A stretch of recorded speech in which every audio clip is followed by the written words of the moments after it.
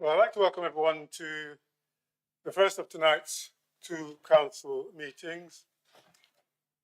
But before we start the meeting, I'd like to ask my pastor, Anuma Bing, to say an appropriate prayer for us. Pastor Bing, please.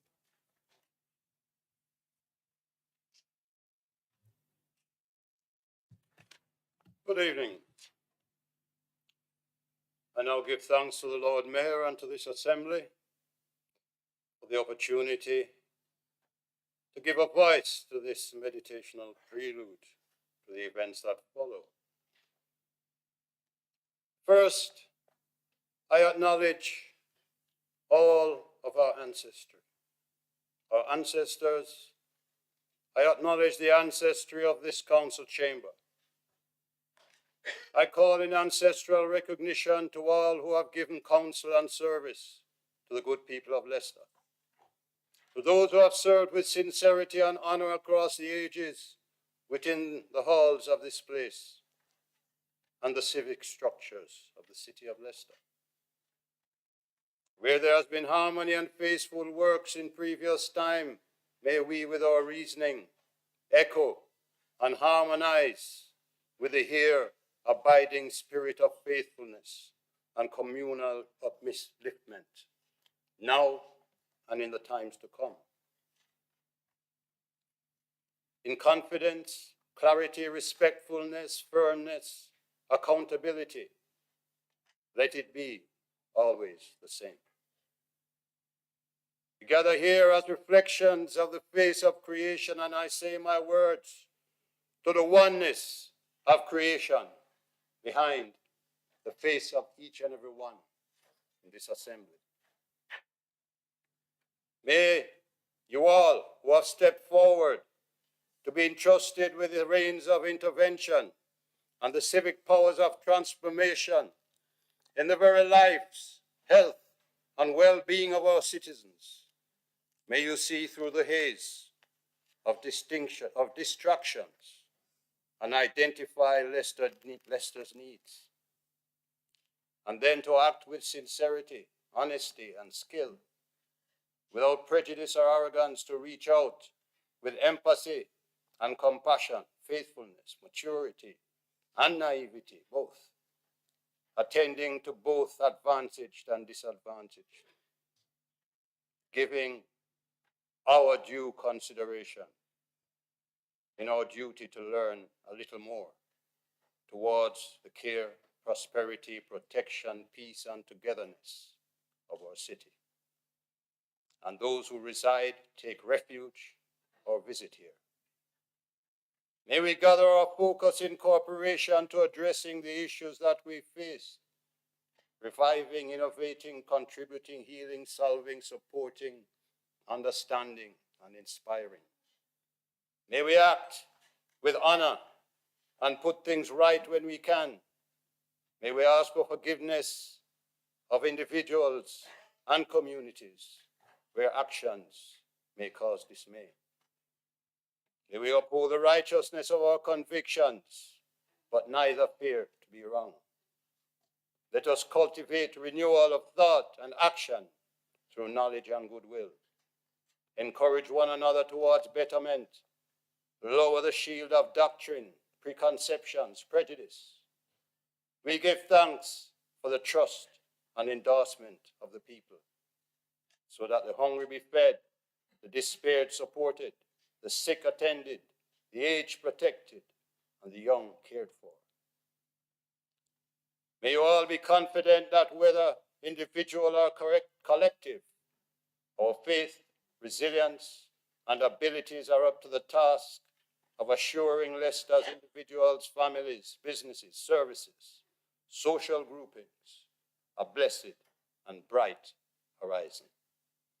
Giving thanks and praise to the Most High of all creation.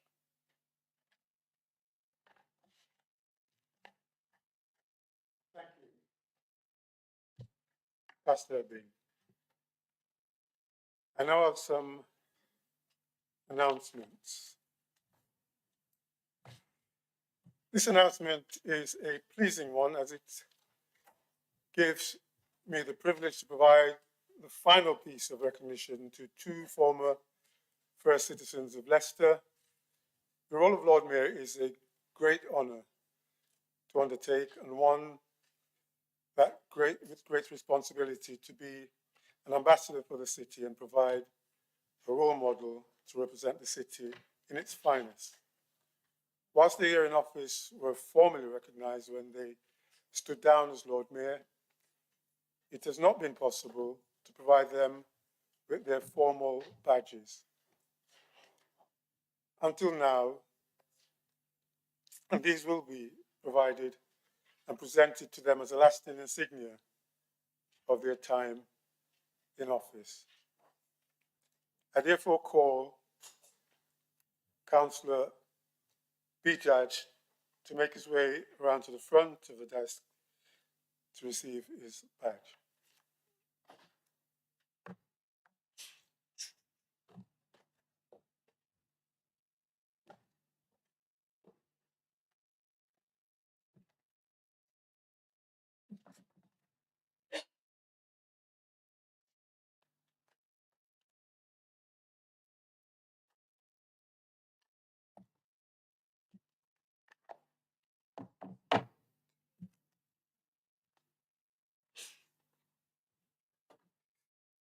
It is a bit of a process, but let's see how we go. I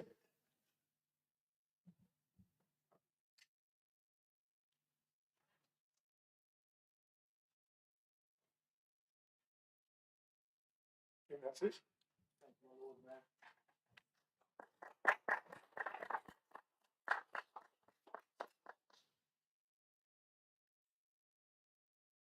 Now, I did say two in my announcement, and unfortunately, the second recipient is not with us this evening due to illness. That's Annette Burns. But I dare say it will be provided to her in due course.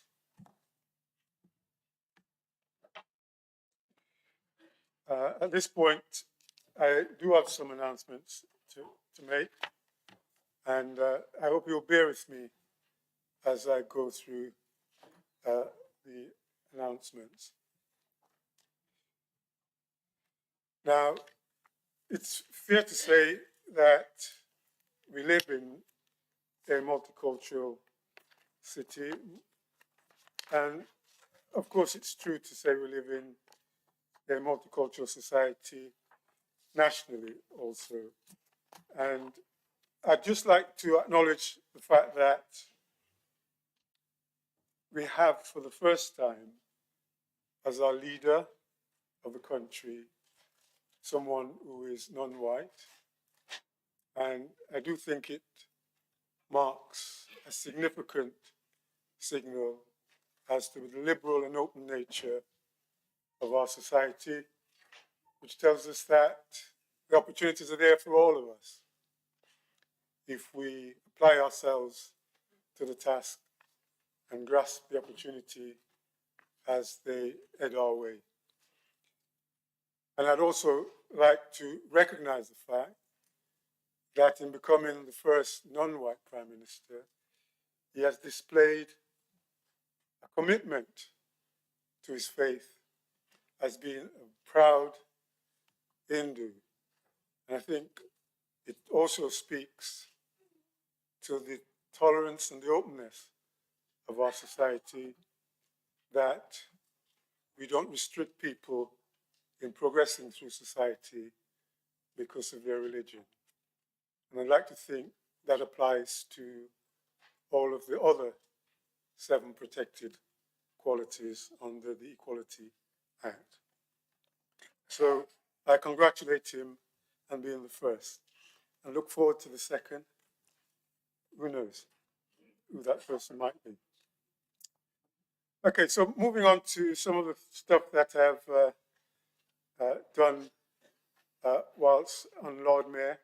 And perhaps before I do that, I'd like to just say thank you to those councillors who have indicated that they'll be standing down at the next election and who have served our city well.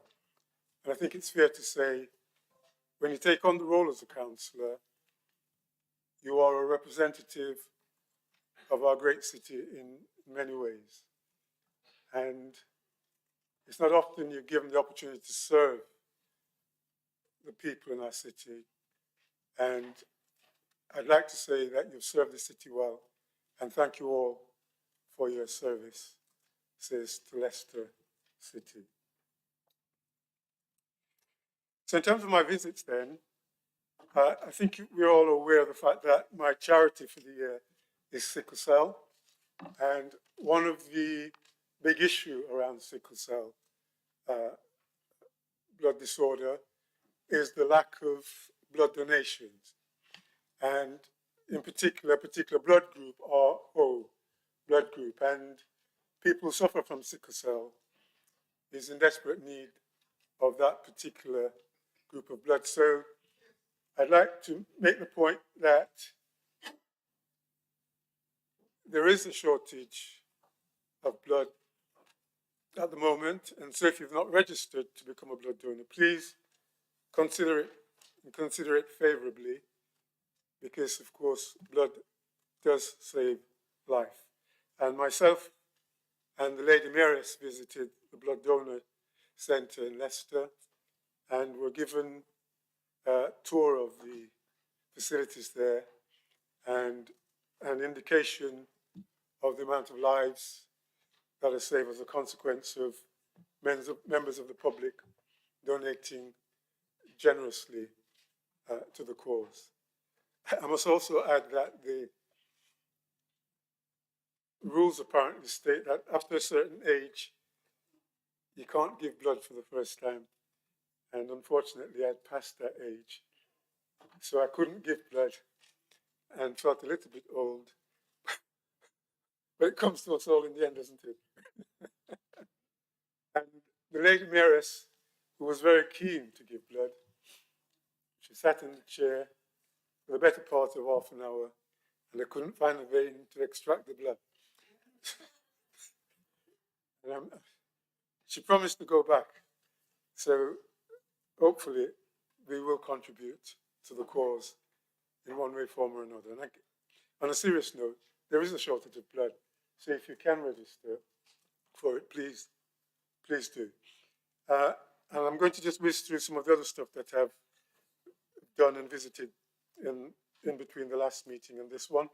I visited the YMCA, and I will say to you, if you think you know what goes on in YMCA, I will challenge you to say you absolutely don't.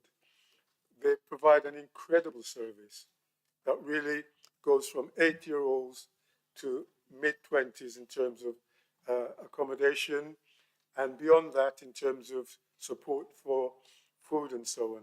And the quality of the facilities that they have there, that they provide for the homeless, is really incredible. I was absolutely astounded to see the facilities that they have there. They also have a gym, they also have sporting facilities, basketball, table tennis, the works, they've got it there. And in that very confined space, they've also got outside space for the resident to go and take in the fresh air. So it's an incredible place. If you haven't been, do try and go along there, because it is quite an interesting place, and it's just amazing the work that they do there. I've been to Leicester University's graduation, and had the good fortune to meet Lem Cisse as he received his honorary doctorate award.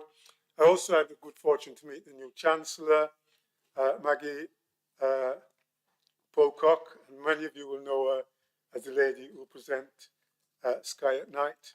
A very pleasant young lady and a very knowledgeable lady, and hopefully she will be an asset to our city in terms of Chancellor of the university, her involvement with the Space Centre, and hopefully also in our community.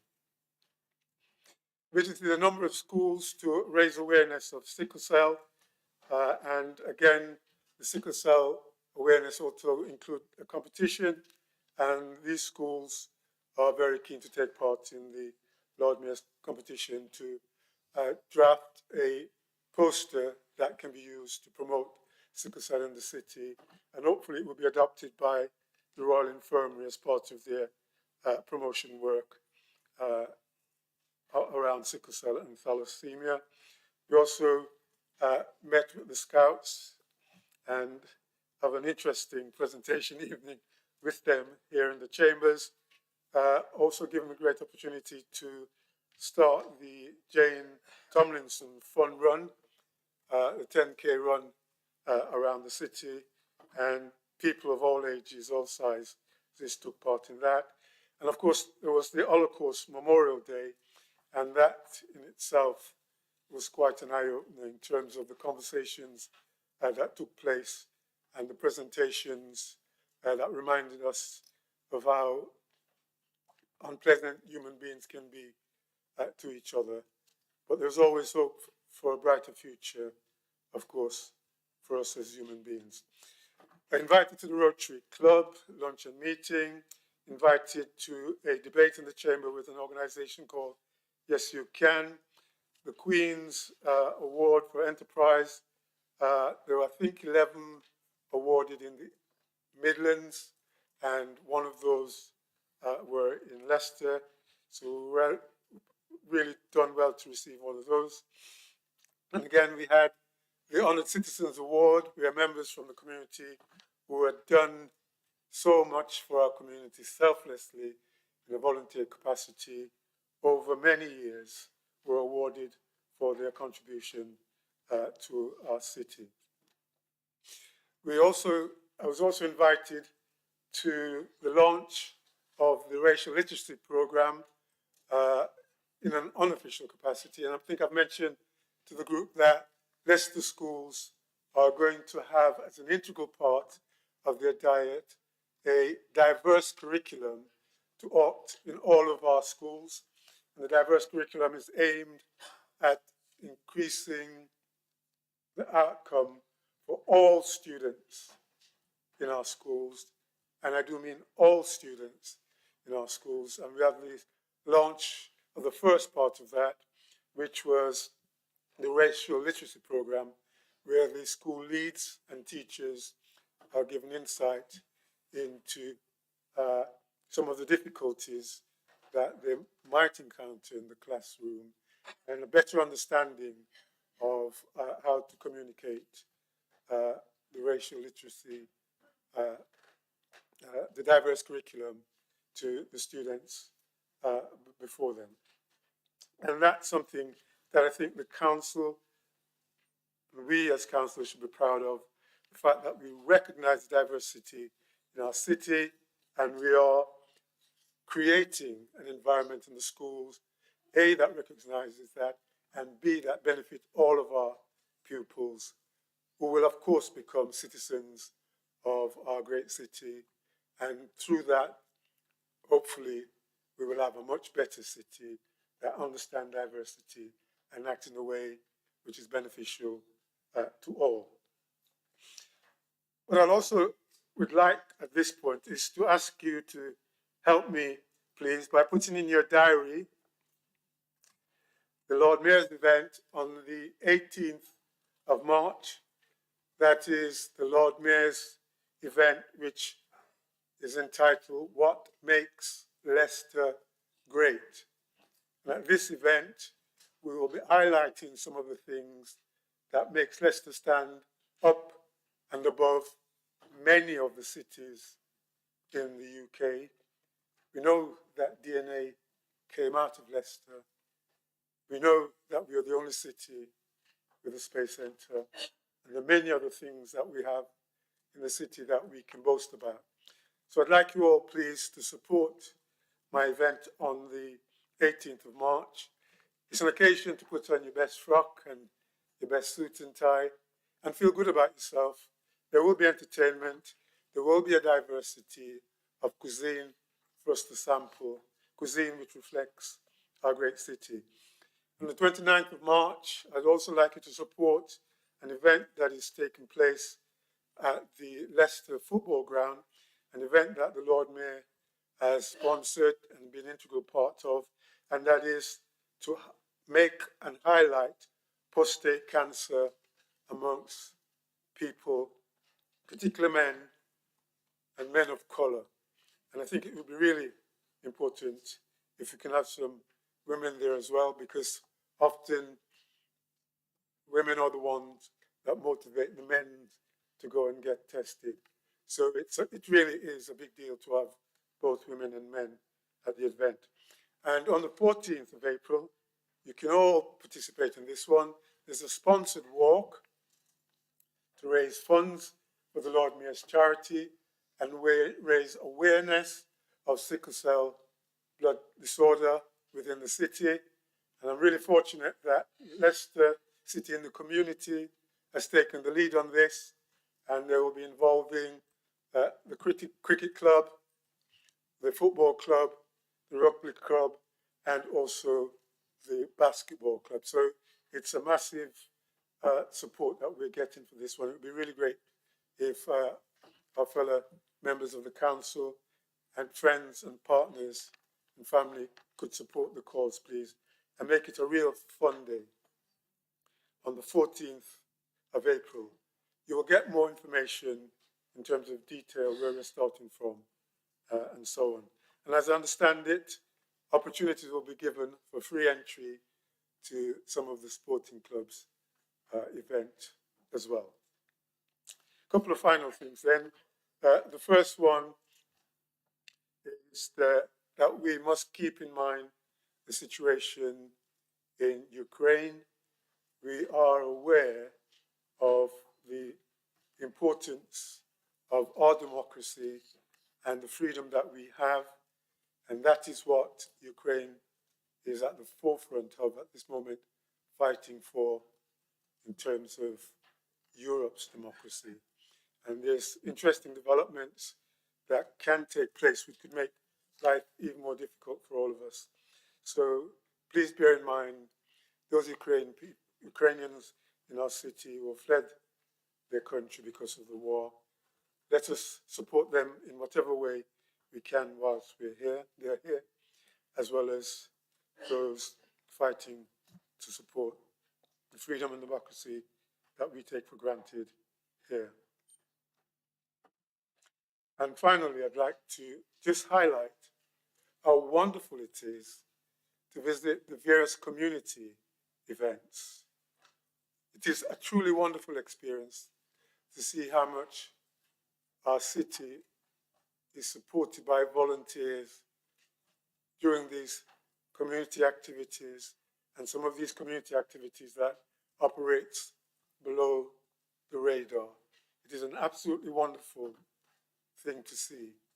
And those of us who are councillors, I strongly advise that you find out about these community organisations in your wards and support them in whatever way you can, because they do an incredible job, and they go a long way in helping to make Leicester the harmonious city that it is, given the wide range of diversity that exists in our city. Well, thank you very much for your patience. That's the end of my announcement, and I would just now like to turn to the council script. So the council chambers fire exit are the ones to my right and the ones to my left, and there's also one underneath the balcony.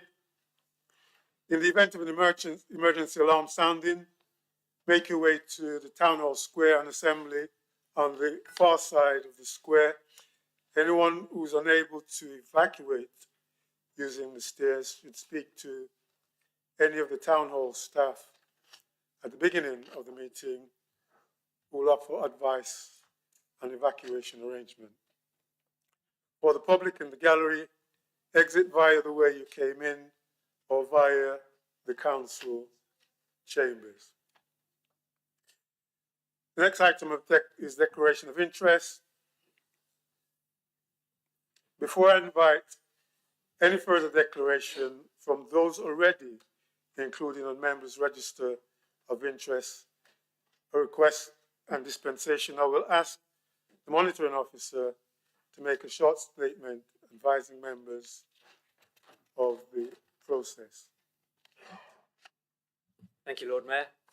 Members do not need to declare interests that already appear on your register of interests because this is a publicly accessible document. The Localism Act expressly excuses a member from having to redeclare interests that appear on the register. In advance of this evening's meeting, members were asked to indicate if they intended to make a declaration of interest at the meeting, which was not already recorded on their register. Some of you made contact, and I believe that in all of those cases, you've updated your register of interest accordingly. Of course, if you have an interest that amounts to a pecuniary or a prejudicial other interest, these would require you to declare the interest and leave the room, because you'd be barred from participating in the discussion or from voting. As always, the judgment remains one for you to make, and I can offer advice, and you can declare those in a moment if you have any. Under the provisions of Section 106 of the Local Government Finance Act 1992, any member who is in 2 or more months of arrears of council tax which remains unpaid shall not be eligible to vote on the items for consideration at the budget meeting tonight. Criminal liability attaches to such a member who does seek to do so. My checks reveal that no member is in this category, but again, if you feel that, contrary to my checks, you are in this category, then you'll have an opportunity in a moment to make that declaration and leave the room. I have been asked to grant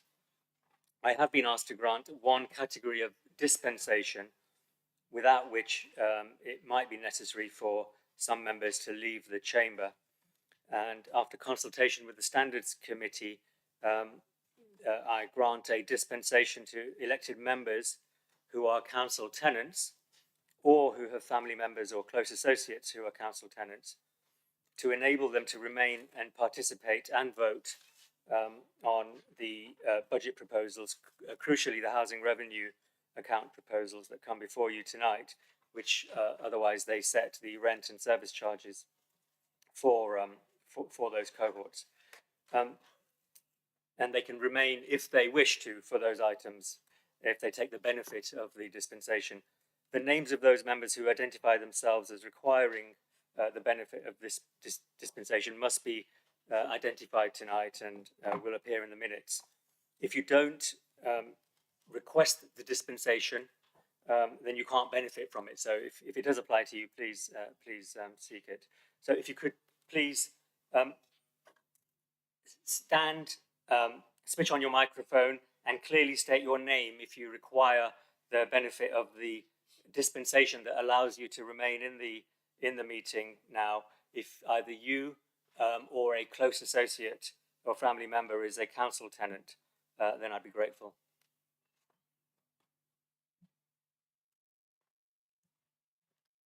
Please. If you could just stand in turn and state your name and why you require the dispensation. Councillor Treater. One One at a time. at a time, please. Thank you, Councillor Aldred. Thank you, Lord Mayor. I've got an uncle what's a council tenant. Thank you. Thank you. My partner is a council tenant. Councillor Elaine Halford, and our family relatives who are council tenants. My family are council tenants.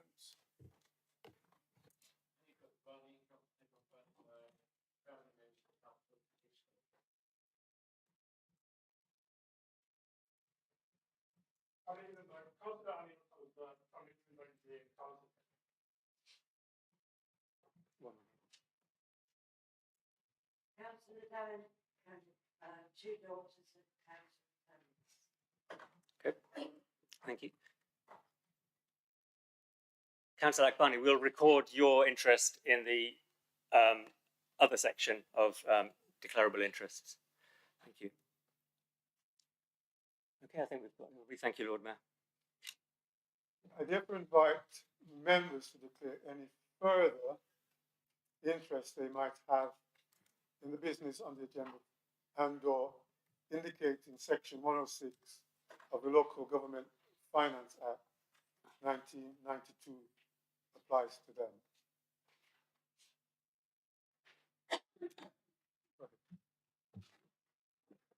Yeah, so thank you, Lord Mayor. My name's Nigel Porter. I'm a ward councillor for Ayleston.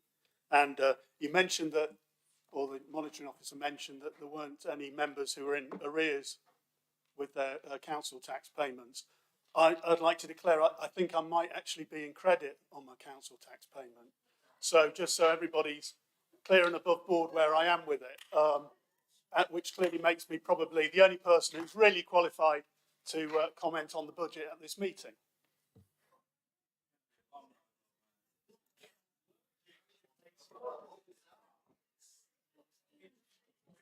Okay. Please.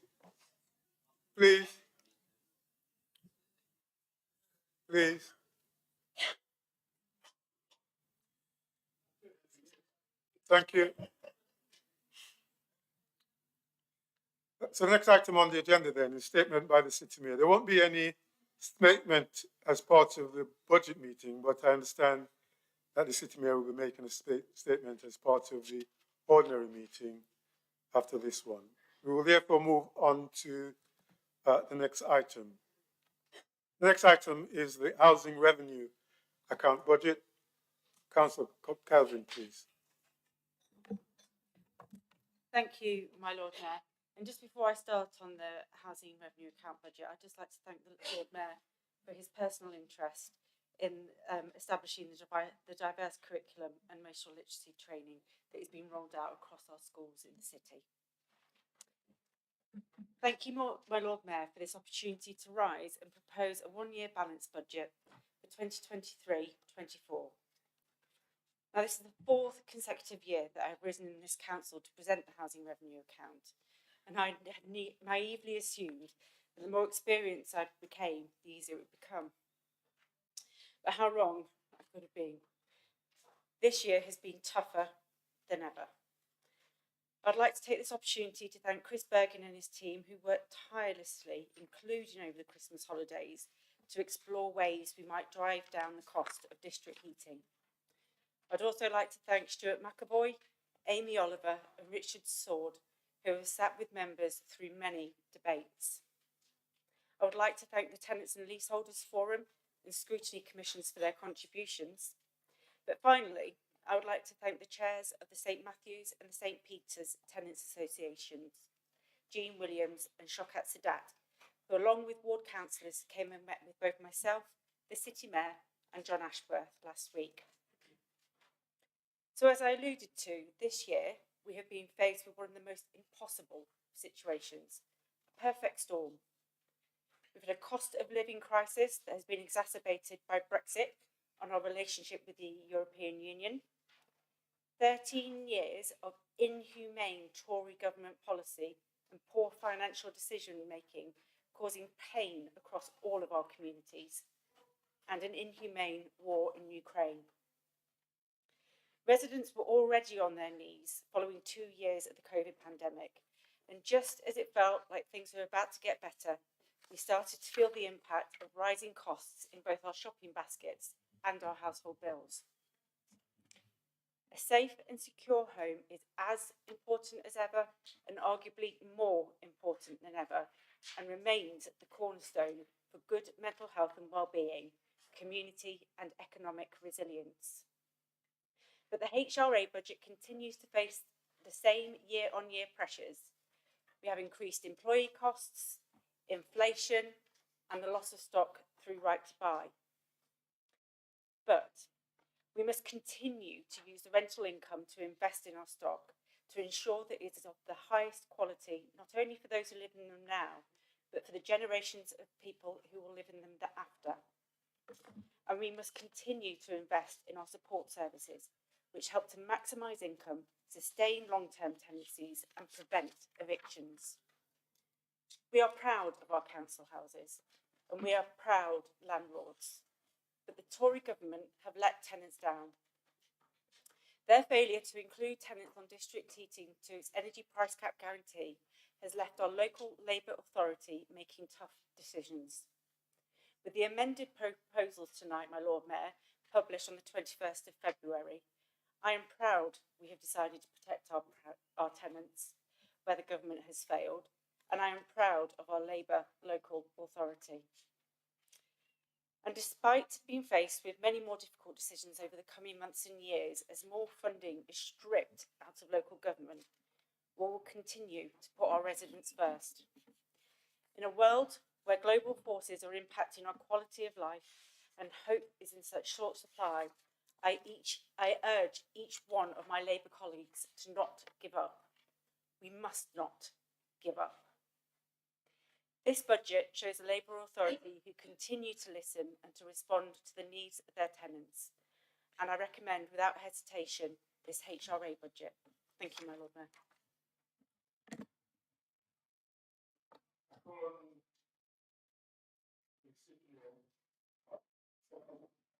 Seconded, my Lord Mayor, and I reserve my remarks.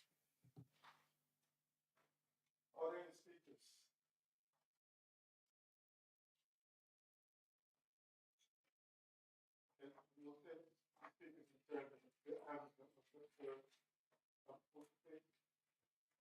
Yeah, thank you, Lord Mayor. I mean, if this is listening to tenants and residents in Leicester, then God help us. I mean, this is absolutely outrageous. The prices that they're going to put up for rents and also heating, it's completely unbelievable. I mean, there's 19,000 people who are going to be made significantly poorer as a direct consequence of the mismanagement and the greed of this Labour Council.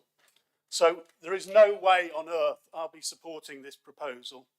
The idea that people in the midst of a cost of living crisis can be expected to experience price rises of almost, or maybe up to £3,000 is absolutely outrageous. And to say that this council is on the side of the poorest and most vulnerable people in this city is absolutely disgusting.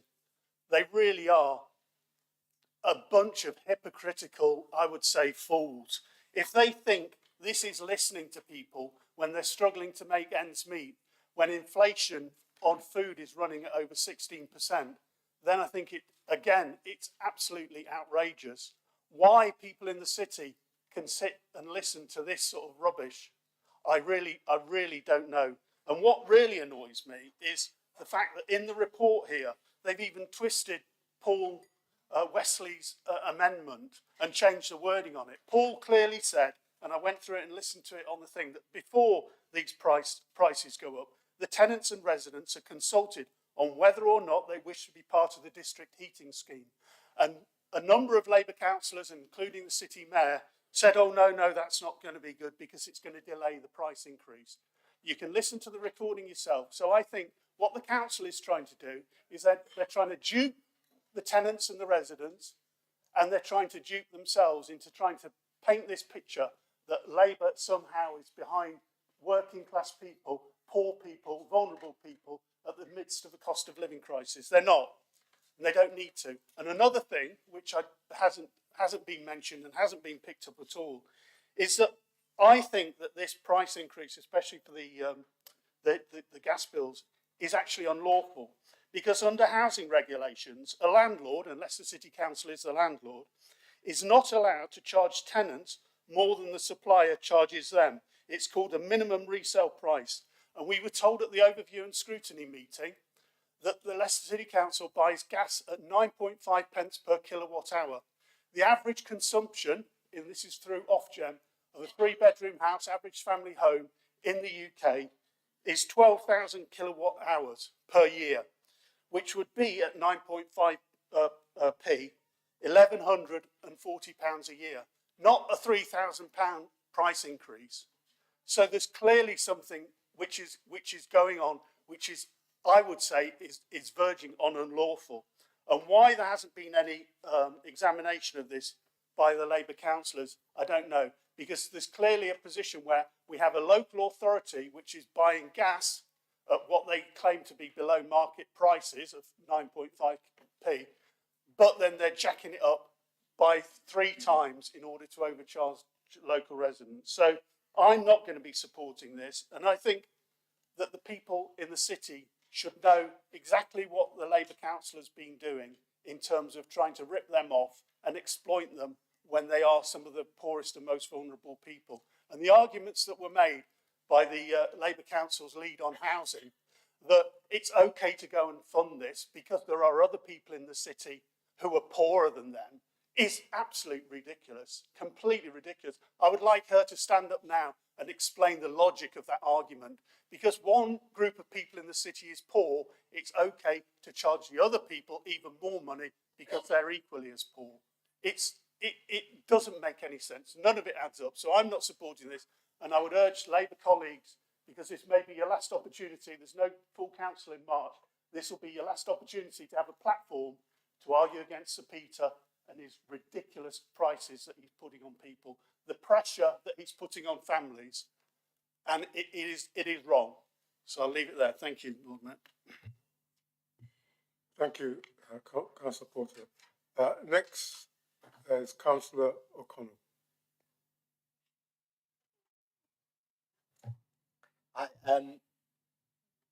From about October, thank you, my Lord Mayor, sorry.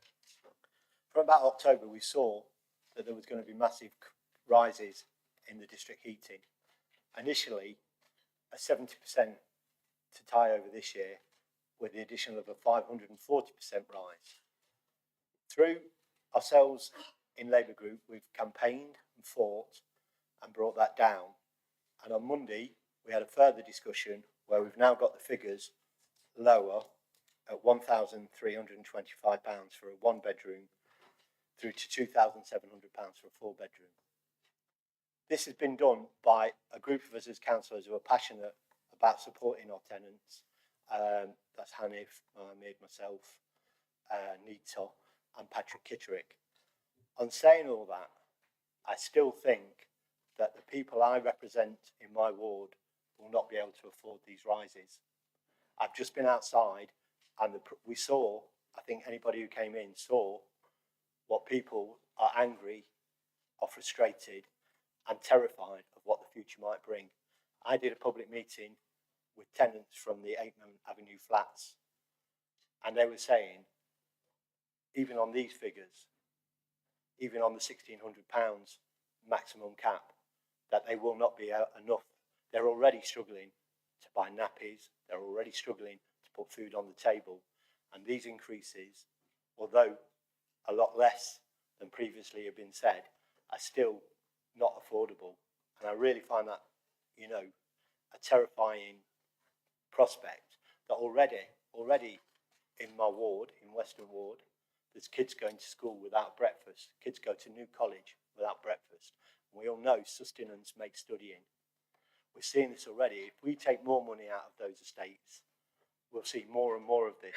We'll start to see malnutrition. We'll start to see diseases that we thought we had eradicated in the 50s. And if we do that, then I can't be party to that. And although I do recognise the fantastic amount of work that Ellie and other councillors have done, I can say, in good conscience, I can't vote for this. I feel really sad about that. It's a sad day for me. I've enjoyed and loved being a Labour councillor, but sometimes you have to stand with what you think is right, and that's what I'm going to be doing today. But I would also say that the community was out there today, and they will, if they don't feel happy with what we do, they will pay us back in the ballot box. And so I think we have to be sure that when we vote for this, that we look at other ways. We work with renewing the contract with Equus, because at the moment, the standing charge that people is paying through the district heating is about 20 times more than what I pay for my standing charge on my gas. We have to renegotiate the contract and bring these prices down even further, because like I say, it's going to be a terrible day when people go into debt because of what we're doing to them. So thank you. Thank you, Councillor Connor. Next speaker is Councillor Kitchen. Thank you very much, Lord Mayor.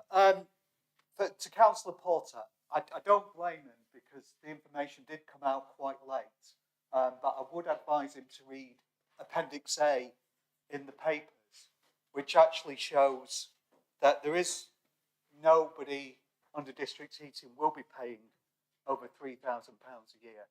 And in fact, what we've managed to do is we've managed to get those charges down to a much more reasonable but still regrettable level. And if Councillor Porter, I'm not having a pop.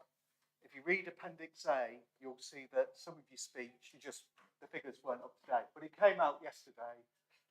We're all busy people. I don't particularly think it's remiss for that. But if you look at it, you'll see there's good news on Appendix A, but not as good as we'd like. It's simply a fact that the energy crisis was made by Vladimir Putin, but unfortunately, some other parties have been quite happy to cash in. The situation is for us as a council, we were faced with huge increases, just unbelievable increases in charges for district heating.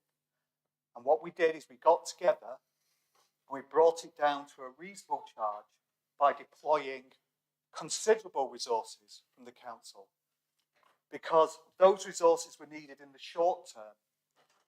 Because the simple fact is this Tory government did not provide a single penny of financial support for us as a council to keep these prices down. And neither did the Tory government give the cap protection to our district heating tenants. Not a penny. I was very grateful when Councillor Wadia supported the proposal at a scrutiny. Yeah? But his government has not provided any of that cap support. And when the Tories went missing and ignored district heating tenants across the country, we had to ask ourselves, as a Labour group of councillors, what we would do. And we decided to prioritise people on the edge, people who are facing difficulties. And we stepped in and we put in a cap of support reflected in Appendix A, which is based on the same cap that everybody else has. Tenants in St Matthews, St Mark's, St Peter's and St Andrews are not getting any extra than anybody else in this city is getting. Now, clearly we can't continue that support indefinitely. So plans have been developed to meter. And actually, I think to Councillor O'Donnell, Councillor Porter and others, metering is the way forward. It is quite shocking at the moment, the system we had set up, that the average tenant was using 24,000 kilowatts of gas a year. Well, who knows what a kilowatt hour of gas is? But I tell you, I looked at my bill the other day and I counted up for the years. I live in a 4-bedroom terrace in Highfields, and my annual gas usage is 5,000 kilowatt hours of gas. So I think if we bring in metering, if we give tenants the chance to control their heating, they will do what everybody else has done and reduce their bills, because they'll have to, because we've all had to. But one thing people outside might not understand is district heating tenants, they don't get that choice. They get the heat whether they want it or not. And then they have to pay electricity bills on top of that. So anybody who thinks that the tenants outside of this are getting an easy deal, they certainly aren't. And I would urge that the metering programme goes ahead as quickly as possible. But Councillor Porter raises an interesting point, which is how come if we buy gas at 9p a kilowatt hour, are these charges so high? Well, I'll tell you what it is, Councillor Porter. It's the fact that Equans, sounds like one of those made-up words like co-production and stuff like that we have in local government, has put in a standing charge. Now, if you think the standing charge that you and I pay for gas is £100 a year, Equans is imposing a standing charge of £1,780 per property. That is a scandal, Lord Mayor. Equans is part of the Bergwise Group. It's a French multinational. Martin and Olivia Bergwise, between them, are worth $4.2 billion. I would say to the people in the gallery, if you want to protest somewhere, go to Equans headquarters in Birmingham, because they're bleeding this city dry for their profits. That's where the anger should go. It's not people in St Matthews being subsidised by people in Ersmonsell. It's we're having the money grabbed from us. Just one more minute, just whilst I conclude, Lord Mayor. Money is being grabbed from the people of this city by a French multinational. And the irony is, the French government would never allow a scandal like this to happen in their country. Thank you. The simple fact is, Lord Mayor, I would like to thank people.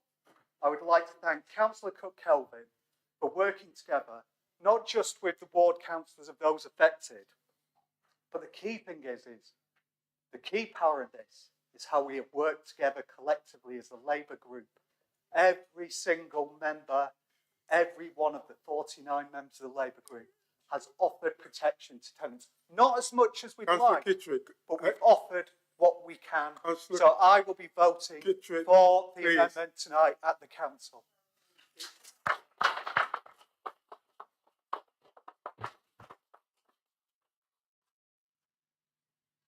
Lord Mayor, Lord Mayor, can I have Councillor Bajaj, please?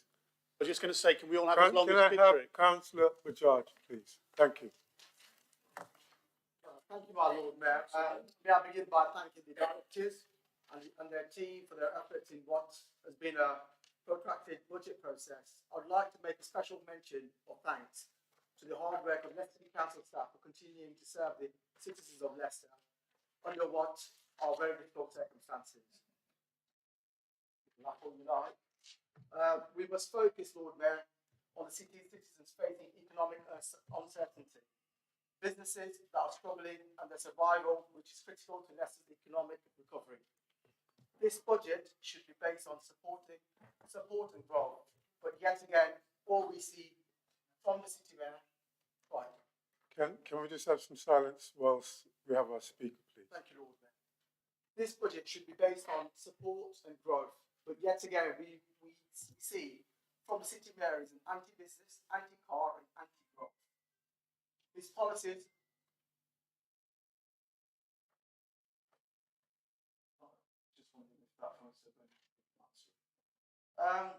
anti-car and anti-growth. These policies have cost the Leicester's people and they continue to run our city down. We see no investment in Leicester's manufacturing industries that once supplied jobs for so many. The way out of this financial period is to support and growth. The city mayor brings neglect and decline to the people of our city. This country is struggling and this city is on its knees. We know the national issues. There is a dignity that this chamber deserves. Can I just ask that even let our colleague say what he has to say? And if we want to say, more than happy to allow us as individuals to do it. We cannot, and we mustn't, undermine the dignity of this chamber simply because we disagree to the Speaker. Now, if we can allow Councillor Bajaj to finish his statement, please. Thank you. Thank you, my Lord Mayor. So this budget should be based on support and growth, but yet again, we see from the City Mayor is anti-business, anti-car and anti-growth. His policies have cost us Leicester's people and they continue to run our city down. We see no investment in Leicester's manufacturing industries that once supplied jobs for so many. The way out of this financial period is support and growth. This City Mayor brings neglect and decline to the people of our city. This country is struggling and this city is on its knees. We know that the national issues are impacting our cities, but the impacts of COVID and Putin's wild war in Ukraine have only affected our city and country since 2020. This city has been failing for many years before that, and it's the administration's decision that have failed.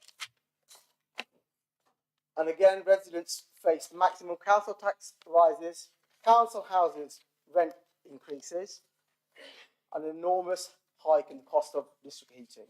My Lord Mayor, I wonder when the City Mayor rises to his feet, if he could tell everybody for how many years has council tax rates increased in Leicester year upon year.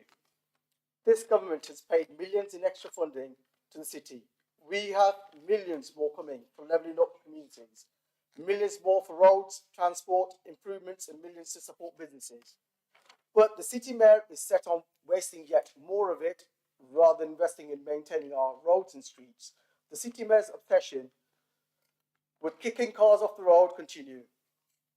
At least Oxford gets 15 minutes in their cars, and the way the City Mayor is going, the people of Philmont Lees Lane will soon struggle to have 15 seconds. We have a City Mayor that has lost the support of much of the Labour group. He has lost the support of his own Labour Party, and he crucially has lost the support of the people of Leicester. This budget shows why he doesn't consult his fellow members. He has no vision, no plans, and no strategy on roadmap for recovery. My Lord Mayor, please. My Lord, please, Ted, just let him finish, and you'll get an opportunity. Please. Can you wait for your turn? This is the agenda. Is the Lord Mayor's chairing the meeting? Please. Thank you. Let him finish. Okay. What item are we on? Doesn't matter what item they're on. He's saying what he wants to say. Lord Mayor, Ted, are you going to start that clock again? Because this is just ridiculous.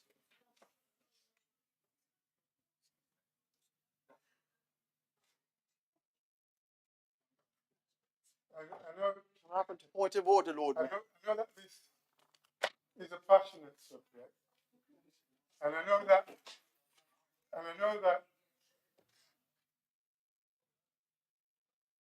we're going off track. We're not going off track. I am aware of it. He has 5 minutes. Give him his 5 minutes of stardom, and let's just get to the end of it and move on, please. Right. So I'll start my last paragraph again.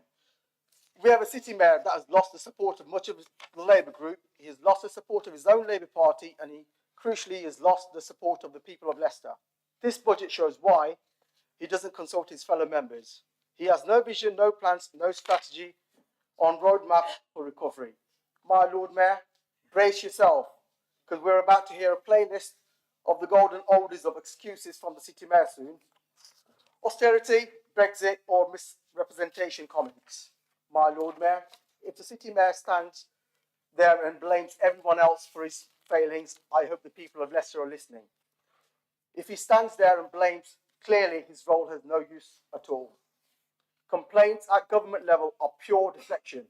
Okay, Councillor Bajaj, the red light is on, which indicates... Can I finish off, Mark, because I was interrupted 3 times, Lord Mayor, or 4 times. Yeah, we did allocate extra time for that, and you're still carrying on. The red light is up. The red light... I timed myself up and it was under 4 minutes, the red light, Lord Mayor, so how could I go over 5 minutes? The red light is on, and it means your time is okay, I shall come back. Thank you. Thank you very much, Councillor Bajaj.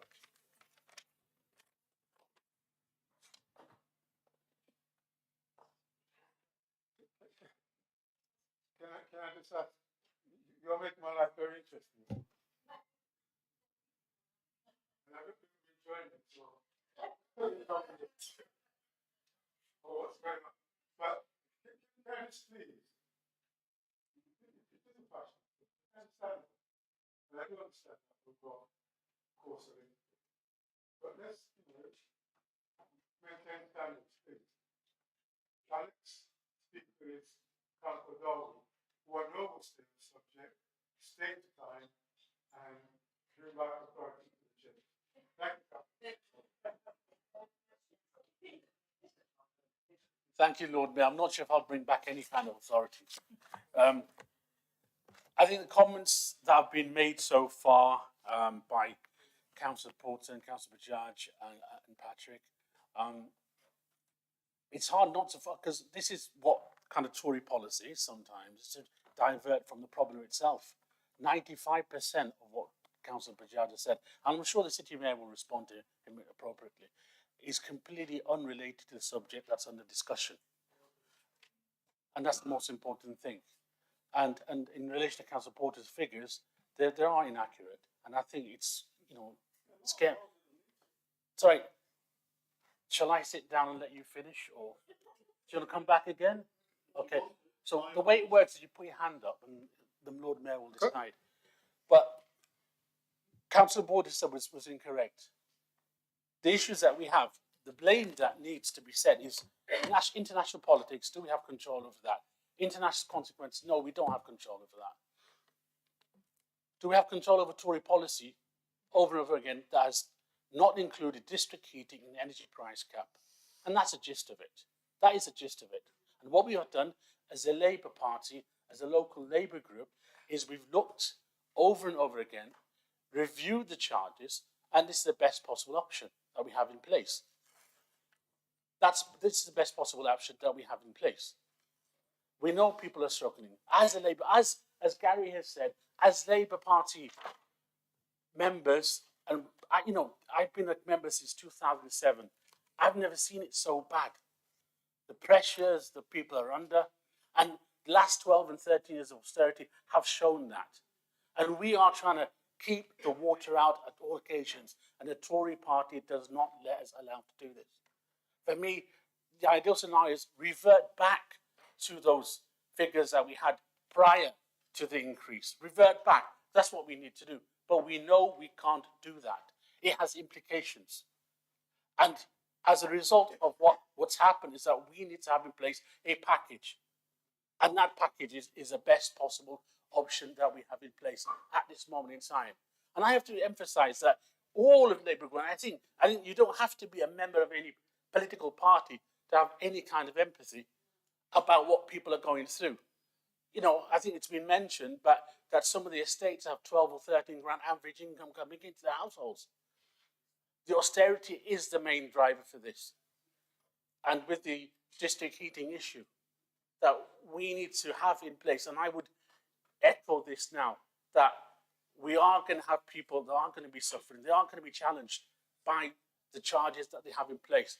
I asked the executive to have, we have income management, we have debt advisors, we have STAR, but we also have an eviction policy in place where we can help those people that may be struggling, because other parties will not do that. And we are there, believe it or not, for the working people and those that are deprived. And finally, I'd like to say is, it's been a difficult journey and difficult conversation that have been had. And I'd like to thank the officers that have been participating in the process, because they've been privy to some heavy and difficult conversations. Councillor Kelvin, that has driven the agenda, City Mayor. Patrick has been key to this. Gary O'Donnell, I should be saying Councillor O'Donnell, Hanif, Lisa Slanky, and all those other councillors that have been quite passionate about the subject, because we know it's a difficult situation. And I'd like to conclude that this is not an easy situation to be in. We know there are more struggles ahead, but we as a Labour Party will continue to support those that are in need and the most deprived. I therefore support this motion. Thank you.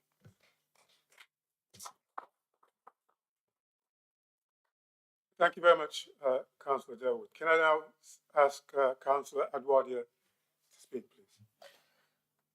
Thank you, Lord Mayor. Councillor Adwardian, not. Oh, sorry. What was it? Lord Wadi, okay.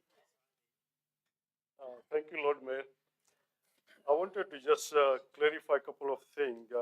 My councillor fellow said I supported this budget in scrutiny.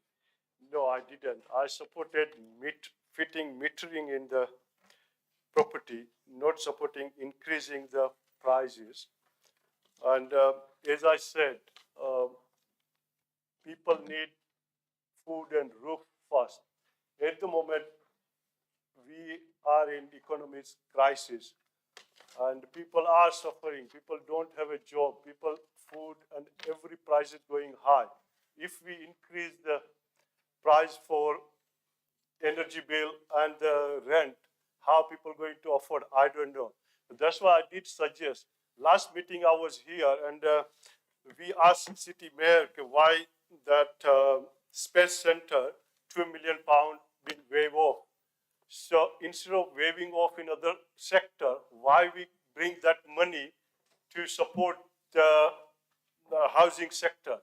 Because at the moment, housing, like people need support because maybe in 2 year economic crisis, so we should look after first this sector, then investing money on other places. So I'm not supporting this budget. Thank you, Lord Mayor.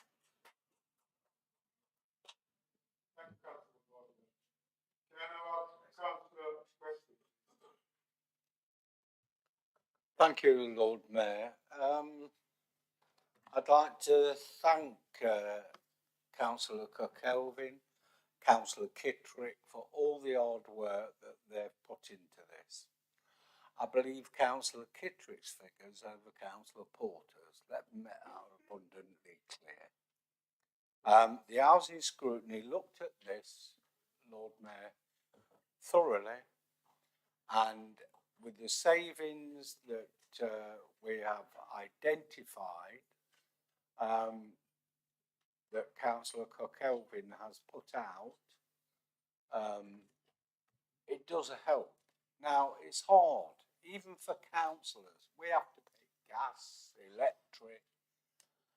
I totally disagree with Councillor Bajaj. It is the government's fault, your government, that you support has not helped the people and, of course, have not given the councils the budget to manage either. It's all right attacking the city mayor. Me and my colleagues are totally with our tenants and leaseholders and the rest of the residents of this city. Yes, we need more help, but if the government had given it at the start where domestic heating's concerned, we would not be in this position.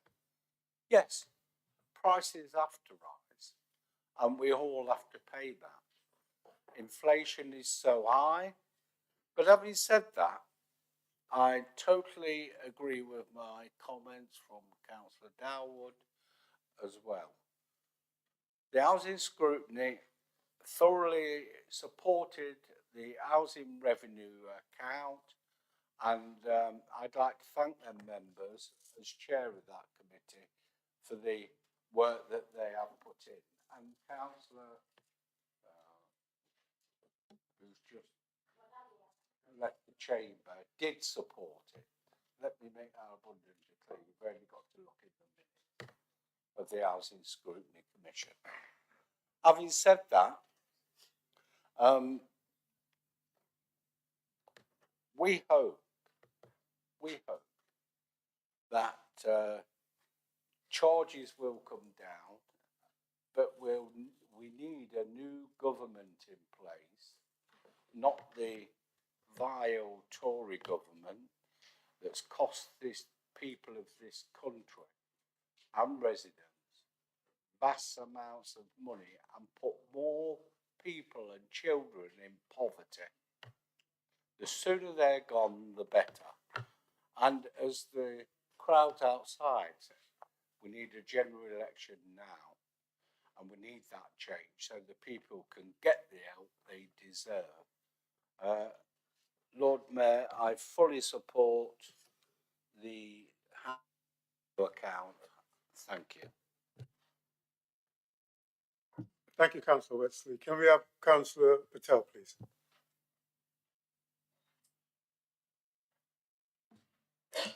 Thank you, my Lord Mayor. I think it goes without saying that there isn't probably a person in this chamber who doesn't have a heavy heart in considering this budget. And I think if there was any way in which we could, at a stroke of a pen, change the situation, we would. I can imagine that Councillor Kelvin and people in the housing department haven't had an easy job looking at this. I know that Councillor Kittrick, Councillor Dawood and many others have also supported in re-looking at the figures to see what we could do. We find ourselves in a position where it feels like we're between a rock and a hard place. But we shouldn't underestimate the position that people of this city are facing, particularly those tenants who are living in homes who have got district heating and have very little control over that at the moment.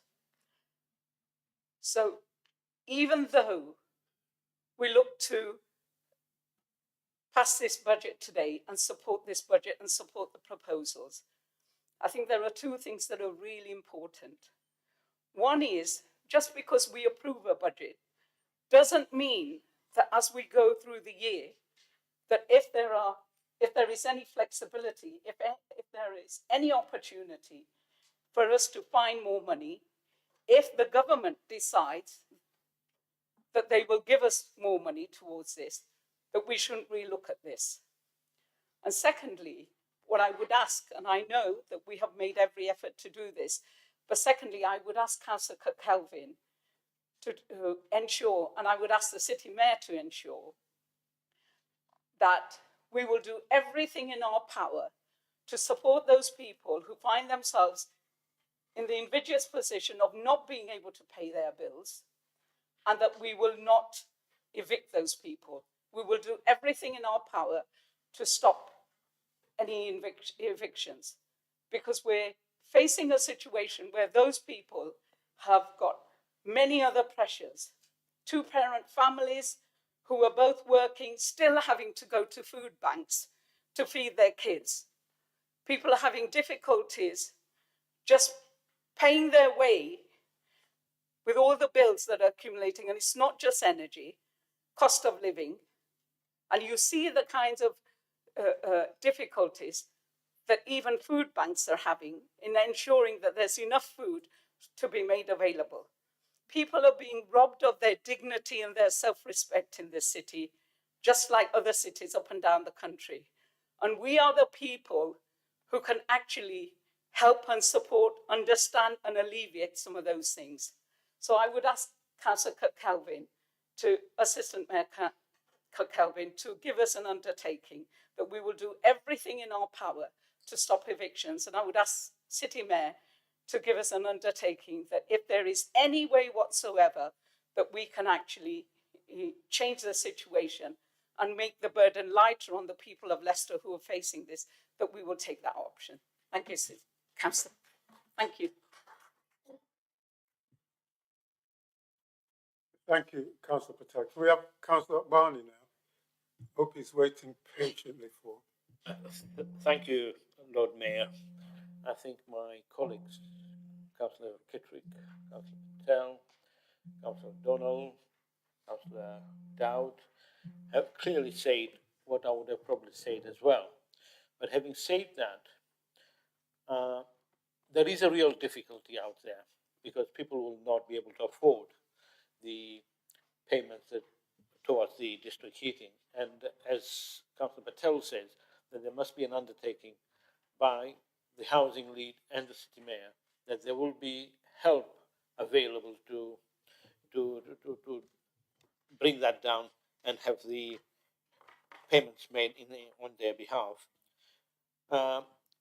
what I will say is that I'm glad that when we met as a group on Monday, people who didn't realize that we were going through difficulties as a ward and the other wards that have district heating members, there was a realization that there was an issue, and we had the best support from everyone.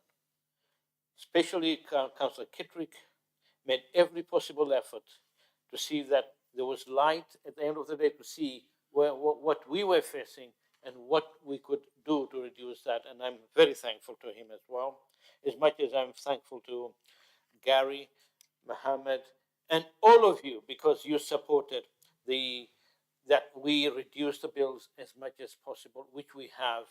And as Councillor Patel said, that if there is an opportunity in the near future where we can do something in terms of if prices come down or whatever, we ought to look at that and see if we can reduce the price. Thank you.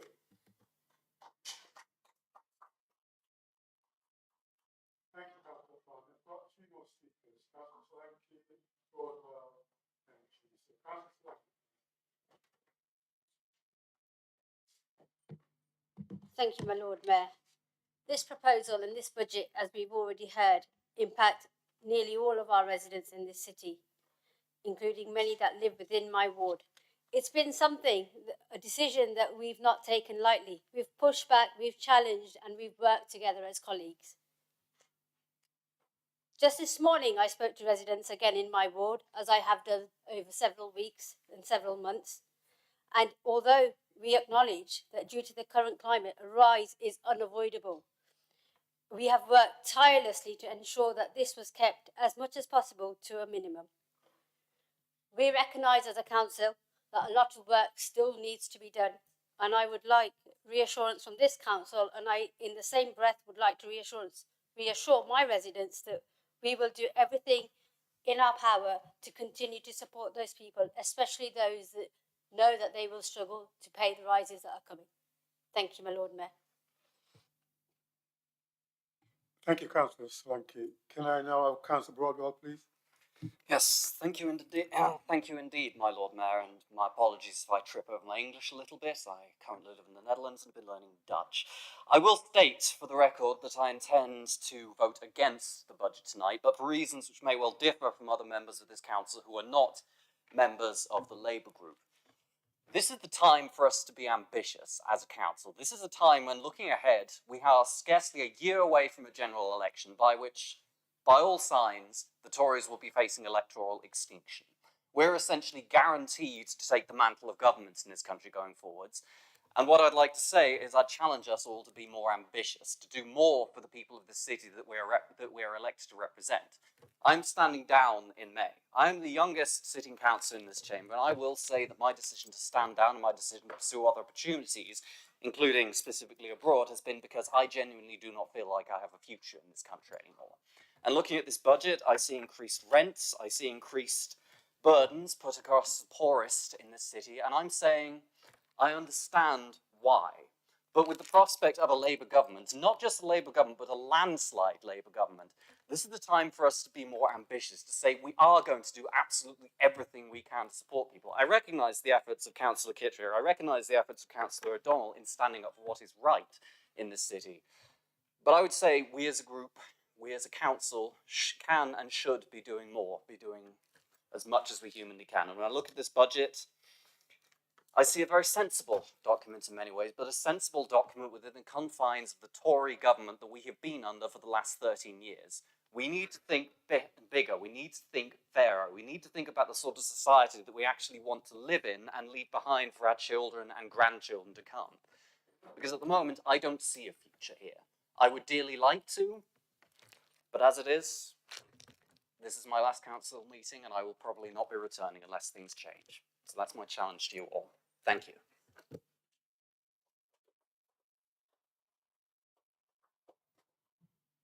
Thank you very much, Councillor Broadwell. Thank you, my Lord Mayor. This is obviously the third housing revenue account budget that I've seen, and it's probably one of the worst I've ever seen. But there's reasons why. We had the Tory government trash our economy, skyrocket prices. But then we've had Well, they didn't even have the brave.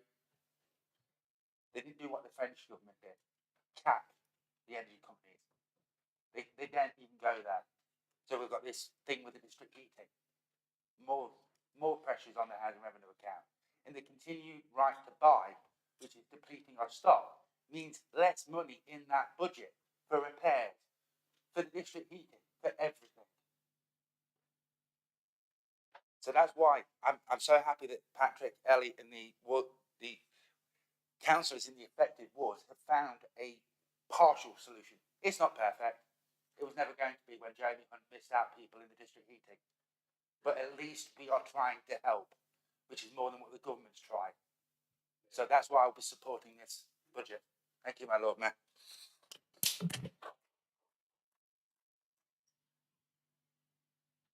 Thank you very much, Councillor Chief. Best speech at the moment, I'm sure.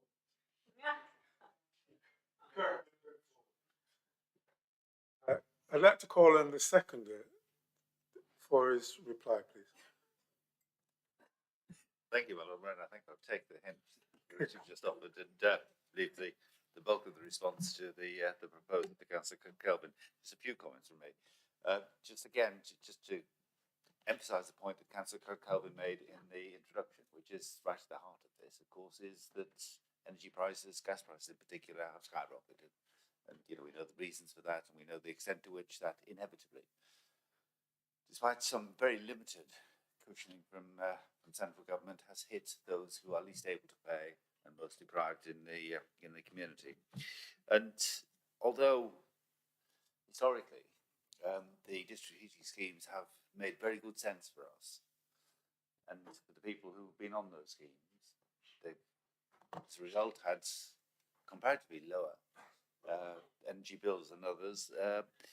They've been hit particularly badly by it, and particularly suddenly by it.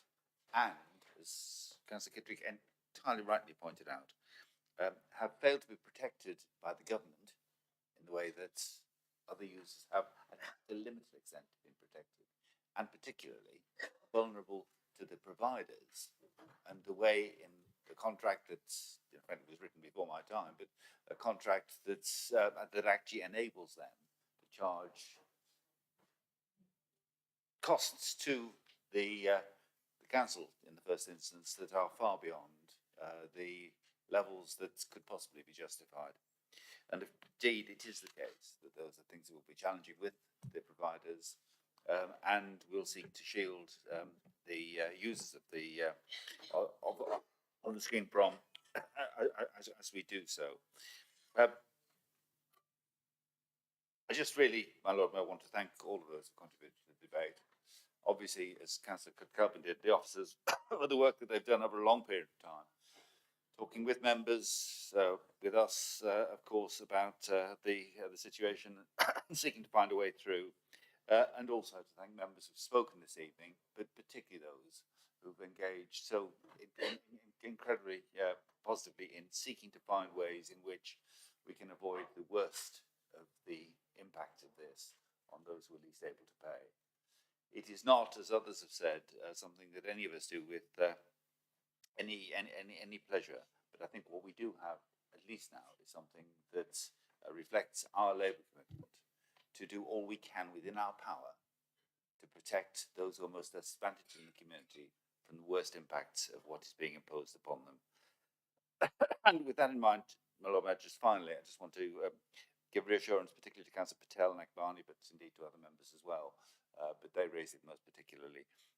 We will seek to provide a very wide range of support to the use of these schemes, to give advice, whatever help we are able, and seek to do as we do so incredibly effectively in the city, to avoid using that last resort of using bailiffs and heavy-handed techniques of that sort. We've got, and it's something that perhaps we can take an opportunity to boast about on some other occasion, but we do have an excellent record of avoiding having to use bailiffs or evictions or anything of that sort in Leicester. We're very, very proud of it, and I can just assure members that that approach will be adopted with regards to the district heating scheme in the same way as it is more generally. Thank you, Lord Mayor. Thank you, City Mayor. Can I ask the proposer to? Thank you, my Lord Mayor. I think a lot's been said tonight, and I thank everyone for their contribution. I'm obviously eternally grateful for the recognition throughout the debates from all the consultees that the challenging financial position that we are in, particularly with the HRA budget. As I mentioned, we've got the inflation costs, the right to buy receipt loss, employee costs, increases in supply chain, things like cost of steel have gone up. And so the HRA budget itself is facing pressures from every single direction. And so that made the decision that we've made tonight a more difficult one, a more challenging one. The local authority is in the worst financial crisis that has certainly existed in my lifetime, but we will continue to support the most vulnerable.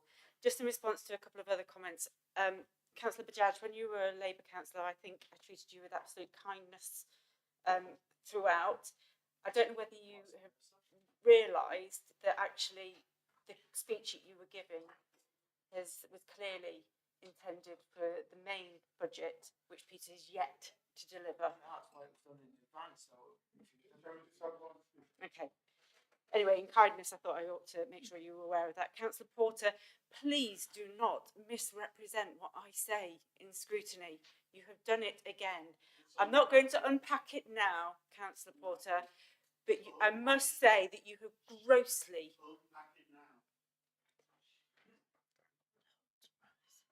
I'm going to move on. Councillor Patel, I must say, absolutely, in terms of what the City Mayor has said, I'm really proud of our record on evictions, and we are not in the business of evicting people over rent arrears. In fact, the last year we've seen 4 evictions. All of those were properties that had been completely abandoned. I mean, completely abandoned by the time that it had gone to court and the bailiffs had been called by the court, not by us because we don't use bailiffs, but by the time that the bailiffs had been called by the court, those properties were empty and those residents were long gone. If people are engaging with us, if they're working proactively with us to improve their financial situation, we do not evict, and I will stand by that. Finally, if I could just return to one of the main points that I mentioned in my speech earlier, we are going to face more difficult decisions over the coming months and years, but we cannot, as Labour councillors, abandon office or abandon our principles and not make those difficult decisions. That would not be the right thing to do. We need to stick at this and we cannot give up. Thank you.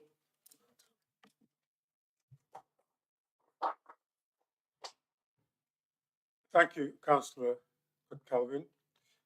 I guess this is the crucial bit. All those in favour say aye. Aye. Those to the contrary say no. No. I declare the motion carried. Item 4B. The next item of business is the general fund revenue budget for 2023-2024. I note that the City Mayor has opted to make use of the facility for an extended speech for the presentation of this budget. City Mayor, please.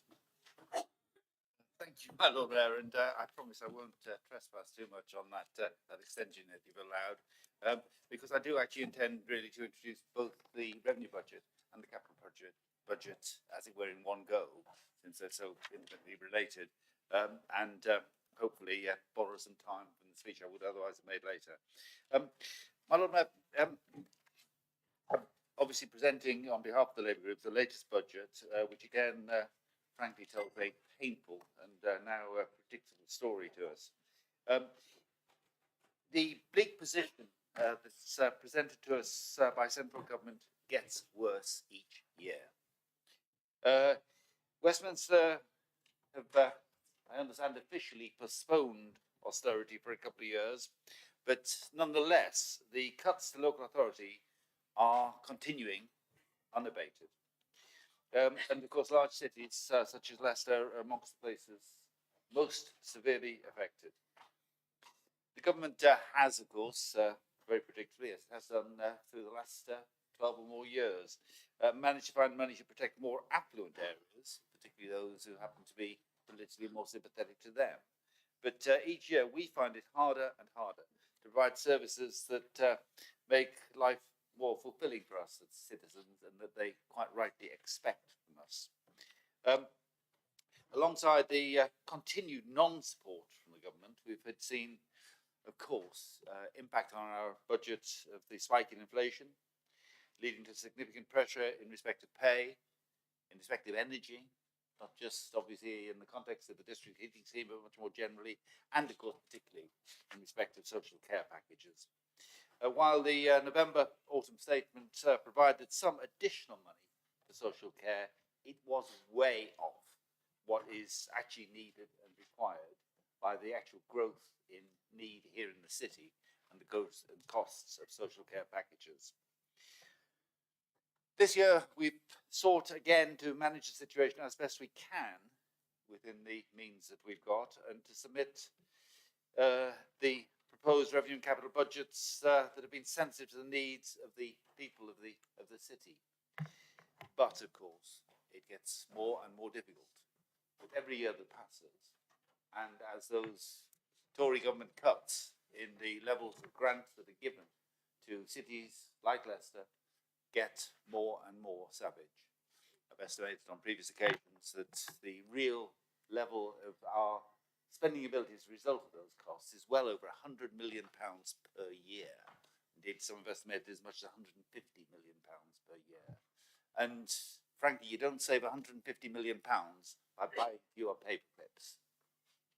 It inevitably impacts on the services that people rightly expect from a council, and that we, and indeed other councils like us up and down the land, find increasingly difficult. I say other places have faced similar pressures, but in fact our finances have been comparatively stable compared with some other authorities who are now having to beg and indeed to borrow money and seeking from the government special permissions to use capital funds and to draw down anything that they can from whatever source they can to bail them out of a hole. I don't need to name them, but colleagues will know that they are in desperate trouble, and quite a number of them are Tory authorities. What we've done, of course, is to use our reserves, and unlike authorities that are now looking at crisis cuts, we have avoided allowing our services and our budgets to fall off the cliff edge. The proposed budget that we have in front of us this evening reflects further savings being needed, reflects savings already made of £6 million a year, already achieved over the last period, but we will need to continue to make saving decisions as we have done over the last 12 years, over the next 12 months. I've said, my Lord Mayor, I'm actually going to also talk about the capital programme, and I will do briefly here, because alongside of the revenue budget, our running costs effectively, we have our capital budget in front of us this evening, the budget on land, property, buildings. It's too very much more limited than we would wish it to be and that it needs to be. We're proposing a one-year budget due to the prolonged uncertainty over the availability of future resources. Of course, the prolonged uncertainty now over the levels of inflation and the need to continue the programme that we've already started. We have, though, and some are seeking to attack the role of having an elected mayor, but with a mayor speaking up for Leicester, we have secured £45 million plus via the Levelling Up Fund, not achieved by Tory authorities. I heard the Tory mayor of West Midlands complaining that they hadn't got their share. Well, actually, with the mayor here in Leicester, we have got our share. We managed to get 3 bids, helping us to deliver a range of transformative projects. Some members here will have seen the visuals that we've just had in the Mercury, I think, today, showing our plans for the station. But on top of that, there's the plans for Pioneer Park and for Pilot Park, and these are schemes that could not have perceived it without the City Council's support, without a powerful voice speaking on behalf of Leicester, pointing to the need for that capital investment in Leicester and winning that support. Also, within the programme for the coming year, I'm pleased to have particularly, and I've talked with my colleagues about this on a couple of occasions now, an incredibly successful programme for the investment in the multi-use games areas in the city. Ball courts, bringing them up to 21st century standards, giving young people opportunities to actually go out and actually enjoy some time with their mates. And we know we've got some really good ones, work very well indeed. We've also got some that are either missing or have been neglected in the past and now need to be brought up to the very best standards. But I do need to say, in respect to the capital programme, that the future outlook for capital also looks bleak. As I've pointed out, we must be taking decisions that need to be sensitive to the needs of the people in Leicester, and we frankly don't have enough of a view of the future to be able to do so with the sort of confidence that we need. But we are aware of the times and the suffering of the people of the city, and with this in mind, the budget, the revenue budget that's in front of us, does not include increased allowances for individual elected members, which won't be increasing in 23-24. And I've also pointed out that there's no increase in allowances that were received during the current year either, because, you know, we're very sensitive to the fact that we can't be upping our allowances at a time when people outside there in the rest of the city are suffering in the way they have had. So, my Lord Mayor, looking ahead, I can't promise that the task is going to get any easier anytime soon. The present government, as I say, austerity continues in reality. Our reserves will run out during 24-25, and we'll be making significant savings in order to live within our means. But the fact that those reserves are being used and are running out does mean that a further round of austerity from the government will hit very heavily those who so desperately need our services. So, of course, to repeat what I and my colleagues have said on so many occasions in this chamber, Leicester needs a Labour government. It's as simple as that. Leicester needs a Labour government. One that will improve lives, one that will tackle living costs, one that will restore decency to the very process of democracy, and indeed the very process of government nationally. Only a Labour government will allow this council to deliver a budget that allows the city to sustain and to develop in the ways that we're proud to have seen it develop and be sustained in years gone by. So finally, my Lord Mayor, I'd like to thank all who contributed to our budget setting process and move the resolution on the General Fund revenue budget set out in the papers circulated to members and to pledge, I know, all of those members who are part of the Labour group that we will be working to make sure that we have a Labour government with whom we can work in years to come. Thank you, my Lord Mayor. Thank you, City Mayor. Can I call on the seconder, please? Thank you, my Lord Mayor. I'd like to echo the comments of the City Mayor that a lot of the problems we have and challenges we have are a result of the Tory government, their austerity, and it's continuing. And the only way forward really is for people to get out and vote for a Labour government. The scrutiny process has enabled all the commissions to look very carefully at the budget, the whole budget in fact, but particularly the areas that affect their area of work. And both all the commissions and the Overview Select Committee have recognised the good way, the safe way the council has responded to these challenges. And unlike some councils, which, including Tory councils, are finding it impossible to deal with these challenges without some illegal budgeting. This council has been very, very careful, particularly in the management of reserves, to use the reserves as appropriate, but to look at finding savings throughout the year so that they can be replenished. It won't last forever though, and I think that's why we have to have a Labour government. Otherwise, I think local government is going to collapse if the Tories get in again and continue the way they're working.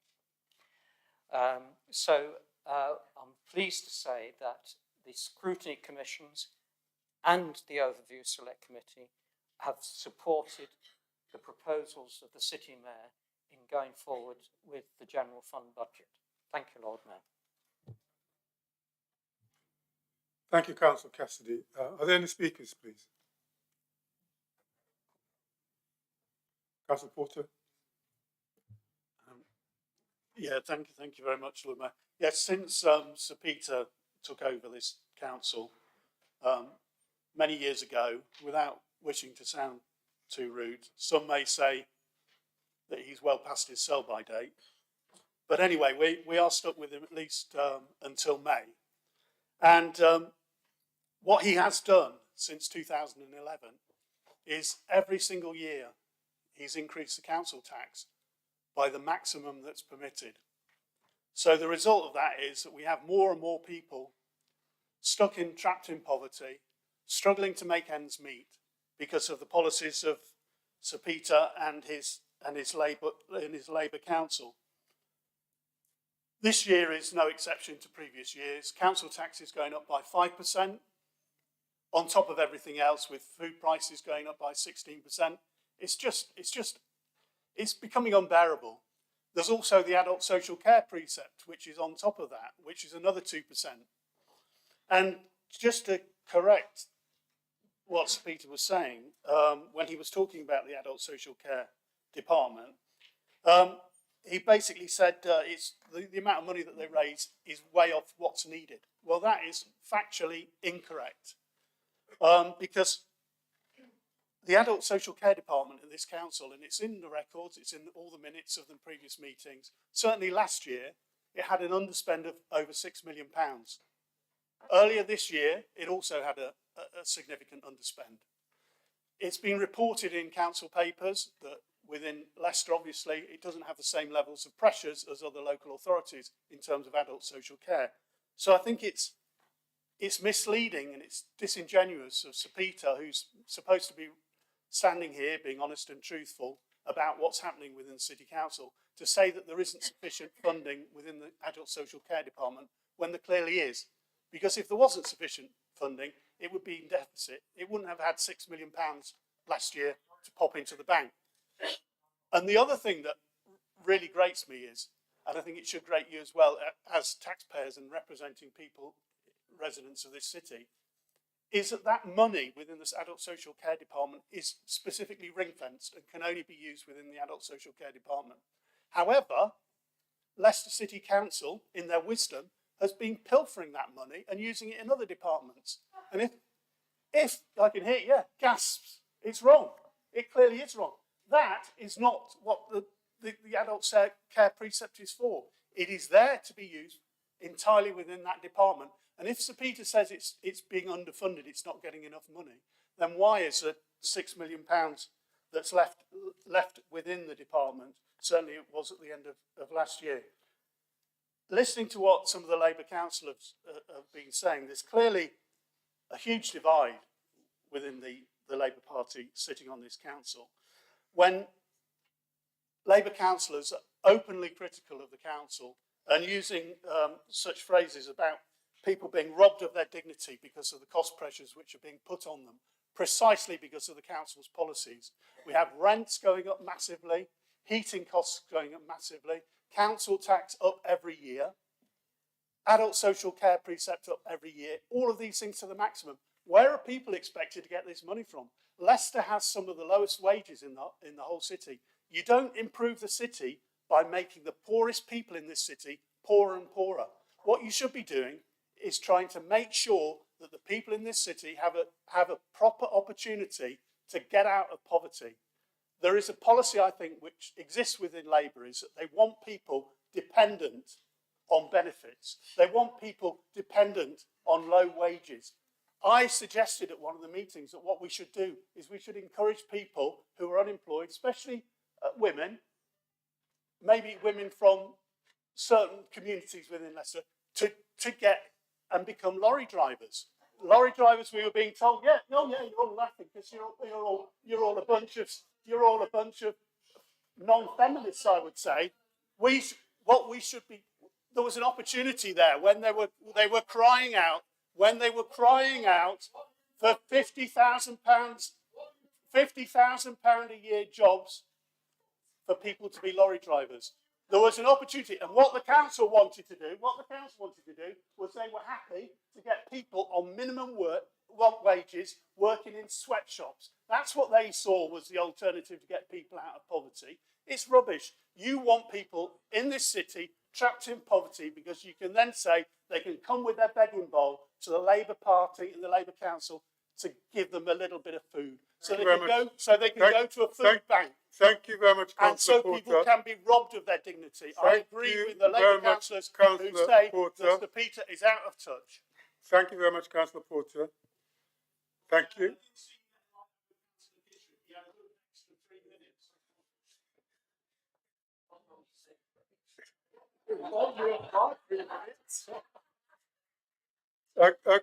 Okay, can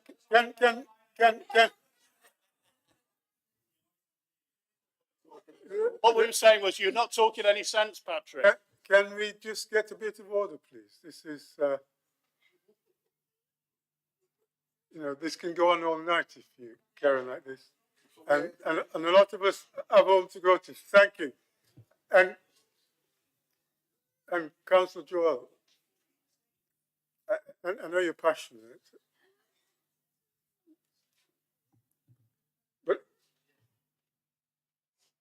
but I think if we just hold tight for our turn, we'll all get a chance to have a go. Councillor G, please. I wasn't originally going to start off with this comment, but it was the last Labour government that pulled millions out of poverty. And in 2010, when the Conservatives and Lib Dems took power, you started putting people back into poverty. Now, this council has got £150 million spending under austerity measures. Austerity measures that were meant to actually reduce our national debt. But it didn't work. Before COVID, our national debt had tripled. Well, we were faced with raising council tax to protect services. We're still having to do it today. Shame on you. Shame on you. You put the public voice into this position.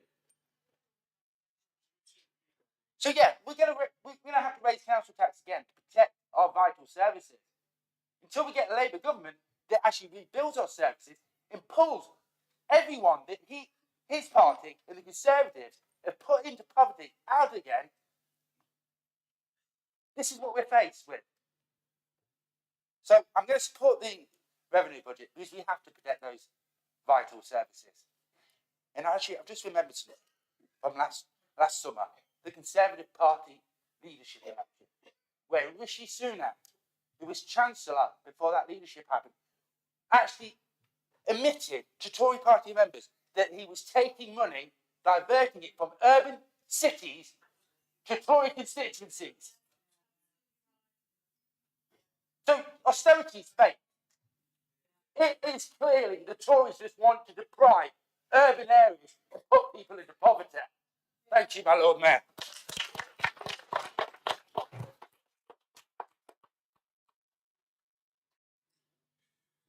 Councillor Bajaj, please.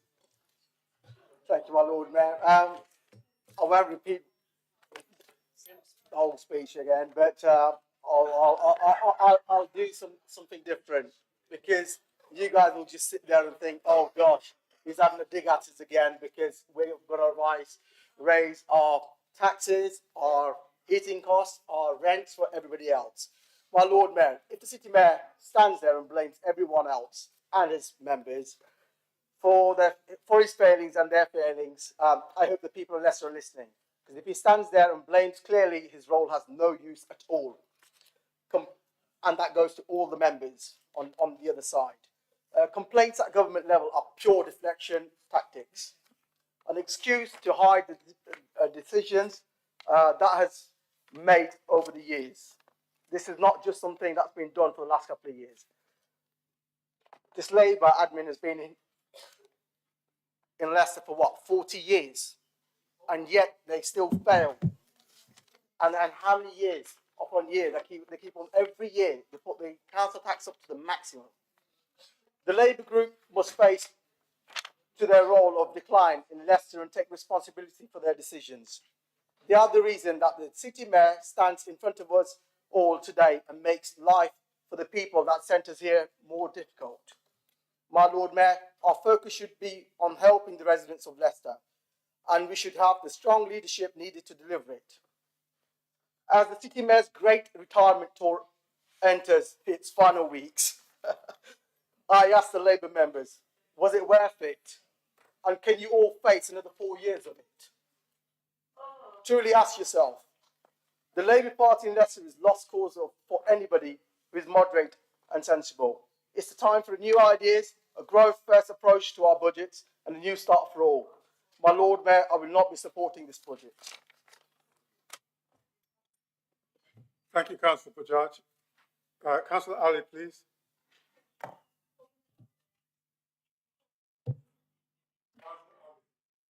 Thank you, Lord Mayor. Lord Mayor, first, may I just thank you for attending my fundraiser at the end of last year.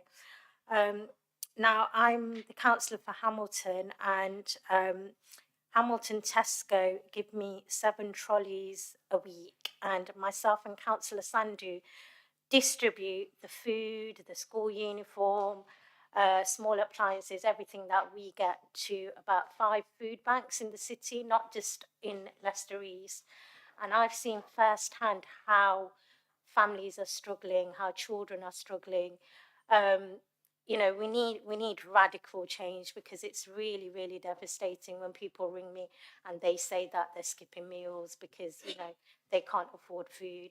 I'm not actually doing it most of the time as a councillor. I'm doing it in my own time, with my own car, with support from other volunteers. There doesn't seem to be kind of a city level. I mean, there was, I believe, if Alison is still here, there was some funding during COVID where we were giving out to families, but I think that's finished now, and I'm just getting phone calls all the time for families who cannot afford food. So this budget, I support the budget, but we really, as a city council and as a city, the cost of living crisis is really, really hitting hard, and it's affecting people, and we really need to sit down and think about how we can help those families most desperate in our city. Thank you. Thank you, Councillor Ali. And I did enjoy attending your event. Unfortunately, my stay as Lord Mayor will come to an end soon, so I can't come to the next one. My loss, I'm sure. Can I now ask for the seconder to respond?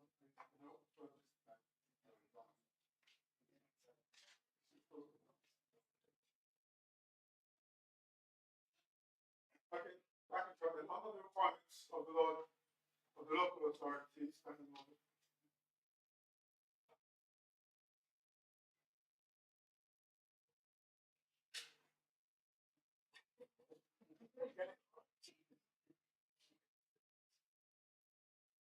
There's something in the chair. So, can I have the proposal to wrap up the I will be very brief. My thanks to those colleagues who've spoken in support of this report. I'll just say to both Councillor Porter and Councillor Bajaj that there are mayoral elections very shortly, and of course they can put themselves up as candidates. I think Councillor Porter has done that on previous occasions. I seem to recall he got a very small proportion of the votes on the previous occasion. Well, I'm looking forward to the second. Well, what I'm saying, what I was going to say actually, Lord Mayor, is I'm hoping we'll have the courage to do it again, right? Because if he does have the courage to do it again, I confidently predict, and I don't predict any other outcome of the election at all. What I do confidently predict is that he will get the same abysmal small proportion that he got last time when he stands again next time. And I hope that Councillor Bajaj will also have the courage to do it. And it'll be very interesting to see whether, if he does have the label on the top of the speech, so that he'll know which debates he's supposed to be speaking in, and actually, deliver the script at the right time. Because in politics, that's pretty important, getting the timing right. My Lord Mayor, I'm not going to say much more. I obviously, spend some time, rehearsing the elections that we're all facing in a few months' time. I do want to actually close on a very serious note, and that is to say some thanks. We are served as a council by some brilliant officers, this is an opportunity just to pay tribute to a very small number of them, but some who are particularly important to us. Alison Greenhill, our Chief Operating Officer, is here this evening, and my thanks to her, because obviously she has laid the foundations within the whole of the organisation for the work that we do on this budget. It's incredibly complicated. But I want particularly, and I know she'll want to join me in this, pay tribute to Amy Oliver, our new Chief Finance Officer, who really has been astonishing in the way in which she's got to grips with an incredibly complicated business, which local government finance is, and also, of course, to Mark Noble, who has been such a stalwart for so many years, and does so much of the the budget planning for us, and does enable us to be in a situation where frankly we have, as I said earlier on, avoided falling off the cliff. And obviously we'll take a bit of politicians' credit for that, but actually the hard work on it is done by those people I've talked about, and their many colleagues who are so able in supporting them and supporting us. My Lord Mayor, I would merely, I think, hope that members will indeed wish to support this evening, and hope that we can, I think, move on in a few moments to the other part of the programme, which is, of course, the capital programme. But the revenue budget is in front of us, and I trust we'll have the support of members.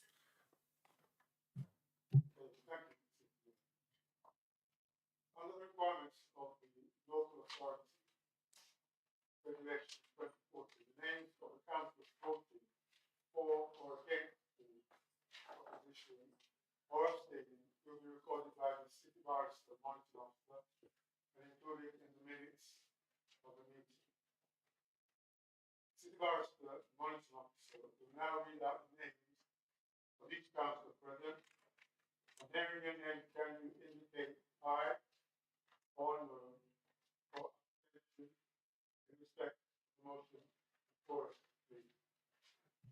Thank you, Lord Mayor. Councillor Aldred. Aye, my lord. Councillor Ali. Aye. Councillor Akbani. Oh, I'll come back. Thank you. Councillor Bajaj. Against. Councillor Barton. Councillor Batul. Aye. Councillor Broadwell. No, my Lord Mayor. Councillor Kank. Aye. Councillor Cassidy. Aye. Councillor Chamund. Aye. Councillor Clare. Aye. Councillor Clark. Aye. Lord Mayor. Aye. Councillor Crew. Councillor Kelvin. Councillor Dawood. Aye. Councillor Dempster. Aye. Councillor Fonseca. Aye. Councillor G. Councillor Halford. Aye. Councillor Joshi. Councillor Khan. Councillor Kittrick. Councillor Malik. Councillor Master. Councillor Modwadia. Councillor Dr. Moore. Aye. Councillor Myers. Councillor Nangrieve. Councillor O'Donnell. Councillor Pantling. Aye. Councillor Patel. Councillor Pickering. Aye. Councillor Porter. Against. Councillor Rahman. Councillor Ray Bhatia. Councillor Riat. Oh, he's not sorry. Councillor Russell.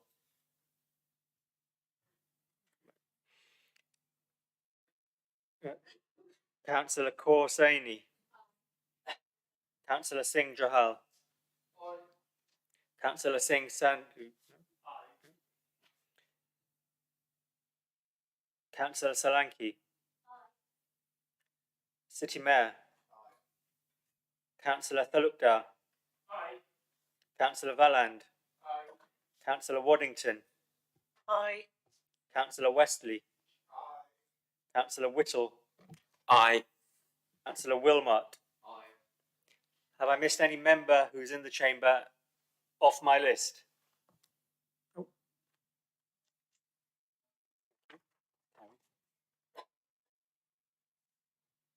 I declare the motion carried. Next item of business is the Capital Programme 2023-2024. City Mayor, please. Yes, I'm just going to move this formally, Lord Mayor. I've already introduced it.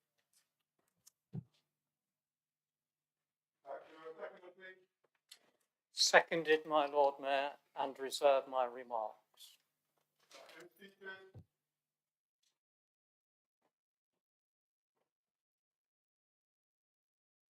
Are there any speakers? Councillor Porter, please. Yeah, thank you very much, Lord Mayor. Yeah, obviously, at the end of the day, the council's here to provide public services, and the capital account is part of that. And I think that's really what a local authority should be focusing attention on, rather than constantly increasing council tax over and above the costs that people can afford. There needs to be a clear focus on delivering good quality public services for the people of the city. Because for too long, there has been a lack of proper investment in Leicester, certainly around the estates of Leicester. The Labour Council has left parts of the city neglected. There has been very little investment. I myself have been around, not in Ayleston Ward, because if there were problems there, I'd be on top of it. But in other wards, I've been around and I've seen huge amounts of litter lying around. Places looking like a tip. Clear poverty, windows smashed. I mean, absolutely appalling areas. Sometimes it reminds me of, you know, those photographs they used to take of poverty up north in the 1930s. Well, that's the state of some parts of Leicester, thanks to this Labour Council. What we've had is year on year on year of a Labour Council blaming everybody else but themselves. But at the end of the day, it's the council who decides how this money's being spent, this public money. It's not their money. It belongs to the people of this city. And most of it tends to get wasted on pathetic vanity projects. I mean, what about the hundreds of thousands of pounds spent on tarting up underpasses? I mean, there's graffiti, loads of graffiti on an underpass which runs near the St Margaret's bus station, which makes the whole area look completely uncared for and neglected. It makes the place feel unsafe. And these are thousands and thousands of pounds of projects which the council funds. Ridiculous vanity projects. The other one, what about putting painting some zebra crossing so it looked like some pretty flowers? I mean, it's ridiculous. People are struggling day in, day out to put, as you always say, put food on the table. They're struggling to heat their homes. And you think, oh, I've got a good idea. We've got a spare 50 grand. Let's spend it on tarting up the street with some ridiculous painting of some flowers, or tarting up an underpass, or spending hundreds of thousands of pounds inviting second-rate artists to come and plaster Leicester with disgusting graffiti. It's wrong. You're out of touch. And Peter was talking about timing.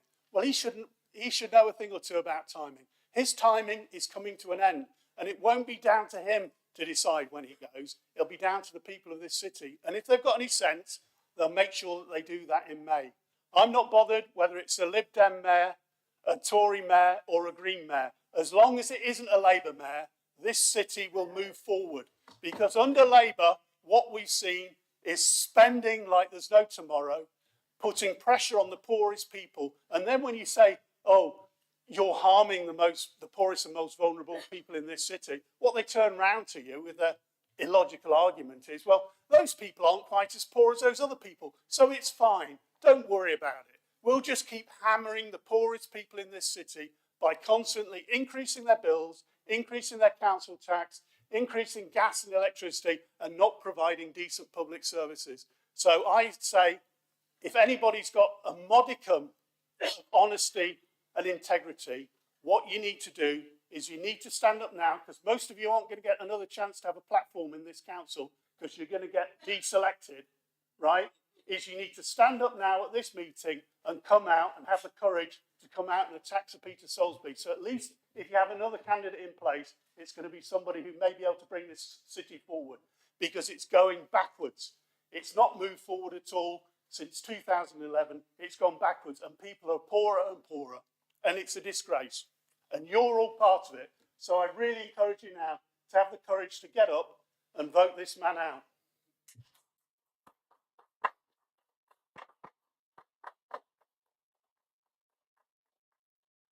Thank you, Councillor Porter. Councillor Barton, please. Thanks. We're talking about the capital programme here, which is about the buildings and the infrastructure of the city. And over the last few years, I've been welcoming visitors to this city, and people who are returning who haven't been here for several years, people that used to live in Leicester, but have then, their future has led them to other places. And I have been very proud to be told that for the first time ever, things which I didn't think I'd ever hear, that they think Leicester is a beautiful city. And the first time I heard it, I was quite surprised, because I can remember a few years ago with something that I wrote, actually taking out the word beautiful and changing it for dynamic. But now I agree with them, because we can visibly see the difference. Yes, people are in poverty. People are struggling, but people do need to have some brightness in their lives as well. They want to have a nice environment in which to live. There's more to life than just the cold economics that we've talked of. We want to make this city the best place for people to live and work, and to enjoy the environment, the infrastructure, just so that they can wander around in a pleasant environment. I'm quite pleased with the work that's gone on the estates as well. A lot of people don't realise most of the money that the council spends on capital goes into the housing estates. Often you can't see it because it happens inside those properties, and so it's not necessarily obvious. The pride that residents take in their environment as well is heartening. I'm part of volunteer groups that go out and actually pick up the litter ourselves, because it's not the council dropping the litter, it's our neighbours, and it's about setting that example and showing how it's done, and that we do want to live in a clear environment. And what those things do, how does it alleviate poverty? Well, it brings jobs to the city, it brings investment. People want to come here to open new businesses, and it attracts jobs where people can be secure and where they can earn more money as well. And those are the ways that we can get out of poverty for a lot of people. So I'm going to vote for this proposal, and to say that actually I'm very proud of the way that the city manages its assets, which are owned by all of us. Thank you. If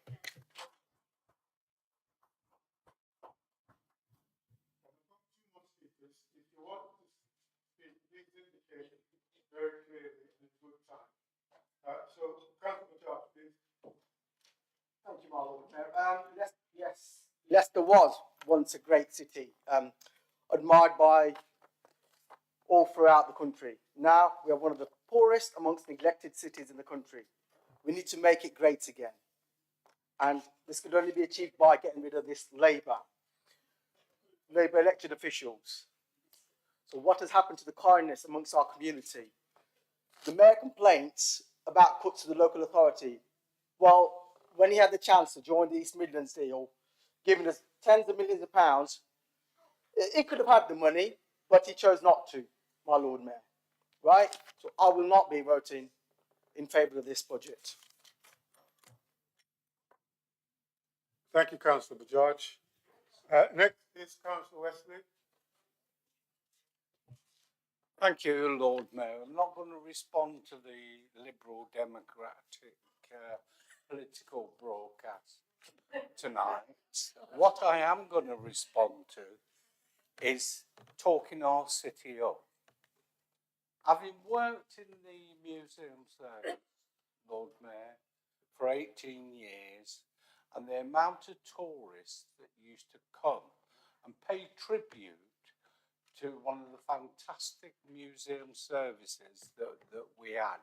It brought visitors from around the world. We have great leisure centres.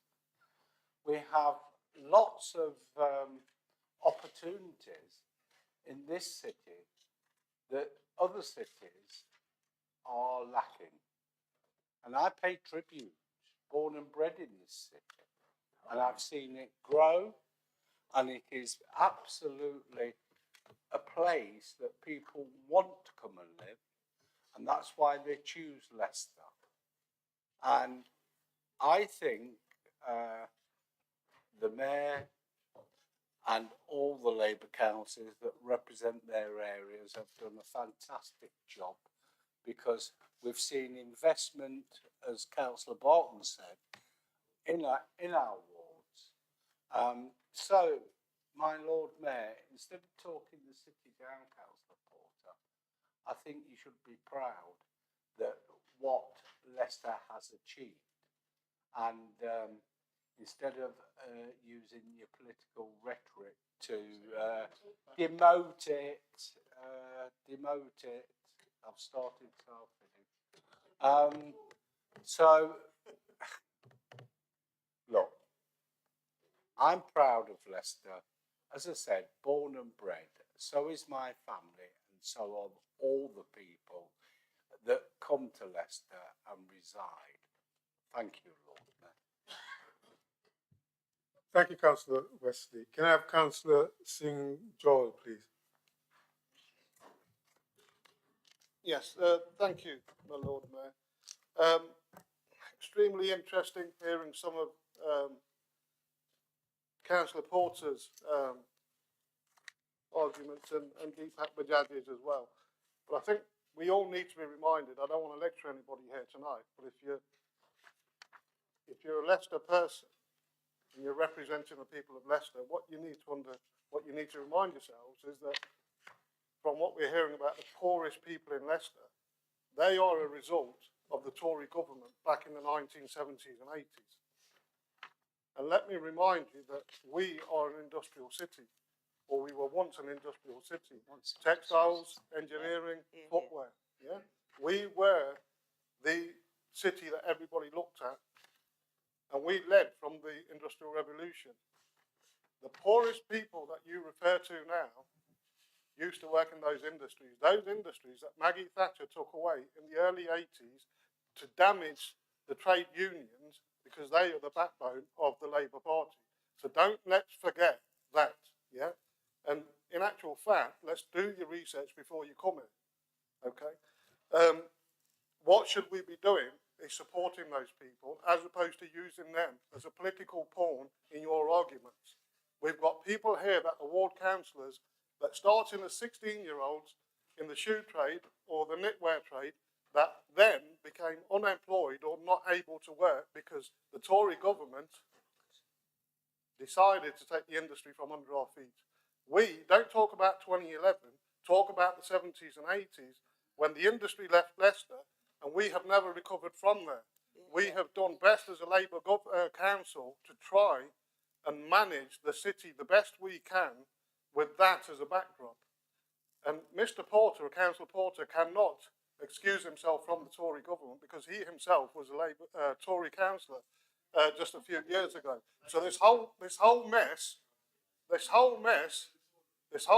you refer to is a product of what the Tories did. So don't come here now as businessmen and landlords trying to talk and represent the poor. We know how to represent the poor. And you, Councillor Porter, let me come back to you, implying the immigrants, that's what you implied, should be lorry drivers. Well, you're right, because I have got a HGV licence. You're exactly right, because I took every opportunity that this city gave me, yeah? And we've gone on to do really well. So don't sit there complaining. Go out there, represent the people, let them have the opportunities that this city has offered everybody else like myself. Thank you very much.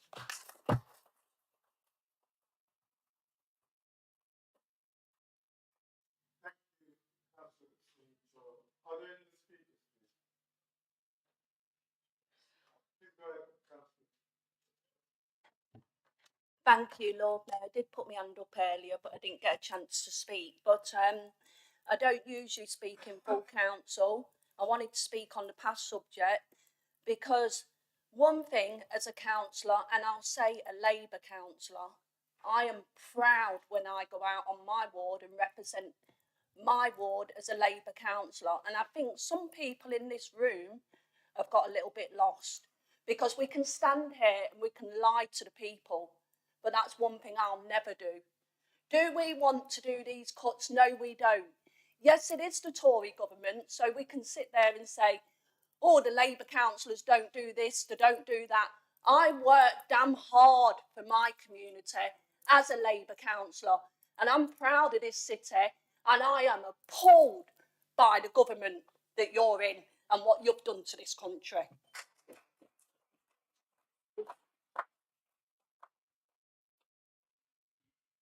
Thank you very much. Are there any other speakers? Okay, if there is no other speakers, can we have the seconder, please? Thank you, my Lord Mayor. I don't recognise the city that Councillor Porter lives in at all. And as for Councillor Barjard, well, has he got the right paper in front of him? I don't know. But it's always very difficult when someone gets instructions what to say and doesn't understand the instructions. You're all used to that, aren't you? You've been used to that for years. I don't recognise that city. I recognise a very proud city. And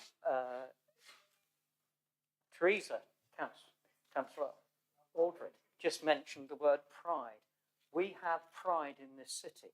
And why is it going forward with all the capital developments over the last few years? Because the city mayor loves Leicester. That's clear. And the people that are supporting the city mayor love Leicester. So I just hope he's got enough energy to keep going. So I'm sure he has. So let's be proud of this city. The capital programme in difficult times is a very positive capital programme, and we're very pleased to support it. Thank you. Thank you, Lord Mayor. Thank you, Councillor Cassidy.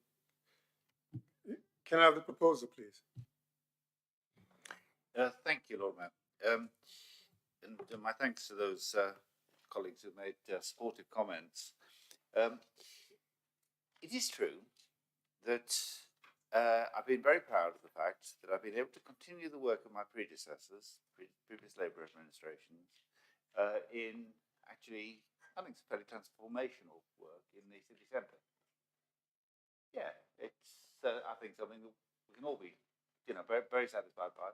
I say, it's building on work that others had had undertaken before. I think, for example, of some of the work that Councillor Kittrick did, and the filling in of the underpass coming down from the station and things of that sort. That sort of work very much laid the foundations for what we've achieved over the last now nearly 12 years. It is a place where people now say it's quite a remarkable city, Leicester, and it's a really good place to visit. It's got some really good public space, and it's something that now increasingly is bringing visitors to the city. Who would have thought at one time that Leicester would become a place to visit? 60% increase in hotel beds because people want to come here, want to visit the place, want to look at it, want to enjoy its attractions and enjoy its environment. But, and this is the big but, actually, the overwhelming majority of what has been in our capital programme over those 12 years and what is in our capital programme again today is not that high profile stuff in the city centre. It's the stuff out and about in the neighbourhoods of the city. And if you look at it, you'll see it's there. It's about schools. It's about homes. It's about shop fronts. It's about boundary walls. It's about roads. It's about parking areas. Now, of course, it's not as high profile as what happens in the city centre, but that's actually where the majority of it goes, as it has gone over the last 12 years, making a difference to the neighbourhoods where people live. And that commitment remains. And don't make any apology for that. It's right. But now don't make any apology for what we've done in the city centre, which has been so transformational and has brought so much other investment. Just look at the waterside area. Do you remember the area on the A50 going out of town 12 years ago? Dereliction. And the use of our capital programme has brought homes, it's brought offices, it's brought jobs. It's totally transformed that area. And it just didn't seem possible. So that's what we've invested in, that's what we've achieved, and that's what the private sector has followed on from us by investing in as well. Because it's private sector investment that's happening there. It's private sector investment that's brought the Novotel, the Adagio, the offices immediately, the Grade A offices immediately adjacent to it. Who would have thought anyone would have built Grade A offices on that side of the ring road? But as a result of our investment and the lead we've made, people have wanted to invest in Leicester in a way that, as I say, just, well, yes, not so many years ago, nobody would have dreamt would be possible. So I don't make any apology for the balance in our capital programme. It's a balance that reflects the need to invest in neighbourhoods, but also reflects the need to invest in our shop window, which is our city centre, at the same time, and to transform it in the way that we have. And I have no hesitation at all in recommending this very balanced capital programme, albeit a very much reduced capital programme to members, as investment in homes, in schools, in lives, in neighbourhoods, and investment in our city. I move it, Lord Mayor.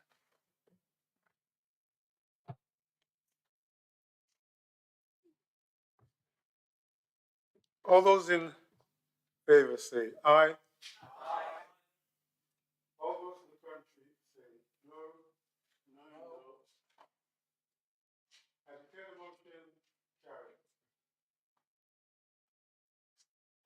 Next item, Treasury Management Strategy 2023-2024.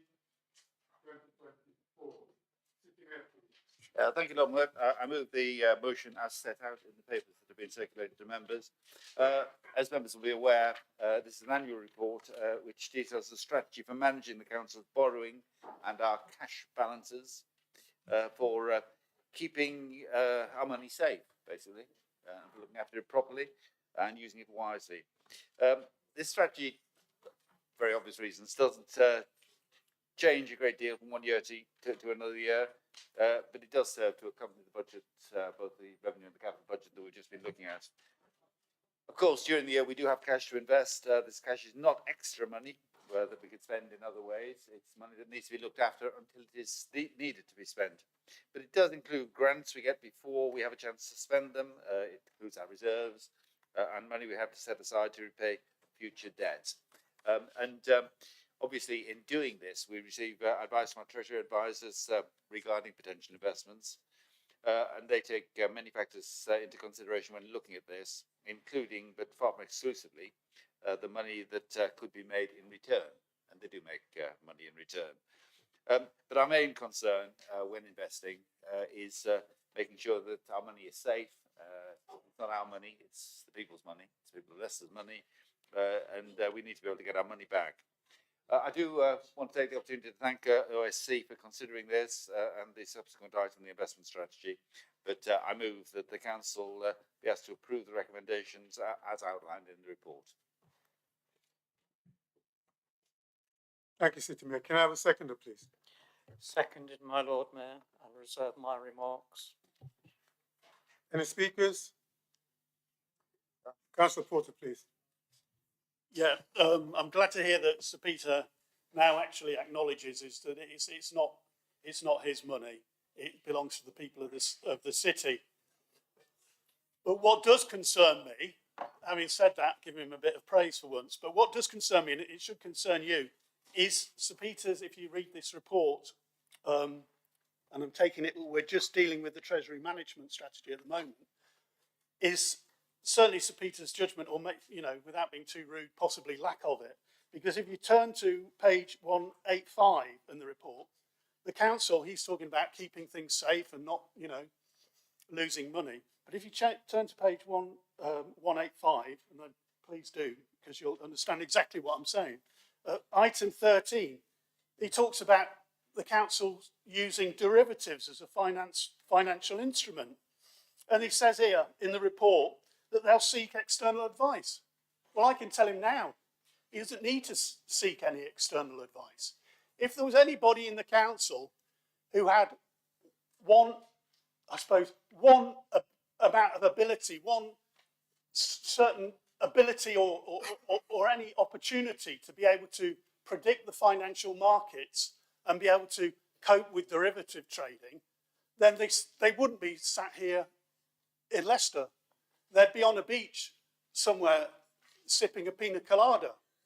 They certainly wouldn't be living in Leicester, no matter how much he says Leicester's going to move forward. They'd be sitting on this beach, maybe even smoking a cigar, or maybe not, but drinking a pina colada and texting Warren Buffett and making sure that they were on Charlie Munger's Christmas card list. Because, yeah, you won't have any idea. This is quite typical. They do not know who Charlie Munger is or who Warren Buffett is. Well, let me tell you, they are two of the most successful financial investors in the world, and they will not touch derivatives. So if they're not going to do it, and they can't make money at it, how come Leicester City Council under Sir Peter Soulsby somehow thinks they've got some financial whiz kids who are going to be good at trading derivatives? Well, they're not. What will happen is he'll be like one of these other local authorities where they think, oh, we got millions of pounds to play with, we'll go into the market and start speculating. Well, what will happen is they'll lose all the money. He's already loses enough money. We don't need him to lose any more. So I can't support this, and I would urge you lot not to support this. But if you do support it, you've got to make sure that the council doesn't go near any derivatives trading whatsoever. Because all it is, it's gambling. I know Sir Peter doesn't like gambling, but derivatives trading is just, it's gambling. It's CFDs, spread betting and all that sort of stuff. If the council needs to borrow money, what it needs to do is it can go to the Public Loans Board and know what they're getting into. There's nobody in Leicester City Council who will have an iota about how to deal with any of this. If the two world's best financial experts don't go anywhere near speculating like this, then no way should Leicester City Council be doing it. So that's a word to the wise, Sir Peter. Leave it alone. Thank you, Councillor Porter. Any other speakers? Councillor Barton, please. Thanks. I'd like to reassure Councillor Porter that anybody that's a trustee or a councillor involved in managing funds on behalf of others does not take irresponsible risks when investing. And you always look at low to moderate risk because you never ever jeopardise it. I think it says that they will look at advice and if the advice says no, it won't happen. And it isn't council staff who would advise. There are people who manage portfolios that give you that advice, and they will probably give us the same thing. You don't take anything other than low to medium risk. Thank you, Councillor Barton. If you're not the speakers, can I ask for the seconder, please? Yes, thank you, my Lord Mayor. Well, I think the respect we have for our financial staff is huge, and the expertise that they use to hire to look at issues like investment are massive. And I'd much rather have those professionals giving advice than any amateur who likes to sip his pina colada on Clacton Beach. So we support this recommendation. Thank you, Lord Mayor. Thank you, Councillor Cassidy. City Mayor, please. Oh no, I think you probably had it right. Hello there. Councillor Porter, I mean, Councillor Porter talking about financial whiz kids. Actually, we do have some financial whiz kids, and they're very bright. They're very adept at seeking to raise revenue where they can, but also to avoid risk. Councillor Porter bothered to turn over the page he's got in front of them. They have written, the council will only use financial derivatives where they can clearly be demonstrated to reduce the overall level of financial risk to which we are exposed. Clearly implying that that's our fairly remote. Oh, come on. Look, Nigel, this is a technical document written by people who know what they're talking about, right? And yeah, but I certainly know that they do. And that's the difference between us. I know that we have some experts doing this work for us. And I know that over the years, over the generations, they have looked after the council's resources wisely, advised us wisely, and been very, very effective at actually raising revenue while keeping within the overall parameter, which is that they must avoid risk. And they don't need lectures from you, Councillor Porter, in doing that. My Lord Mayor, I move. Thank you, City Mayor. All those in favour say aye. Aye. All those to the contrary say no. No. I declare the motion carried. Next item is the investment strategy. Right, the last financial report of the evening. The investment strategy that we've got in front of us and that members have got the motion relating to in the papers that have been circulated to them, defines the council's approach to making and holding investments for those sums that are not covered by the Treasury Management Strategy we've just been talking about. What it does is, again, is very effective and very skilled people. It does, as written by them, provide a clear guide to them and for approval by us for outlining what the authority can and cannot do in terms of investments, and sets out various thresholds that are in place to control this. Again, the report that we've got in front of us is very similar to the one that was presented last year, and indeed for as many years as I can remember, because they are very consistent in the approach that they adopt. And they're consistent most particularly in making sure that the security of our investment remains our top priority and their top priority. We don't make, here in Leicester, the sort of rash investments with borrowed money that some other authorities have done elsewhere in the country. And I do hope that members will support the report that we have in front of us, and I move that it be approved this evening. Thank you, Lord Mayor.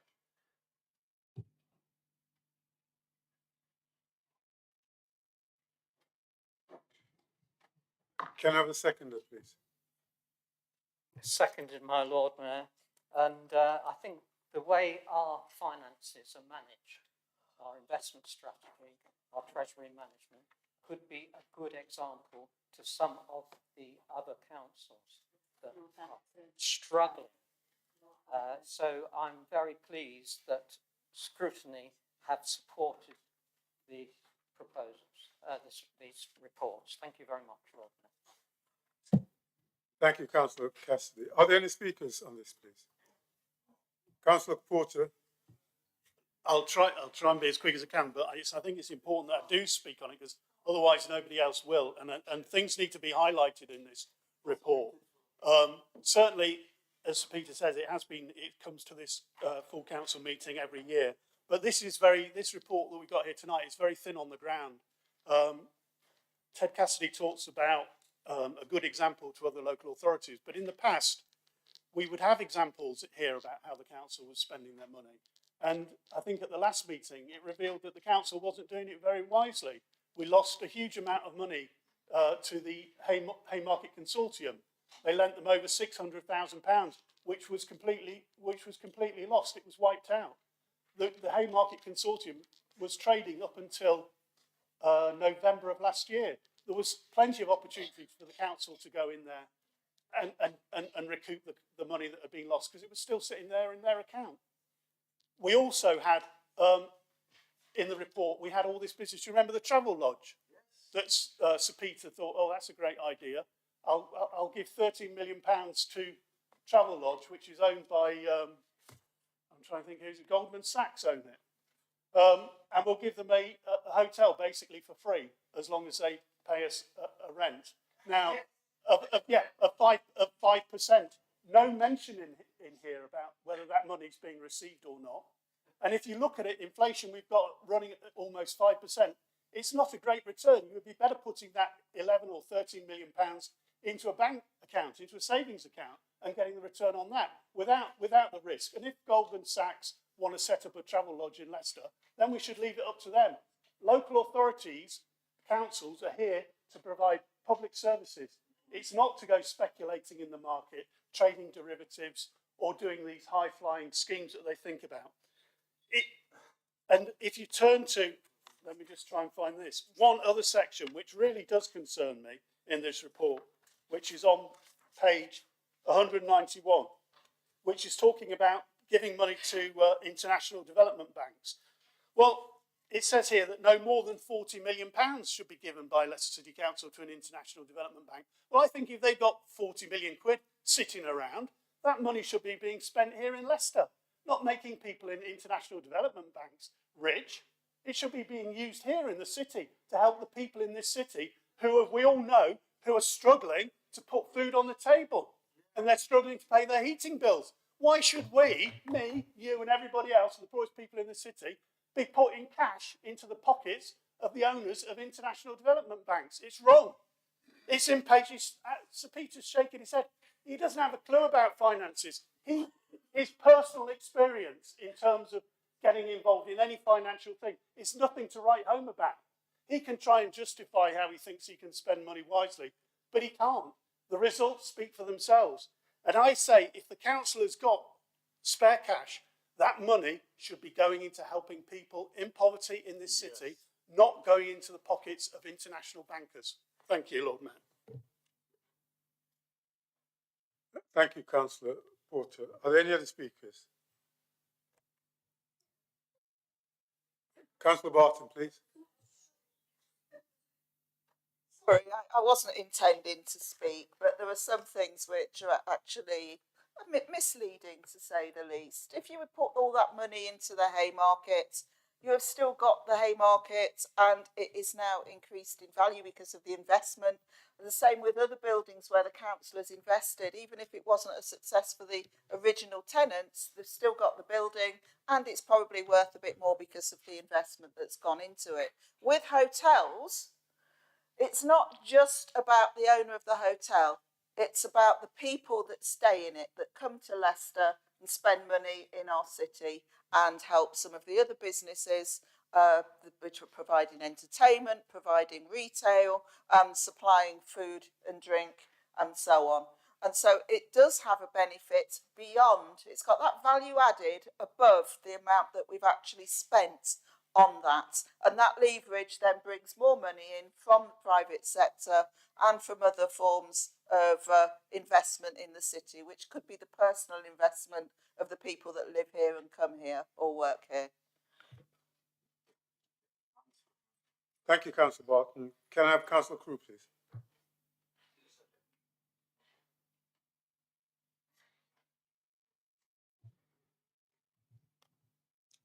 Are there any other speakers? I think we're all sensing the pressure there. If there are no other speakers, can I ask the seconder? Okay, can I ask the City Mayor to conclude it?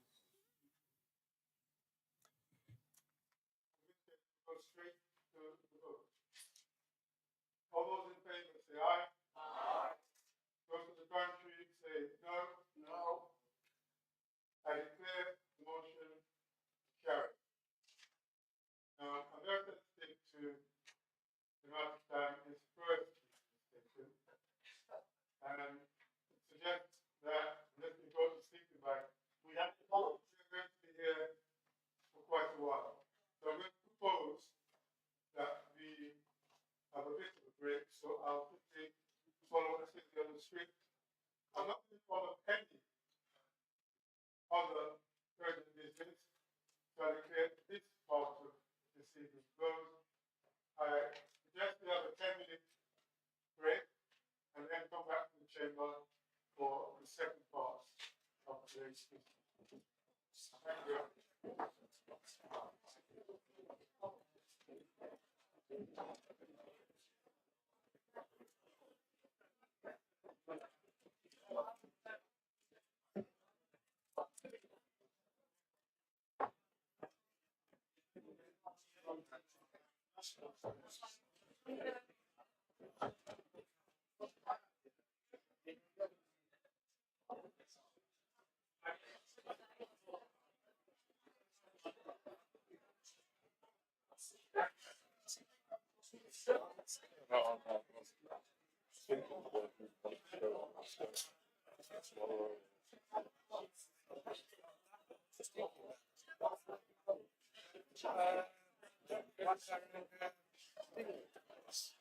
Very much.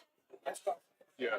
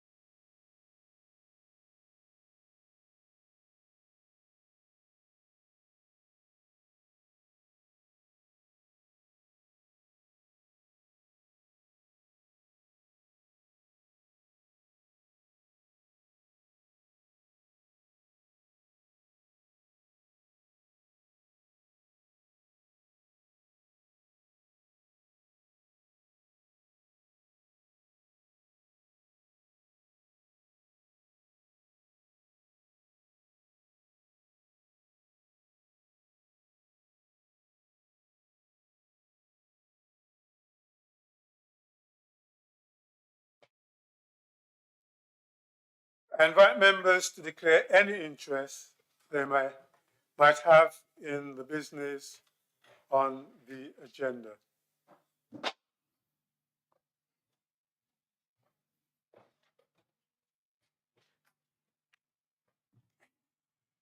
Well, we'll move to item 3 because no members has put their hand up. The next item is minutes of the previous meetings. I move that the minutes of the meeting of council held on the 24th of November 2022, having been circulated to each member of the council, were taken as read and that they be approved as a correct record. Deputy Lord Mayor. I second it, my lord. I will take silence as assent for the approval of the minutes. Do any members wish to dissent from approval of the minutes?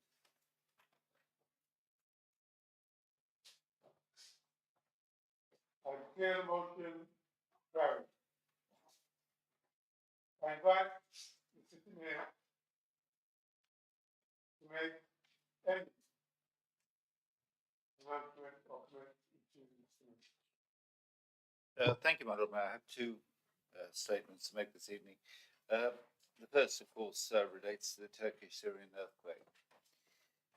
My Lord Mayor, I'm sure all of us have witnessed the terrible scenes in Turkey and Syria following the recent earthquakes, and the distress of all of those who've been caught up in it, or in them, in fact, now, of course, had further earthquakes. Some local people here in Leicester have lost family members or friends in these tragedies, and I think on behalf of all of us here, I'd like to send our condolences to them and tell them that our thoughts are with them. Immediately after the earthquake, Leicestershire Fire and Rescue Service sent a specialist team to assist in the search for survivors, and that team spent 10 days working in scenes of almost complete devastation, searching in total hundreds of buildings.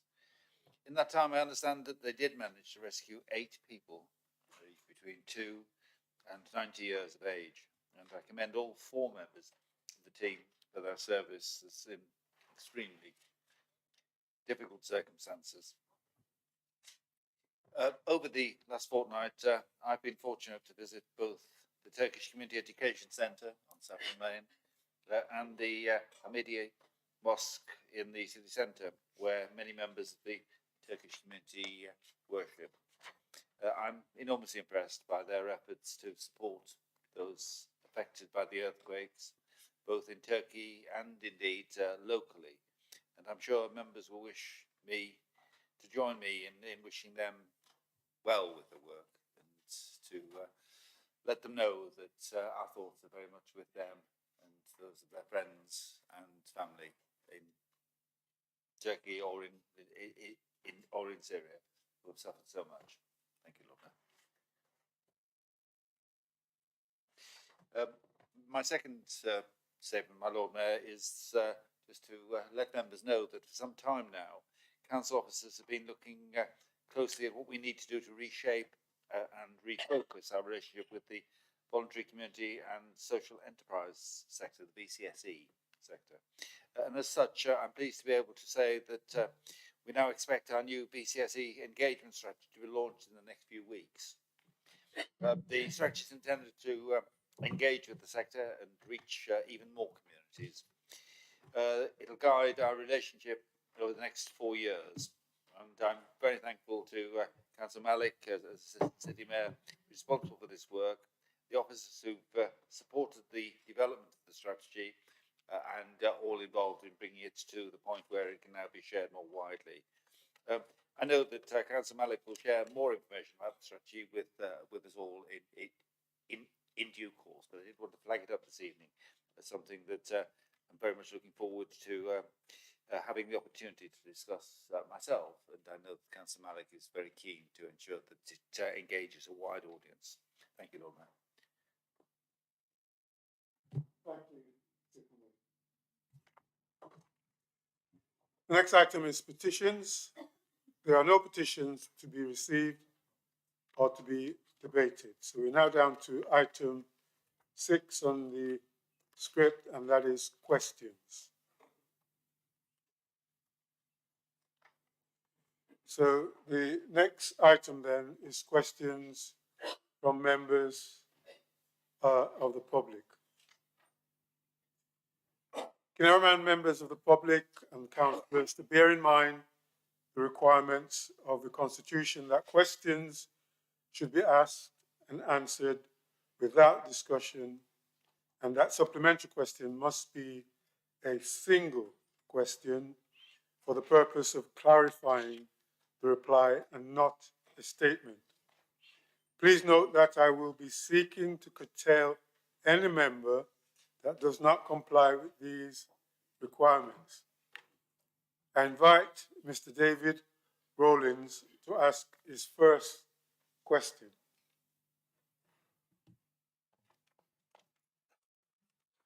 Hello there. My name is David. I'm here as a resident on the district heating scheme, and my questions are broadly to do with that. Just as a preamble, really, it's my first time in this chamber, and it's been enlightening. I find that most people appear to be respectful. I'm a little bit disappointed that people shout over each other like they do in Parliament. That's a little bit disappointing for me. My first question has to do with the metering proposals for the district heating scheme residents. Given that metering seems to be the way forward, and given that we are an environment city, apparently, at a time when climate change is a big issue, would it be worth, or have the council considered, putting in cabling for solar panels whilst they're putting in the meters? So then the buildings would be solar panel ready in the near future, and this would help solve the problem of high energy costs for the most vulnerable. There may even be grant funding for this somewhere. Councillor Kelvin, please. Thank you, my Lord Mayor, and thank you, Mr. Rollins, for your question and your very helpful suggestion. I've passed this idea on to our housing technical team to consider from a feasibility perspective, and then also to the sustainability team to consider if there are any existing external funding opportunities. Thank you. For that one, no, that's fine, thank you. Whatever happens, the clients do need, or the tenants do need to be kept in the loop. I was at a meeting about 2 months ago when the city mayor comments was that it wasn't the tenants who decide how much they should pay, which I found disappointing. Yeah, sorry, I was there, you did.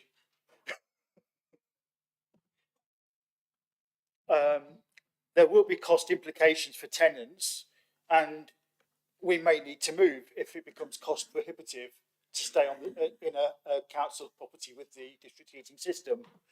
Will there be that option within the city council housing bidding system for people to move out of district heating scheme properties where into somewhere more cost effective within the council property system? Thank you, my Lord Mayor, and again, thank you, Mr. Rollins, for your question. I have to say, I don't know whether I was in the meeting that you're referring to, but I honestly don't recall any comments from the City Mayor that you're talking about, that you're referring to. But it is simply just true that for all of us here in the chamber, in the gallery this evening, that as consumers of energy, it is not within our gift to set the prices. And that's just a truism for all of us. But upon a decision being reached at full council tonight, tenants will receive written notification of the change in all charges, including district heating. This will give all of our tenants 28 days notice and time to consider if they do wish to accept the change. Anyone with concerns will be able to talk to one of our multiple housing teams who will work with them to offer assistance, ensure that they are maximising their income and discuss their options. And whilst a tenant always has the right to end their tenancy, giving us 28 days notice, as part of those discussions, we will explain that despite all of the noise that has been created around district heating and external campaigns, we will explain that they remain better protected in a council house where rents remain the lowest in the city. Thank you, my Lord Mayor. I have. The question that I originally asked was specifically around whether somebody from a district heating system council house could move into another council property that wasn't district heating, not sort of outside of that system. And I've forgotten the other bit, so just that bit. Okay. What happens to people who just cannot afford that steep rise in energy costs? From what I understand, the initial amount of the new amount, would be £1,300 a year, which would put somebody in a one-bedroom flat up from £53 to about £108 a month. But once they're metered, do I understand correctly that it would go up to the original metered estimate of about £190? It's kind of part of the same, yeah. Because you've moved faster than I have. Yeah. Thank you, my Lord Mayor. Where tenants do struggle to pay these costs, and then we'll have our income management team who have an excellent reputation in assisting tenants to support them to be able to pay. This team will continue to intervene early and proactively to work with anyone struggling to pay their charges. Beyond this team and support, we have a very strong support available for tenants facing financial issues, including our STAR team, who help those who are most vulnerable, and our district teams that assist tenants more broadly. Thank you, my Lord Mayor. Thank you. If you want an opportunity to follow up on the executive document, you need to make it clear that that is a supplementary estimate and not then lead into the question that might follow. So have you got the supplementary? Yes, on that one. You spoke about a lot of the options that tenants might have if they simply can't afford to pay the increase. How do tenants find out about those options? How do they access those options? Because for a lot of tenants, they're not even aware of those options. After tonight's decision, all tenants will be written to and given 28 days notice before the increase in their bill. Within that will contain details of housing teams that they can contact for assistance and support.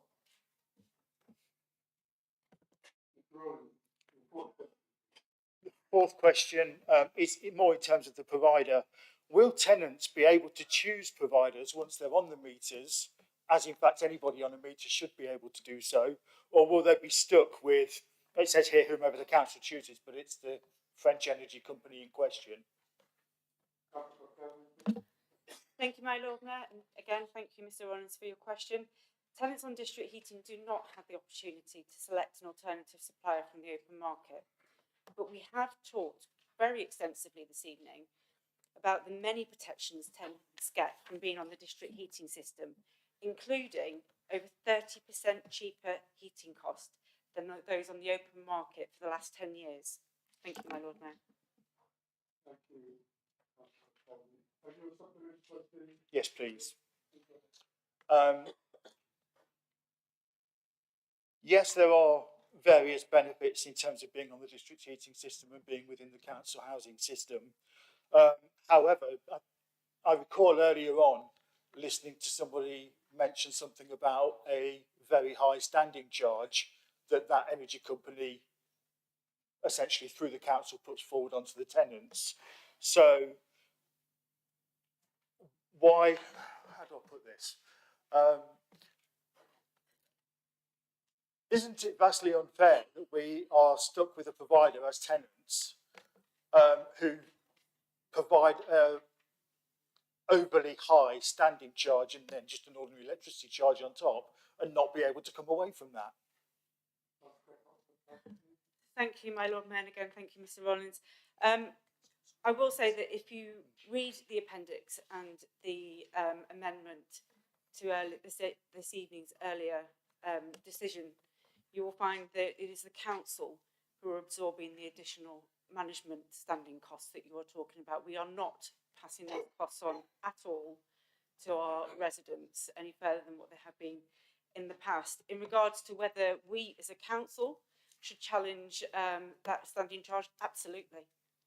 Absolutely. There is a 5-year contract break clause, and there is also an opportunity for us to trigger renegotiation of our contract, and that is something we are doing. I think the original report suggests that we were taking an additional £4.4 million burden on our HRA budget, so we absorb some of those costs. We will be challenging the ECWANs. We will be challenging them to bring that cost down. Thank you. Thank you. Thank you, Pam. Okay. This has more to do with the infrastructure within the buildings themselves. Where I live in John Minto House on St Mark's Estate, very many of the tenants struggle with operating the heating systems because they are noisy, they don't work, they provide heat in the wrong places. So can better thermostatic controls be installed as part of the process, as the controls we have are almost useless in the way that somebody on an ordinary thermostatic system would be able to operate their heating? We can't. And since becoming part of this process, I've heard from a lot of tenants on other estates who have said the same thing. I thought it was just me.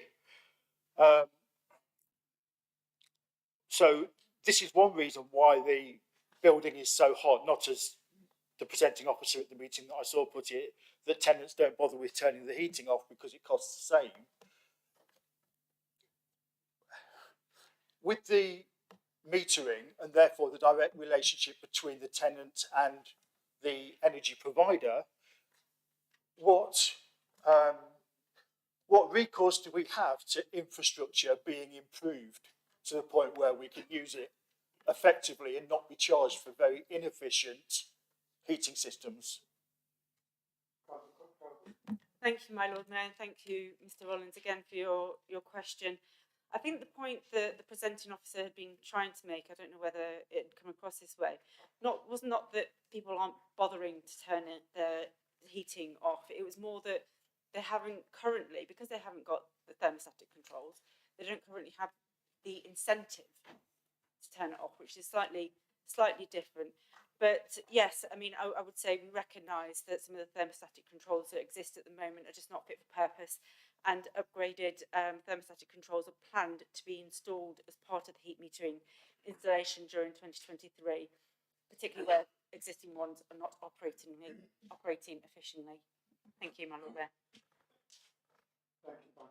Mr. Rollins? That's all. No, that's all. Thank you.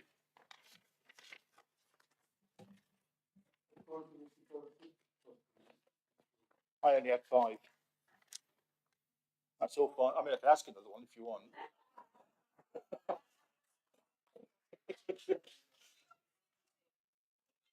On my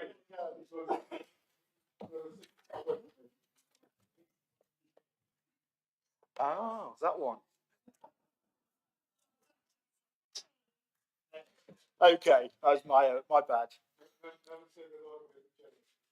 Thank you very much. This is similar to one of the ones that I asked previously, I think. Will the council offer tenants the opportunity to enter the bidding process for non-district heating properties that match their often medical or access needs, where the difference in energy costs would be prohibitive if they stayed in district heating related properties? I believe this should seriously be put forward for vulnerable adults already struggling. Thank you again, my Lord Mayor, and again thank you, Mr. Rollins, for the question. I think following our meeting, it was a whole meeting ago that we had earlier on this evening, that you'll find that the proposals no longer show district heating properties as being cost prohibitive. Having said that, as I have already said in response to an earlier question, if a tenant does have concern, they'll be able to speak with one of our multiple teams that will be offering support during the transition period. Thank you, my Lord Mayor. Thank you. Mr. Rowlands, have you got a supplementary question? I have not. Thank you. Thank you, Mr. Rowlands, for your question. And also thank you for your patience. That's all right. Thank you very much.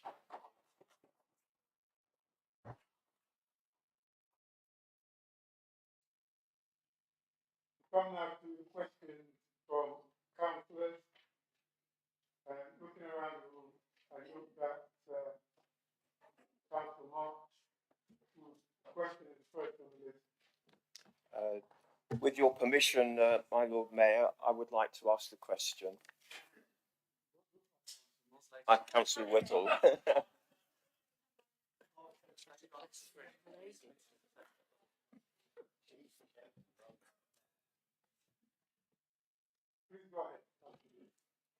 Following an increase in the severity and regularity of accidents at the junction of North Coach Road and Queen's Road, residents of Knighton are very concerned about the safety at this junction. Please can we be advised when there will be a proposed solution to make this junction safer for motorists? Thank you. Thank you, Councillor Whittle and Councillor March for submitting this question. I have been made aware of a number of recent incidents and officers are actively investigating, as I think you're aware. There was a camera survey that was taken place in the week of the 13th of Feb, so not so long ago at the junction, and this was assessing those vehicle movements in the area. Now, the key is to identify whether the issue is due to cars colliding after stopping and then pulling out of the junction or not stopping at the give way. There are some potential options that are being developed depending on what the cause is deemed to be, and then it will need to take into account those pedestrian movements that take place in the area as well. Now, officers tell me that they don't believe that the temporary measures that are in the vicinity are causing the accidents, but there are surveys and for speed and traffic volumes that are being checked. I'll be interested as you to see what comes back from those checks. I personally do understand that there's a level of local concern, and I'm really keen to push officers to bring the results of those investigations forward, and then we can share them with the three ward councillors. Thank you, my Lord Mayor. Yes, my Lord. We understand there have been as many as 10 collisions at this junction in the last year.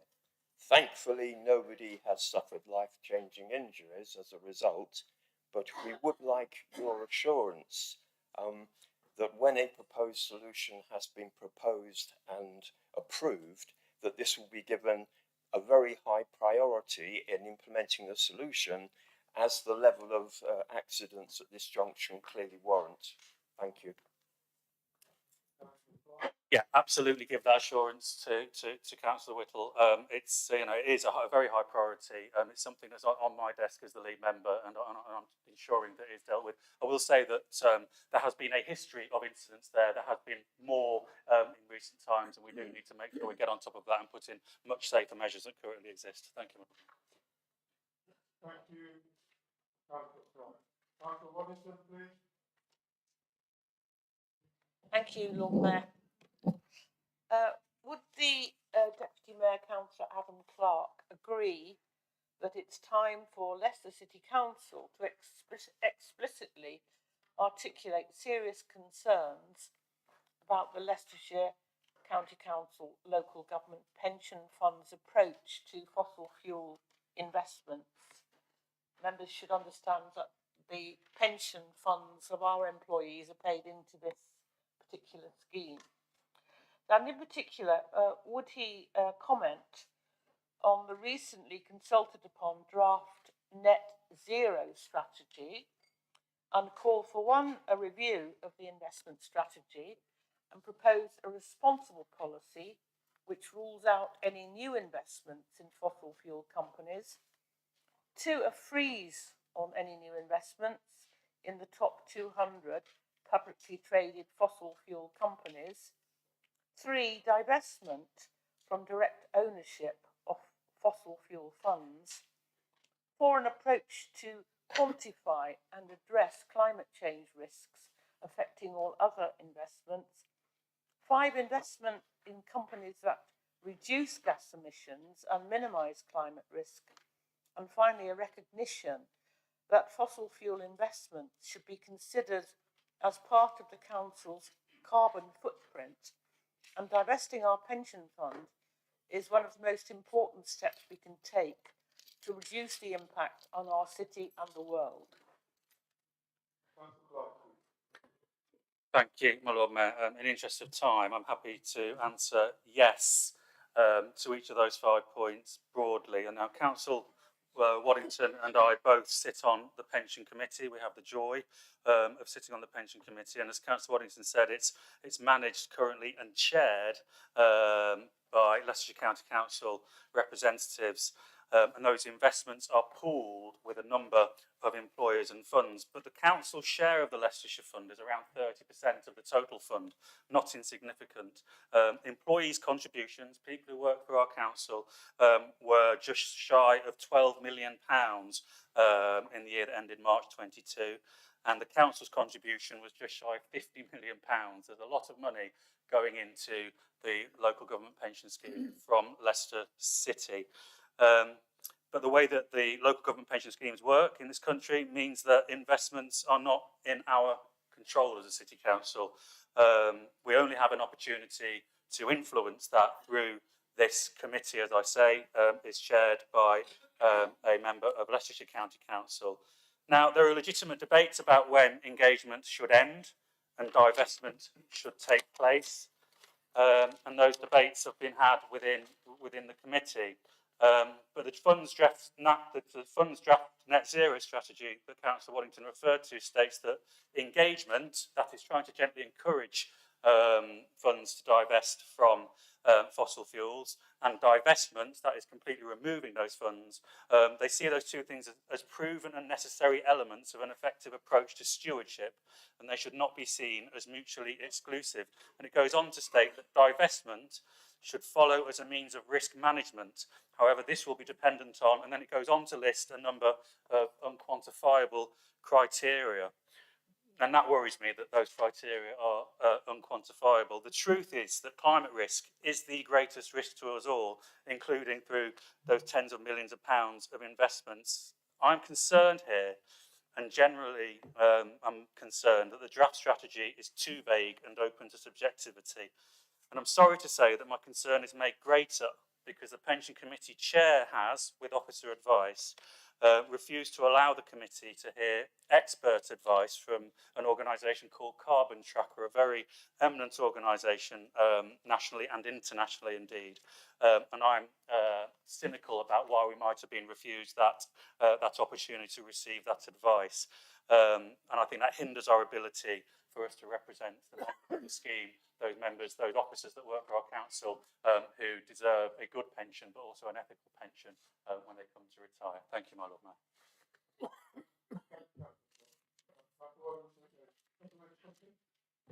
Yes, thank you, Lord Mayor. Can I thank Councillor Clark for his full answer? He and I don't agree on everything. For example, Buckminster Road, but on this we do.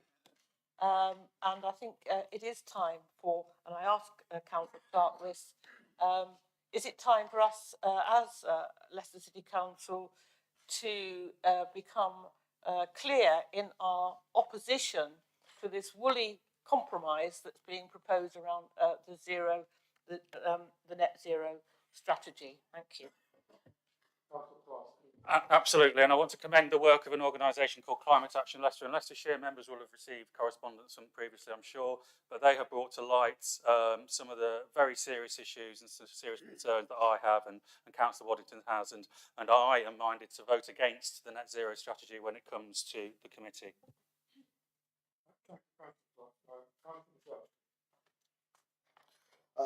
Thank you, my Lord Mayor. Making Leicester a fair city was a key priority for the city mayor. How does he think that he's made Leicester a fairer city in the last 4 years? Yes, can I thank Councillor Bajaj very much indeed for asking this question, because, of course, making Leicester a fair city isn't just my key priority. It was a key priority on which he, other members of the Labour group and I were elected nearly 4 years ago now. And I'm very, very grateful to Councillor Bajaj, as I say, for asking the question this evening, but also for the consistent and uncritical support that he has given to all of the Labour moves that have been made over that time to deliver on that manifesto commitment. During the COVID pandemic, of course, it was particularly testing for us, and the ongoing cost of living crisis has also raised many, many issues that perhaps weren't predicted 4 years ago, but nonetheless we've sought to face up to. Providing residents with advice and financial assistance, particularly those facing hardship, and distributing some 5.5 million of funding to 20,000 households. As he will know, because he was very supportive of it and was part of the group as we developed it, we developed an anti-poverty strategy, and from that a grant scheme that helps community groups develop their own projects to tackle poverty, the second round of which will be open very soon indeed. And obviously he's been very much involved with ward funding, through which we've provided over 1.5 million to over 400 community projects each year.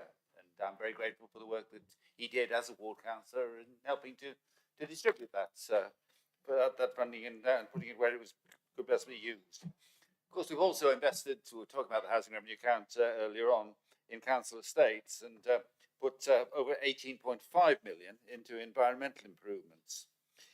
But overall, we've worked to maximise welfare benefit take-up. We've launched online platforms, the Better Off Leicester, and we've worked very hard to help people to get back into work. Many other examples I could give, and I could talk at considerable length about this, because as you will know, because he was a part of it, it is something that has very much exercised the Labour group over the last nearly 4 years, and indeed the periods before that, when he was an active member of the Labour group and so supportive of our initiative with Employment Hub, Construction Hub, the Fashion Academy. All have been things that we've done during the last 3 years that have made a real difference to making Leicester, as we all committed ourselves to make it a fairer city. Thank you, Lord Mayor. Thanks. Yes, my Lord Mayor. Council tax has gone up every year. District heating levels have risen. Council house rented has increased every year. Leicester is more divided than ever, and the city mayor gloats. Does he agree with me that, and the entirety of Leicester, that this is much less of a fair city thanks to the city mayor? No, my Lord Mayor, of course I don't. I've just explained why I don't think that. And it is astonishing that Councillor Bajaj, all those things he's just enumerated there, are things where he sat in the Labour group and he voted for every one of them and never once spoke against any of them. Now, you know, I know he's got new friends nowadays, and I know that they've somehow made him offers that have tempted him away. But he can't deny the fact he was elected on those manifesto commitments. He was part of delivering those manifesto commitments. And until comparatively recently, he was very proud of those manifesto commitments. Councillor Bajaj, next question, please. Thank you, my Lord Mayor. A key priority for the Deputy Mayor for Transport this term was connecting Leicester. Does he believe that he's been successful? Thank you, my Lord Mayor. I don't know if you've seen the film The Life of Brian, but this does feel like a bit, what has Labour in Leicester ever done for us? So since the 2011 Connecting Leicester programme, we've been instrumental in transforming sustainable transport across the city, which supports our economy, the public health, and helps us to combat the climate emergency. We've successfully joined up safe, attractive walking and cycling routes that were previously disconnected oases of activity, including the central shopping area with the cathedral in the Old Town, Castle Park, Drury Wall, and the waterside areas, the brilliantly regenerated waterside area that the City Mayor mentioned in the previous meeting. We now provide fantastic cycling and walking connections into neighbourhoods through Welford Road, London Road, the Great Central Way, Belgrave Road, A6, and with work now underway along Saffron Lane, Ayleston Road, and the A50. We've seen 82% growth in the number of people cycling into the city between 2011 and 2019, 82% growth. Total of connecting Leicester delivered cycleways is around 18.5 kilometres. The total plan connecting Leicester cycleways delivered by 2024 will be additional 13.3. And cycleways include both the segregated and those routes, other routes suitable for cycling, I'll say.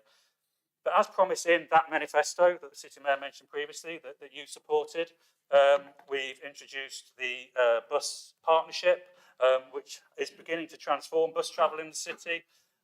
We've got 2 new brilliant bus stations, the UK's first net zero bus station. We've got facilities for the disabled, including text-to-speech facilities at hundreds of bus stops across the city as well. And I think, I could go on, but I don't think people necessarily do want me to go on. I know. But we've got great support nationally. We get people coming to visit Leicester to look at the changes we're making in the city. We're not finished yet. We've got lots more to do. We have a few issues occasionally. Mr. Road was mentioned earlier. We don't get it right all the time, but we're trying to make our city much better, much more sustainable, much healthier, much cheaper for those people who live in our city to move around. And you're going to tell me that we're anti-car. We're not anti-car. We're for the right mode, for the right journey, yeah? And that's for you, for your health, for the economy, for the environment. We've invested in car infrastructure as well. Putney Road, those car parks that we put in neighbourhoods and housing estates across the city, St Matthews, for instance, but in other places, there's Monsell. We've improved Gilmorton. Councillor Porter would nod his head there, I'm sure, if he were in the room. So we have been investing in transport of all forms, and we have made Leicester much more connected. It's clear to see that the Tories want to make our city less safe for active travel in the literature that I've seen, more dangerous for children riding to school and commuters who could otherwise be in cars. It's an interesting approach. It's not one that Labour in Leicester will follow. Thank you, my Lord Mayor. Thank you, Councillor Clark. Councillor Clark, have you got something to make a question? Yes, my Lord Mayor. The Deputy Mayor should ask the residents of Gilmore Lees Lane what they think to his ridiculous plans for transport. For the few, not the many, is the Deputy Mayor's approach to transport. Is he now finally going to admit that he's got it wrong with his changes to transport in Leicester in the last 4 years, especially the pop-up cycle lanes?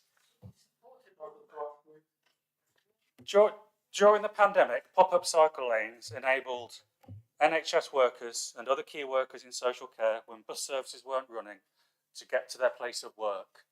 They were repeated nationally. Those pop-up cycle lanes were actually funded by the Department of Transport, that happens to have a Conservative minister signing off that funding that comes to us. So, and as I've said, we've seen an 82% growth in the number of people cycling. If you want to make cycling around our city less safe for children, less safe for commuters, less attractive for those that can move from the car to the bike, you go ahead, Councillor Bajaj. And I will say, as the City Mayor says, you did support it all. You've been encouraged in some way to turn, and good luck to you. Thank you, my Lord Mayor. The environment should be the forefront of all our minds. So I'm pleased to keep priority to the council in itself. How have the Deputy Mayor for keeping the environment and this made Leicester more sustainable? What has Labour in Leicester ever done for us? With all that funding. Leicester's climate emergency conversation, which involves the whole city being invited to contribute, has helped to develop a leading strategy nationally and has been repeated as a methodology elsewhere. We have a climate emergency strategy and action plan that has 151 actions in total. I'm not going to go through them one by one. And we have a roadmap, a scientific, detailed roadmap that tells us how to get to net zero. We provided training to over 100 senior managers and councillors, talking to them about how they should be taking action in their communities. We provided £1.2 million to small businesses through the Green Bell programme, 175 businesses across the city. We've put in energy efficiency improvements delivered for more than 500 housing through the work of myself and Councillor Kelvin in particularly, and that's through Green Homes grants, the Home Upgrade programme, and we're tackling food poverty as well as reducing carbon footprint within that. Our green flag status in 65 city schools, that's more schools than anywhere in the country, are now seen to be beacon schools when it comes to environmental credentials, and they're awarded the Local Authority of the Year as the Eco Schools programme, which I think is fantastic news. Thousands of pupils, over 100 schools are receiving that environmental education that we're providing. We've brought in funding delivering over £24 million of energy efficiency works in 93 schools and other public buildings in neighbourhoods, in wards across our city.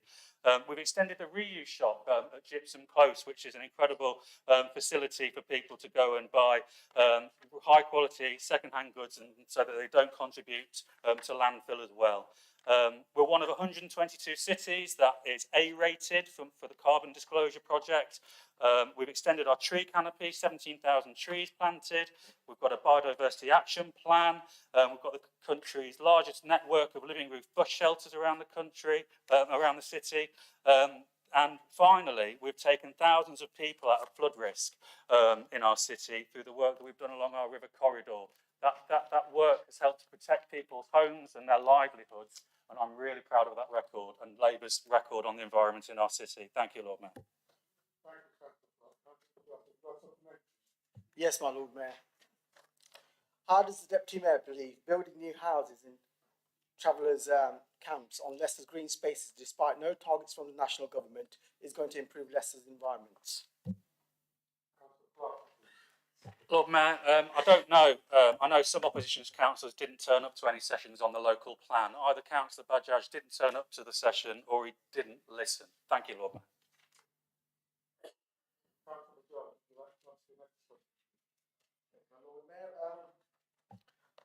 How has the City Mayor increased safety across Leicester since 2019? My Lord Mayor, I've got a long list. Councillor Bajaj will know them already because he was at the group meetings where they were discussed. He was part of the manifesto process that made our commitments to them, and he has been consistently and uncritically supportive of them. But I'll mention a few. We launched the knife crime and the serious violence strategy in 2021. Consultation with communities, it's something that particularly Councillor Master has very much championed, but as I say, something which Councillor Bajaj was very pleased to support. We launched the domestic abuse safe accommodation strategy. We've introduced selective licensing to improve the quality and safety of private sector housing. We've continued to invest in safety on public spaces and introduce further public space protection orders. We've introduced more 20-mile-an-hour zones in city neighbourhoods, now got a very extensive network across the whole of the city, and other measures to cut rat running. I could go on at considerable length, but the one thing that those things and the rest of the things on my list have got in common is that Councillor Bajaj was there when we decided them, and he supported them uncritically.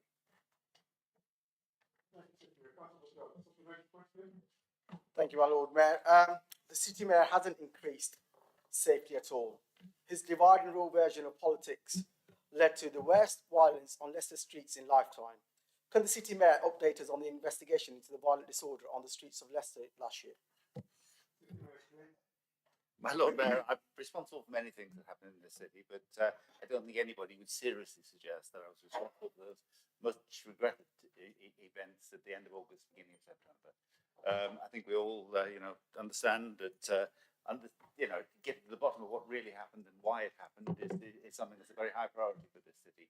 But making silly jibes and suggesting somehow that has something to do with me is absolutely and utterly absurd. Yeah.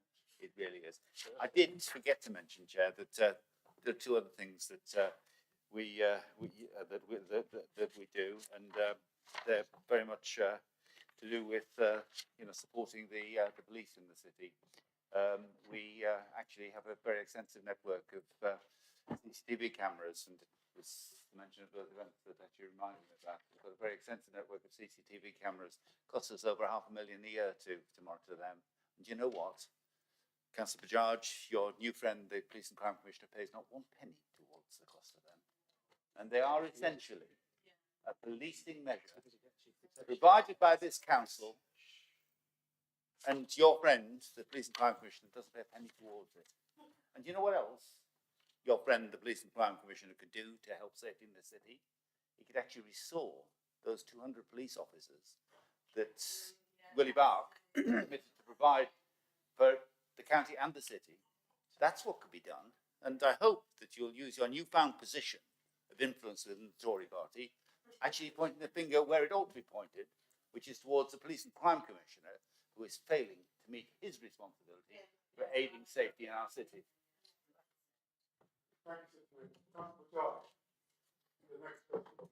Thank you, my Lord Mayor. What has the Assistant Mayor for Housing done to create homes for all in our city? A key priority for the council. Thank you, my Lord Mayor. Thank you, Councillor Judge, for your question, and apologies to everyone in the room because I'm just going to read out another list. I'm acutely aware of the need for more housing in Leicester City, which is why at the end of last year, this council declared a housing crisis. In doing so, I can assure you that we are working very hard to increase the number of homes by whatever route we can. To that end, the council has invested over £200 million in the last 4 years in delivering much needed affordable housing in the city. I'm very pleased that we have started to build our new council houses again. We've already developed on 6 sites and we have another 3 large sites which will be delivered within the next year and will deliver 141 new homes. Following that, we have another programme that is in the pipeline for a further 140 new homes. We've also upped our acquisitions particularly over the COVID period, and it continues to deliver more affordable housing. So in the last 3 years, we have bought 340 individual market sale homes so far and converted them into council houses, and we hope to purchase at least 150 more in 23-24. We are also looking now for additional sources to finance this and deliver this through Homes England have indicated that they will offer support for this. We have other projects such as Hospital Close, 150 homes, the DIP building, 58 units, and the Lees, 33 units, which have all been discussed. And the housing crisis will take this work much further by setting up a housing delivery board and re-examining the case for our very own housing company. We are working very hard on the delivery plan both for the next 4-year term, but then also for the beyond that for the next 10 years. Thank you, my Lord Mayor.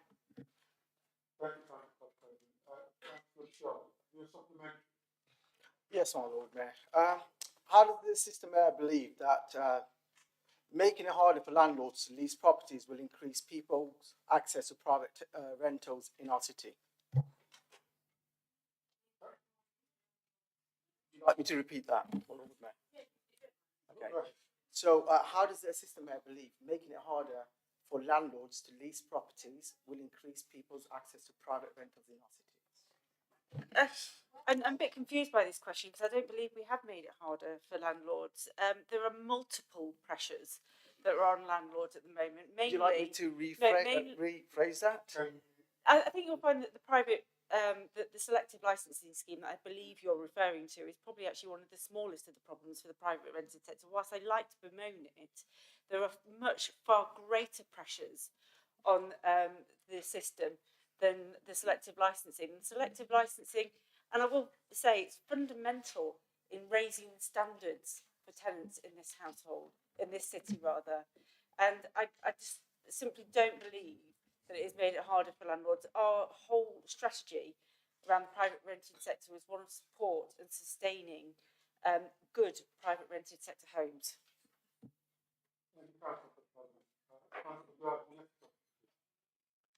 Thank you, my Lord Mayor.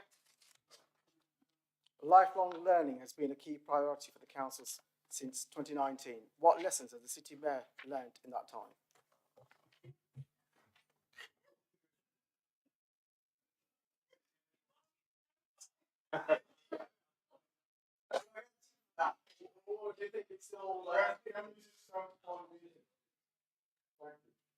Thank you, Lord Mayor. Thank you, Councillor.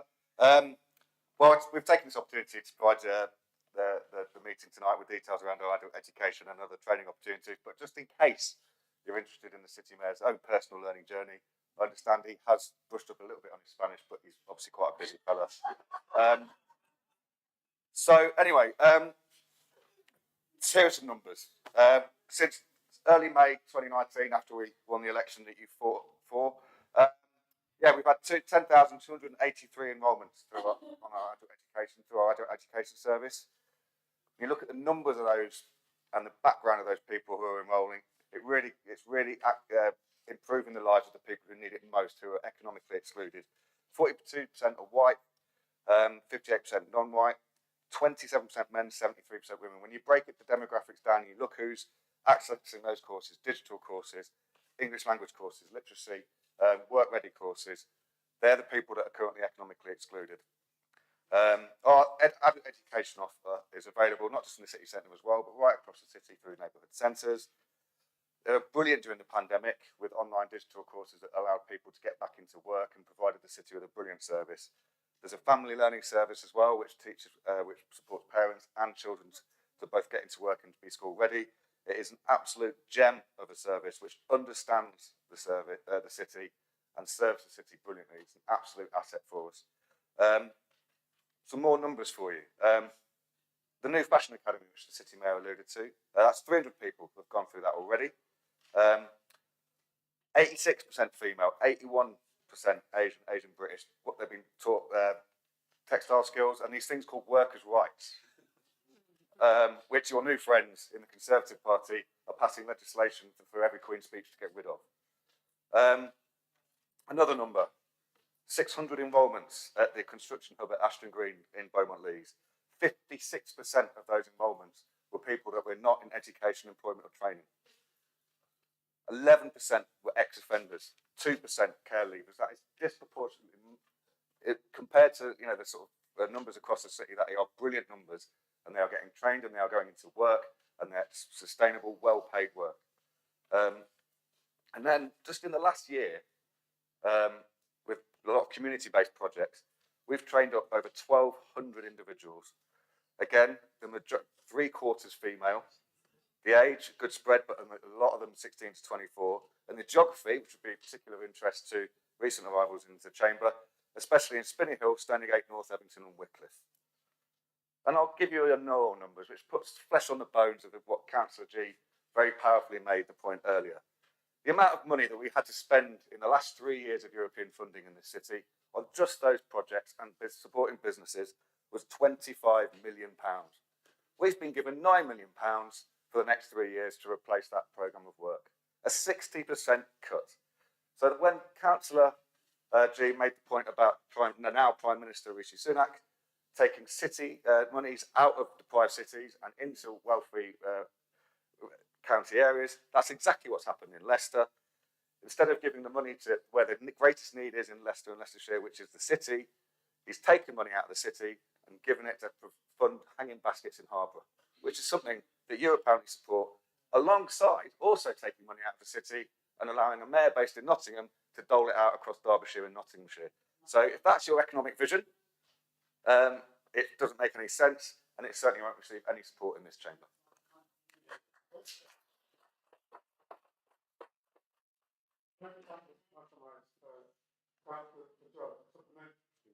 Thank you, my Lord Mayor. Thank you very much for that reply by the so-called, a spokesperson for the City Mayor, or you can call it the campaign coordinator.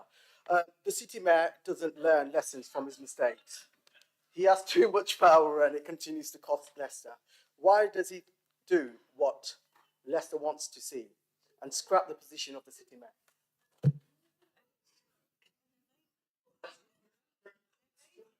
Yeah. I think that's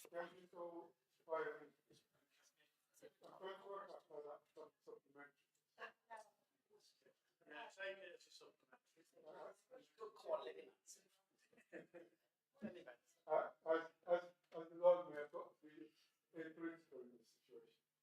And I'm struggling. Is that this or the next? That's my question. I'm not making a statement. Okay.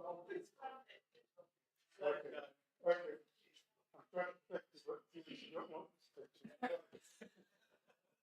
Yeah.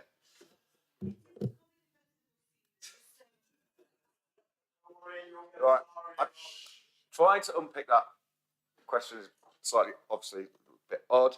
But anyway, I understand from leaflets that have been distributed that you do want to replace what we have in Leicester with a directly elected city mayor with a directly elected regional mayor based in Nottingham that gets its political base from the Tory shires of Leicestershire, Derbyshire and Nottinghamshire. So that, as we've just discovered through the allocation of the Shared Prosperity Fund, that won't play out well for Leicester.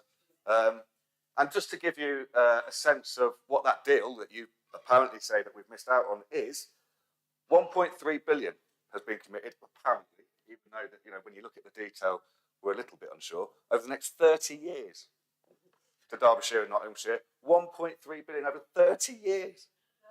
That equates, when you do a sort of back of the fag packet maths, for the per head across the Derby and Nottinghamshire area, that's about £6 a year. It's nothing. It's absolutely nothing. It's pathetic. It doesn't make any sense. What we've secured in Leicester with a directly elected city mayor in the last 4 years alone equates to about £137 a year per head. The numbers are so bad, are so, you know, unquestionably, you know, in favour of what we currently have in Leicester. The idea that you're going round telling people in Leicester to vote for you, so you can have a mayor that will provide less money, right? Will provide less money and less say for the people of Leicester. That's your big idea on your leaflets. You've signed off on them. We've seen them. It's quite frankly ridiculous. It doesn't make any sense. The people of Leicester won't buy it, and it's not going to get you anywhere. The system we've currently got in Leicester works very well for Leicester. We have a directly elected city mayor who goes directly to government, makes the case for the city, and as we've just found out throughout the meeting tonight, is able to secure hundreds of millions of investment for the city, which then brings in billions of investment from the private sector.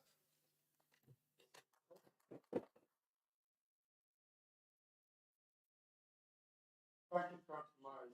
Can I just stress the point? We are getting on in the evening. Time is of the essence. None of us have brought our 50 bags, so I imagine we want to get home. So if you can just be a bit snappier, it would be really helpful. And my question, if it could also be more relevant, that would also be helpful too. Okay, can I have Councillor Barton? Thank you, Lord Mayor.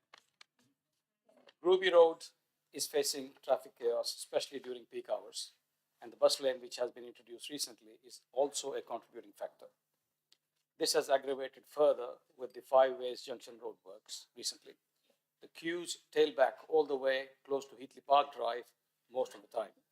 The buses for which this bus lane has been put in place are also stuck behind the merging traffic before they can even reach the start of the bus lane itself. Slow movement of these vehicles in that built-up of traffic is adding to emissions. With a new Brookmead School coming up soon on the site next to Garland Crescent, this could get even worse. In addition, the city-bound traffic has now started to shift to Anstey Lane, and now that is becoming heavy too during peak hours. Residents and road users, 81% to be precise, as per our survey, want something to be done about it. Many others also feel that the length of the bus lane is too excessive and should be starting somewhere close to the Medina Road junction. Therefore, can the city mayor please advise what actions will be taken to remediate this? Thank you. Thank you, Lord Mayor, and thank you, Councillor Battier, for the question. Yeah, bus lanes can be divisive. They've been divisive in Ayleston, as Councillor Porter is aware, and they do create a lot of debate in communities. But this particular bus lane is a really good example, actually, of why they are needed in our city. Around 6 buses an hour make use of the lane, including our all-new electrical hospital hopper service, which takes NHS staff and patients to their appointments and need to get there in a timely way and in an affordable way. Now, at peak times, the hospital hopper carries around 60 people, and it's important that they can get to where they need to be, as I'm sure you'll appreciate. And I sent you some screenshots last week, Councillor Batcher, that demonstrated that a lot of the issues that have been recently found are to do with the Five Ways work, but they've been exacerbated by some issues with gas main on Woodgate as well, and that created more excessive backup than had been previously anticipated. There have been actions taken already, and I know that you've been in regular correspondence, and we really welcome the feedback that we're getting. But some of those actions have included changing the marking and the signage to improve that ability for vehicles to move, whether they're buses or cars, in a safer and smoother way. And now the remodelling of the Five-Way junction, along with the bus lane, will deliver considerable improvements to the length of queue, at something like 400 metres down to 150 metres, as I recall. That's all part of the design. But when you're investing in a city like Leicester, at the pace we're investing in, it is a case of having to scramble eggs to make that beautiful omelette. So I do appreciate that there will be times when there is excessive traffic, but the long-term future for transport, the whole transport network of the city, is a fantastic one. And I don't think you can argue against those electric buses that are actually, imagine those 60 people being in a car, putting them onto a bus, actually will eventually be reducing congestion vastly within our city if we can get more people onto buses and out of their cars, so that people who really need to use their cars can do so in a more efficient way. Thank you, Lord Mayor. Thank you, Councillor Buckley. Got a supplementary? Yes, Lord Mayor. Well, thank you, Councillor Clark, for your response and the communication that you've shared with me earlier. I think I slightly beg to differ with regards to the statistics that have been shared with me with regards to the number of buses going through with that stretch during an hour, and also in terms of the occupancy of those buses. But given the fact that a new school is coming up there, the lane is already halved, yeah, the congestion that will start to build up in addition to what is already there, even after the Five-Way junction has been rectified, I would sincerely request that this be looked into with a much greater detail. And as you rightly said with Buckminster, sometimes we don't get things right there. So maybe there is an opportunity here to get things right. Thank you. No, sorry, my Lord, I absolutely agree. And the role of the community and councillors in assisting us to make this transition that needs to be made for the city to grow sustainably is really important. And then we do have to have challenging conversations. But the vision is the thing to hold on to, and that is that a city that is we can travel around healthily, good for the economy, good for the environment, good for our health, and that's really important that we all share that vision. I think in terms of the school, you're absolutely right. There is. We're going to have to put in a really robust travel plan for the school. We're going to have to work with the community. It will bring forward challenges that we'll have to work with. But I'm absolutely sure that even though we're moving, we're moving at a pace that may not be accepted by a lot of the community. I'm absolutely sure that the officers within the council, within the planning department, working with the transport strategy team, are really on those challenges. They understand those challenges. They've had the challenge set down to them at scrutiny and through your correspondence and other ward councillors' correspondence. It is hugely challenging for them, for me, as it is for you. But we want to work together to achieve that vision that I've described. Thank you, Lord Mayor. Thank you, my Lord Mayor. This question has already been answered by Councillor Clark, so I don't wish to ask it again. Thank you, Councillor Wilson, for your understanding and generosity of council. Councillor Batcher.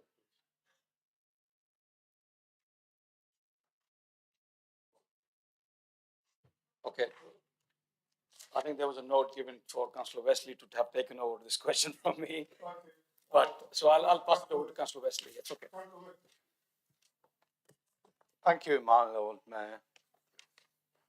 Beaumont Park is one of the only large green patch residing within the residential area of Beaumont Leys, and has been the lifeline of our residents. Its inclusion in the local plan for commercial and employment development is causing tremendous anxiety, anguish and anger with the residents, especially that almost 70% of it will be taken over. If it was the other way round, maybe the residents would see the plan being pragmatic, but not now. to aggravate the situation further, a travellers' transit site has been suddenly introduced at the very last stage of the consultation process, which in fact only allows residents to challenge it to a government inspector. It is not actually a consultation per se. Beaumont Leys has already contributed towards a permanent traveller sighting on Greengate Lane. We have done our fair share. Matter records also show that only 2 incidents of illegal transit occupation took place in the last 2.5 years, and they were quickly removed, so there's no demand in the ward for it. We, the 3 ward councillors, therefore oppose any such move to put additional transit site within our ward. Hence, can the City Mayor assure the people of our ward that this will be removed from the plan? Thank you.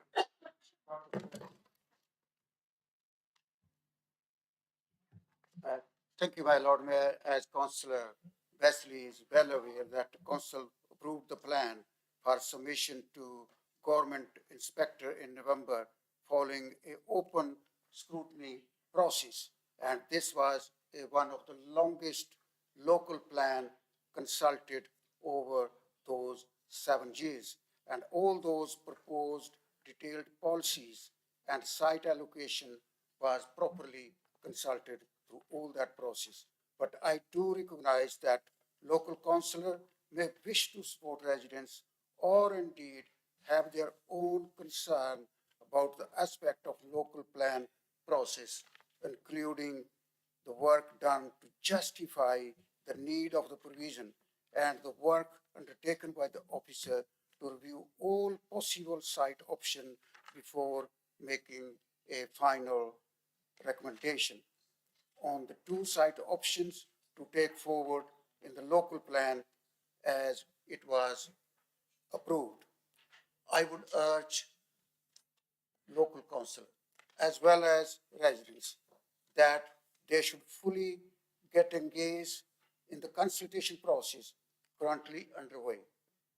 I'm certain that all the representation will be very thoroughly tested and assessed by the government inspector at the examination, which is the next stage in the process. Both councillor and residents can request to attend at the examination to have their view presented to a inspectorate. And I will encourage all of you, my colleagues, wherever you have any concern, please get engaged and raise your concern. That could be something inspectorate would consider and feedback to us.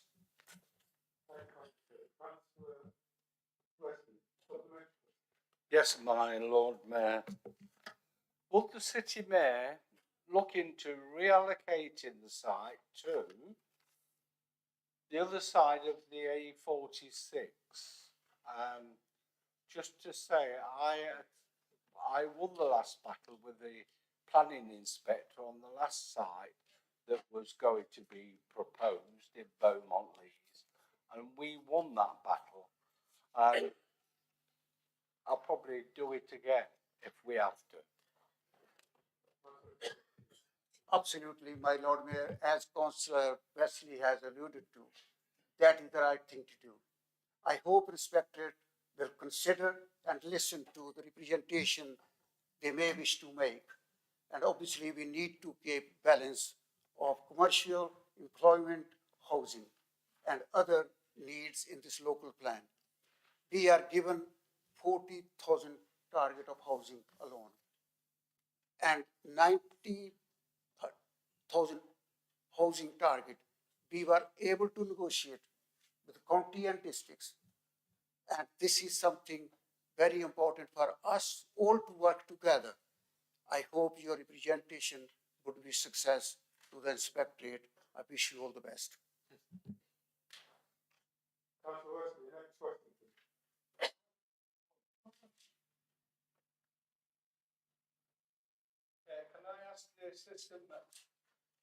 ask the Assistant Mayor for Housing? We have around 417 void properties in the city with a housing crisis. Families living in third floor flats, the Lees high-rise flats that have been empty for 2 years.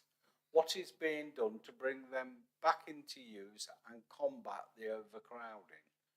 And can I say, the Lees is a 15-storey building at the back of my house and it's still empty now. Thank you, my Lord Mayor. Thank you, Councillor Wesley, for your question. I am actually really pleased to be able to report tonight that the Housing Division have now returned to what levels of voids we had pre-COVID. So out of a stock of 20,000 homes, we currently have 387 properties which are considered void. That is actually just 1.98% of our overall stock, which is in line with the industry standard. Having said which, voids continue to be an absolute priority for us. And in the context of the housing crisis, it is vital that we bring those homes back into use as soon as we can. What I would ask though is if you have particular addresses in your areas, for all councillors, if you have particular addresses in your areas which appear to have been empty for a long time, please just jot down the number of the house on the street, give it to me and I'll look into it. There are a number of properties across all of our estates which are empty but have actually been bought through the right to buy and are now in private ownership. And so quite frequently people think that the council have power to intervene, where quite simply we don't. In relation to your question on the Lees, the time it's taken to refurbish the Lees has been a constant frustration for both myself and officers. You may recall the council purchased the Lees with the intention of refurbishing it and then letting it back out as quickly as possible. Unfortunately, we did that at a time where there was increased activity in the construction industry, followed by COVID, where we saw more people who embarked on home improvement projects. And then we've seen subsequent staffing issues in the industry. And despite our best efforts, we were unable to secure a contractor to do it. But I can update council this evening that phase 1, which was to strip out the block internally, has been completed. And we are procuring phase 2 of improvement works and hope to have a contractor on site in the coming weeks. Thank you, my Lord Mayor. Thank you, Councillor.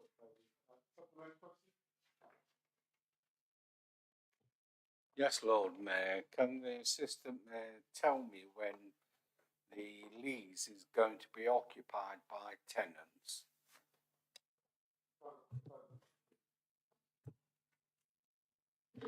Unfortunately, I don't have that information and I wouldn't want to make any guarantees in full council in any case. Quite happy to sit with Councillor Wesley or for the item to be brought by whomever is the chair of the Housing Scrutiny Commission following our next elections to look through the timetable of scheduled works. Thank you, my Lord Mayor.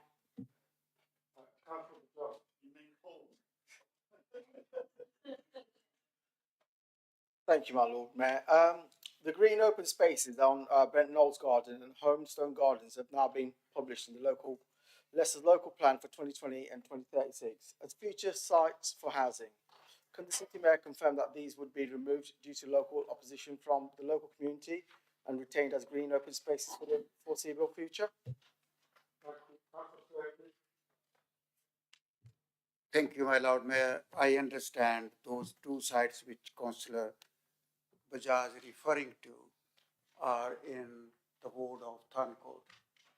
I really admire the way in which engagement from both local ward councillor has been so engaging with their local residents. Even they made their case, as they should have done yesterday in their ward community meeting. As I said before, we have gone through a very extensive consultation over those 7 years for this local plan. And it has gone through 4 major thorough consultation stages. And for those, all those times when we consulted, taken it through scrutiny, Councillor Bajaj voted for it. Councillor was given his consent. If I just take this council and member through how we have gone through the allocation and selection of those sites. Originally, to start with, we started with 200 sites, and then we reduced the number of sites on the basis of the consultation and feedback given to us, either by local ward councillor or advised by the officer, the way in which those sites could have been qualified through their proper analysis and proper sort of procedure they have taken through. But then finally, we only agreed to take 54 sites forward. And we are at this stage, as I mentioned before, this is the final stage. This is the right thing to do for local ward councillor, local residents to engage in this consultation process and put your view forward through planning process. Officer may advise residents or ward councillor how to submit those forms. I may ask officer to help and support both local ward councillors from Tharncourt, Steve and Theresa. And I hope you would be able to present your case to inspectorate, and he may consider sympathetically. He may consider to overrule those 2 sites. But there is another opportunity. These sites will not be developed tomorrow. This is the local plan from 2020 to 2036. Any proposal which may be developed, that will go through a proper planning process. Even at that stage, residents and ward councillor has all those opportunities to put their case, and planning permission can be considered according to the representation made at that stage. I hope I have explained, and I can say to my colleague, Councillor Bajaj, he needs to understand what he's asking for and what he's voted for. Thank you, Councillor. Councillor John, supplementary question? Yes, thank you, my Lord Mayor. The Assistant Mayor refers to, he talks about the consultation. And so why were there people protesting outside today, in the rain, against these? If you had consulted them properly, they wouldn't have been out there. Especially when a young boy who came up to me today and said, please, are you able to help us save our green spaces, our playing fields? So why were the two petitions previously also, 2 petitions previously disregarded by the council and local views not heard without the support of the ward members? You voted for it.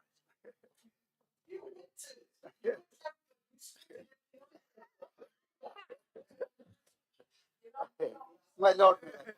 You never once spoke against us. My Lord Mayor. My Lord Mayor, as Councillor Bajaj has alluded to, I have explained to him that there is a process. Those people have genuine concern. Those people are doing the right thing. And their ward councillors are there to support them. And this is an opportunity for us all.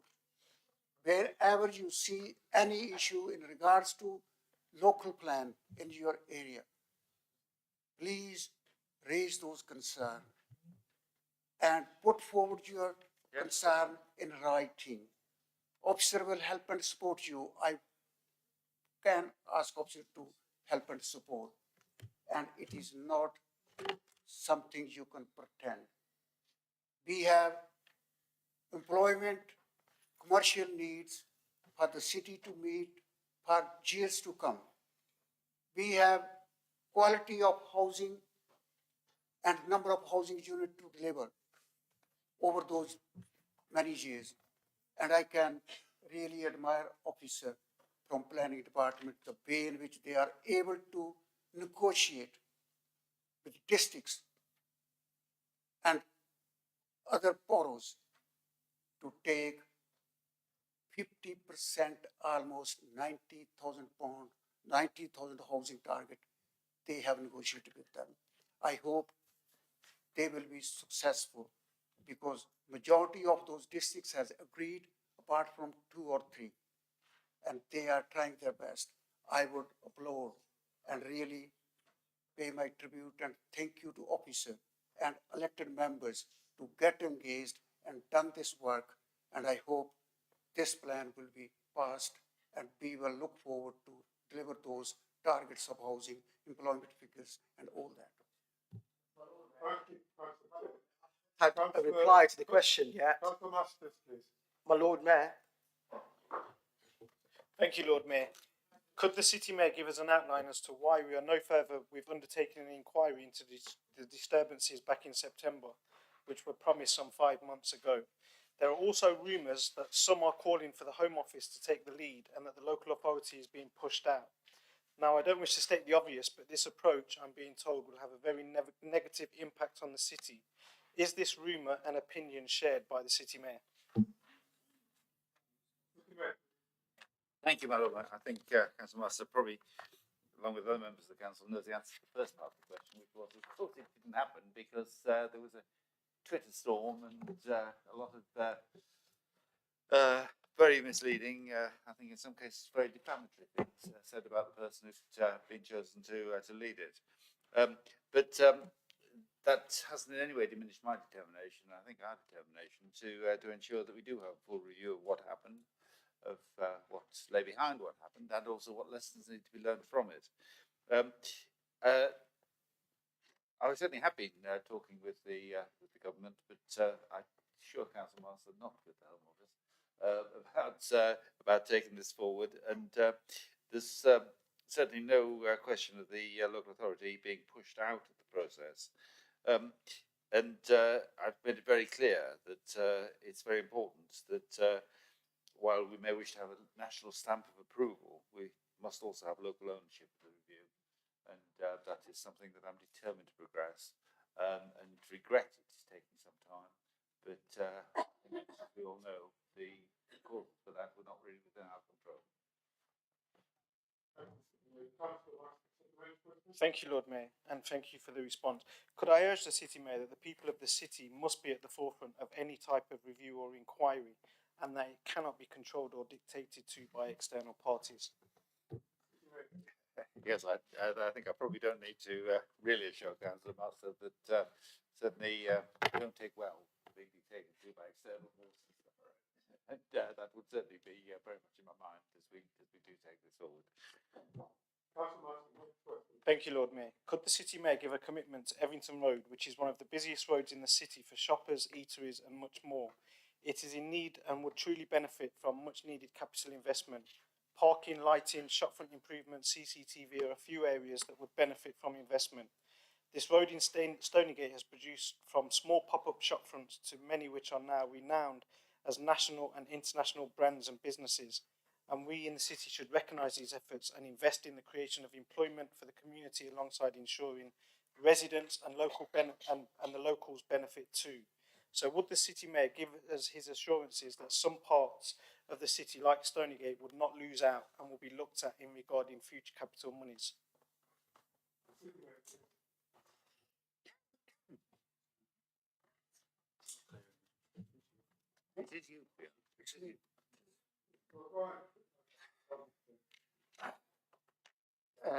Thank you, Lord Mayor. I can give assurance to Councillor Master that those investment and what he asked for would be done. And as we currently consulting in Stonygate on measures to improve parking conditions, for both businesses and residents along Wington Road. This follows recent work to improve the open space at Wington's Place and Wington Road, including investment which we have committed to improve the whole court at Cedar Road and also to improve play area, about £250,000 plus investment. And as my Lord Mayor, Council recognized that district centres like Wington, in Stonygate, Nava Road, Acom Avenue provide a vital service for our local communities. And throughout our capital investment program, and supported not only by City Council, but also a significant private investment, we will continue to support our retail area and continue to work with businesses and residents to deliver improvement in the shopping area, including, for example, throughout shopfront improvement grants. Our local environment work and highway capital maintenance program will continue to have a focus on delivering improvement at the heart of the community.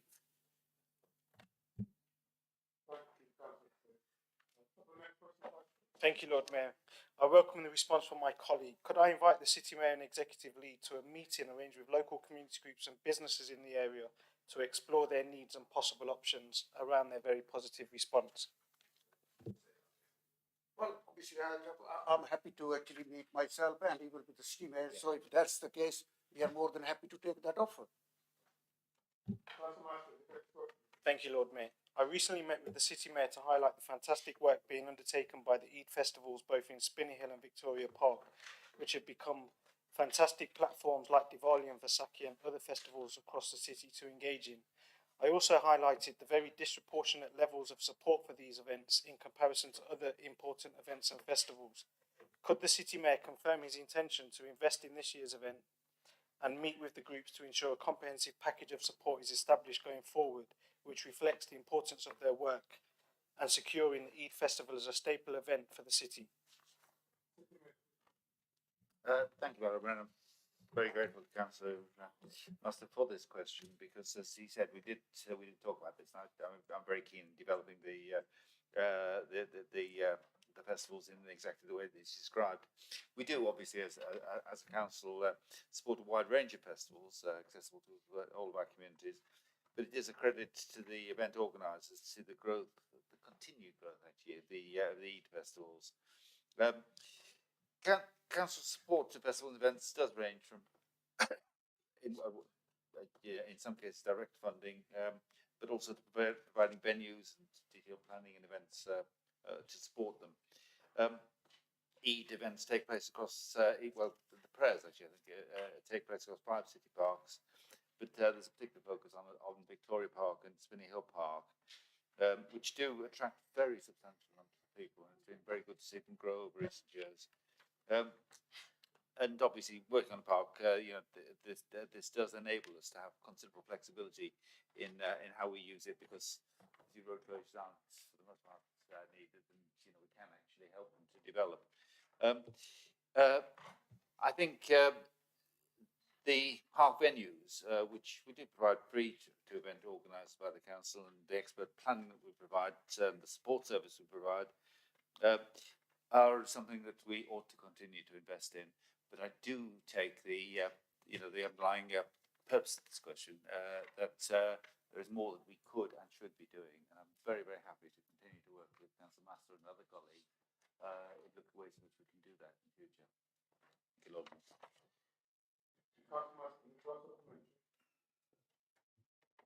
No, my Lord Mayor. Yes, thank you.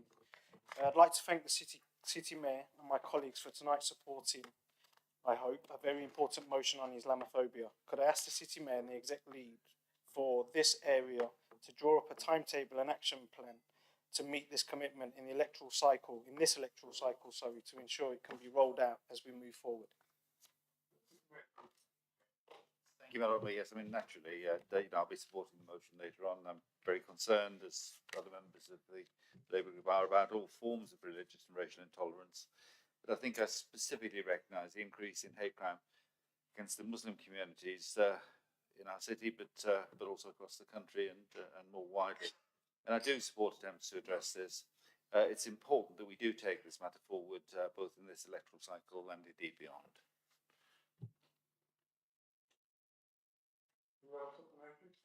No, my Lord Mayor. Thank you, Lord Mayor. I think my colleague has answered this question on previous occasions in the number of comments that was already around the district heating. At the promise of a free cup of coffee, I'm happy to withdraw that question. Thank you very much. Thank you.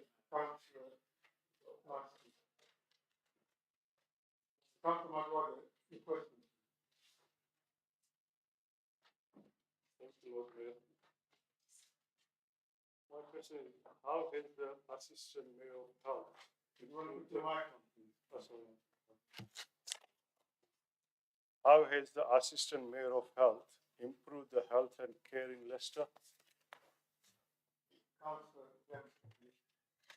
Oh, thank you, Lord Mayor. And I'd like to thank you very much for your question, because it gives me the opportunity to highlight the fantastic work of our public health team. I take it that most of you, I hope all of you, are aware that only recently the Association of Directors of Public Health recognised Leicester as the outstanding public health team in the country. So really richly deserved praise for our team. I think you all join with me in giving a big round of applause for the public health team. Now, I'm not going to go on. I'm not going to give you a big long list, because I could be here for at least half an hour, and I know that wouldn't make me very popular.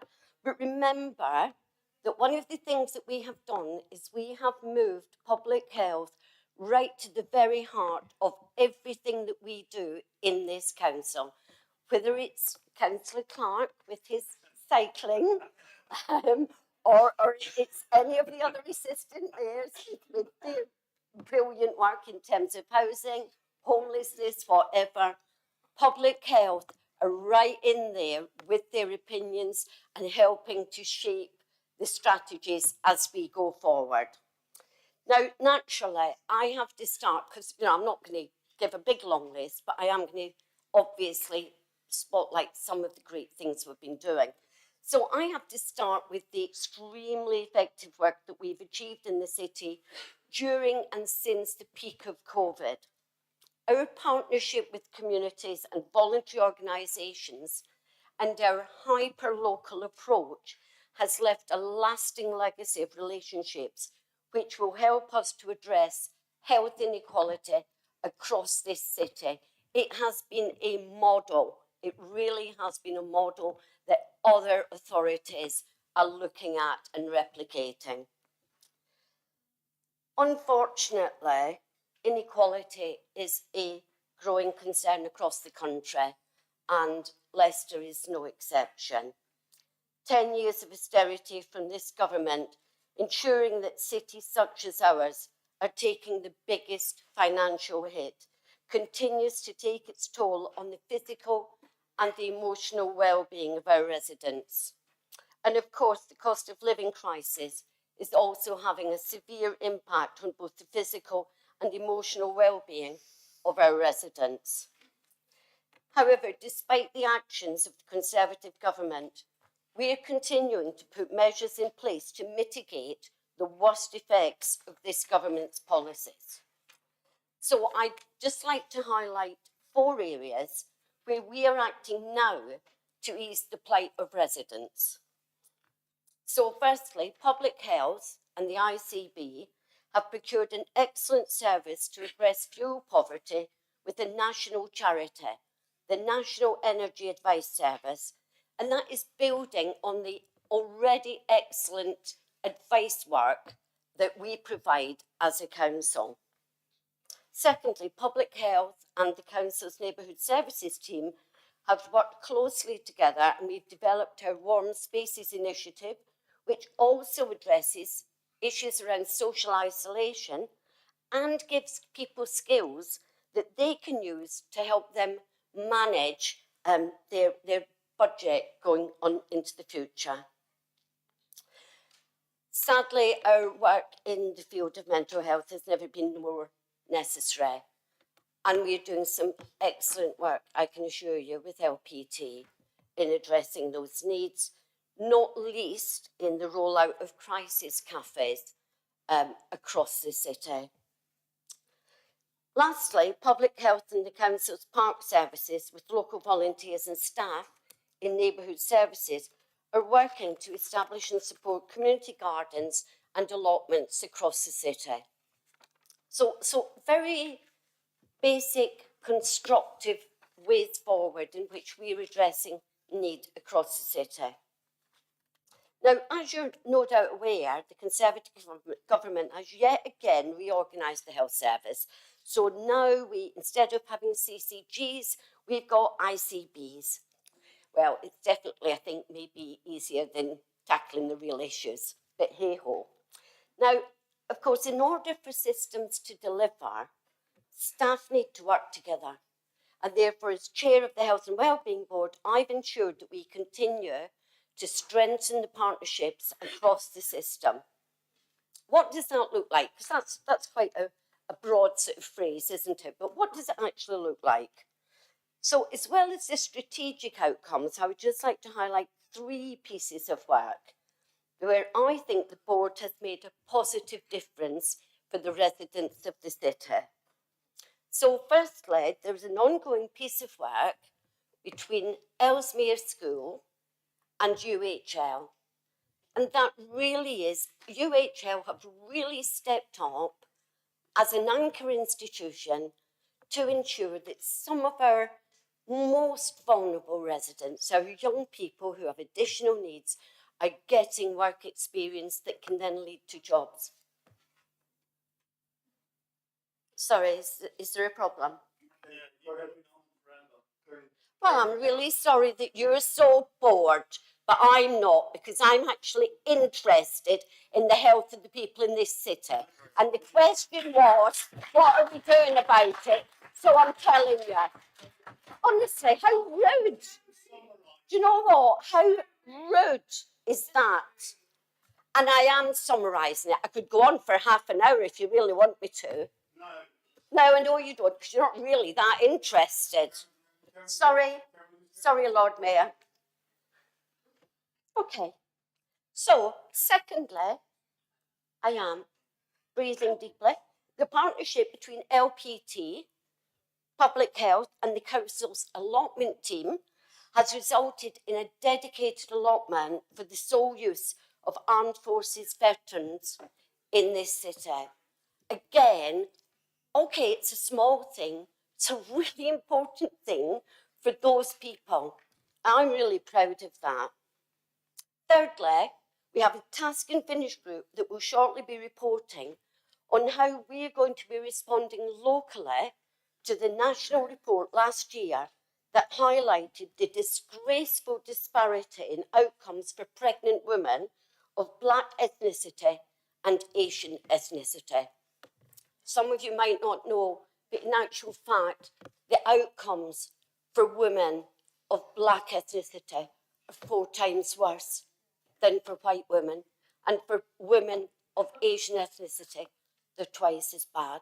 So, you know, that is a very, very important piece of work, but it's because it's about what are we going to do locally to address that issue, not some hypothetical pie in the sky. What are we doing locally? So I'm happy to say that I've actually only scraped the surface of the fantastic work that we're doing in the city to improve health and care. But I have to regret when I say that every day we are being undermined by the Conservative government. And so I got a few quick ideas, we'll make them quick, on how they could improve things. One, they could tell us about the strategy for adult social care, and they could properly fund it. They could pay health and care staff the wages that they need and they deserve. They could stop capping the number of medical students that can be trained each year. I don't know how many of you know this, but there's lots of people in this country that would like to become doctors, but they can't get a university place because it's capped.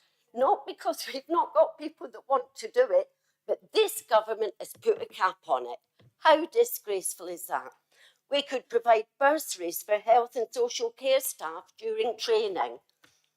We could reinstate funding to local authorities to enable us to strengthen our offer so that our children have the best start in life. That's just a few examples for opposition members to take back to the National Party, because we in the city, we're doing our bit, and I would really love if the party nationally, the Conservative Party, would step up and do their bit.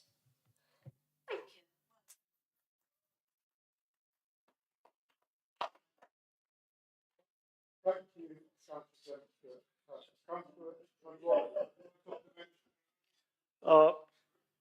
Yes, Lord Mayor, I have a supplementary. Oh, no. Is saying it easy, we improving health and care in Leicester. But last week I went in my constituency. There is a day center which is now in consultant to close down on Hastings Road, and that I visited the last week, and all the people they are like saying me that we need to save this for all the mental health children there, adults. So she can confirm that this day surgery will be not closed?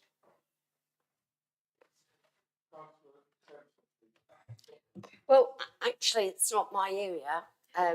It's Councillor Russell's. But what I can say, because we work as a team, and what I can say to you is that I am very aware of the amount of engagement that is going on with each of the, I can't remember if it's 19 or 20 families that are affected by this. And, you know, it is very important that we work with people as individuals. And that sort of early 20th century model, things have really moved. And nowadays, what we like to do is look at people as individuals and make sure that each individual has a proper plan that is tailored for them. And so the engagement work that is being done with those 20 families will ensure that that is what we achieve. Thank you.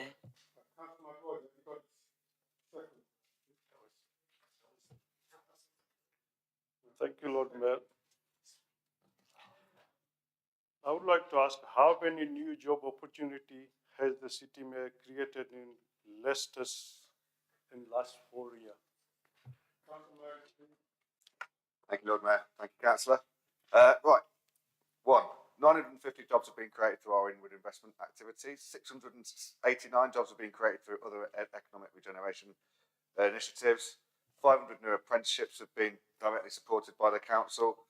And over the last 4 years, working across 32 projects and with loads of businesses, our inward investing team have brought in a further 935 jobs. Those figures do not include the many hundred more jobs that the investment in the water side and the wider city have brought, but they are jobs that we have had a direct relationship with in terms of communications with businesses and investment.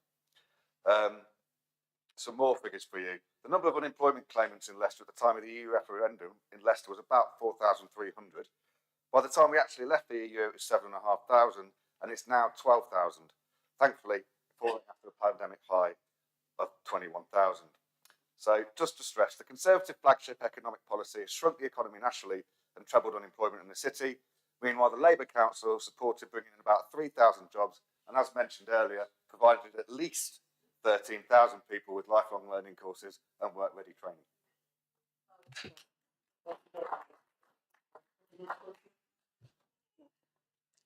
Yes, Lord Mayor, I have a supplementary question.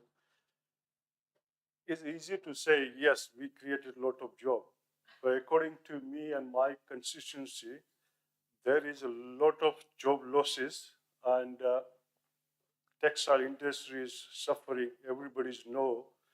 So I don't, is there anything we'll do about that? Because yes, City Council created Fashion Academy, as earlier on he mentioned regarding Fashion Academy.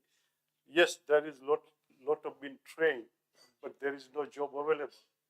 So what City Council going to do about that? Yeah, look, if there's a question directly about the textile industry, there's going to be a question about that later on.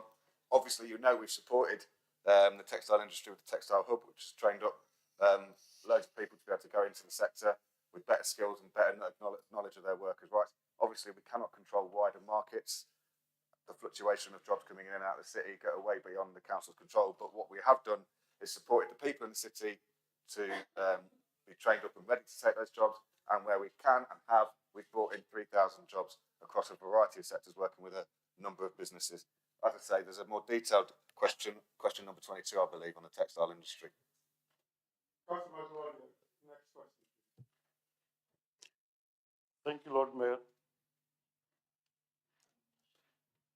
Does the city mayor believe he has made the city enjoyable for young people since 2019? I think, my Lord Mayor, considering the time it's taking for the full council meeting, I can simply say, yes, we have.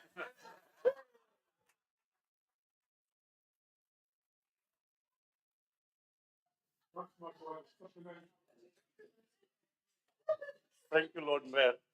It's just easy to say yes, but according to me, most of young people going out of city to find the job, there is no job opportunity in Leicester City for young people. There is no more tech innovation job available in Leicester. So why young people going out of city for jobs? Absolutely, my Lord Mayor. I think I can give those examples now, which I wanted to avoid for the council time. And as Councillor Meyer has said, there is a further question where employment and textile industry answer could be given.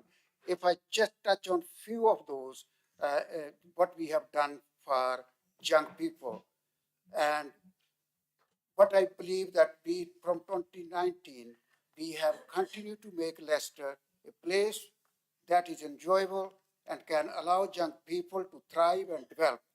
The question covers such a range of development what we have done, but only few which I can mention that we have continued to invest vast sum into our schools, ensure that we provide an environment that is welcoming, inclusive, encourages national personal development of learning. As part of this, we have secured additional special school places and have delivered hundreds of additional designated specialist provision in mainstream schools. And we have also spent £4 million on development of Nightingale Centre, deliver additional 60 places for young people. Our early help service provide an accessible, easy access to resources for family that are under pressure to find someone to talk with help and support and to learning a skill and techniques. That is something we have feel very proud of that. Beyond the work of education service, we have done so much in other areas like to make this city enjoyable. We have a record of celebration of our festival, in particular Christmas Ice Rink Jubilee Square is now enjoyed by 40,000 people, which as majority of them were young people.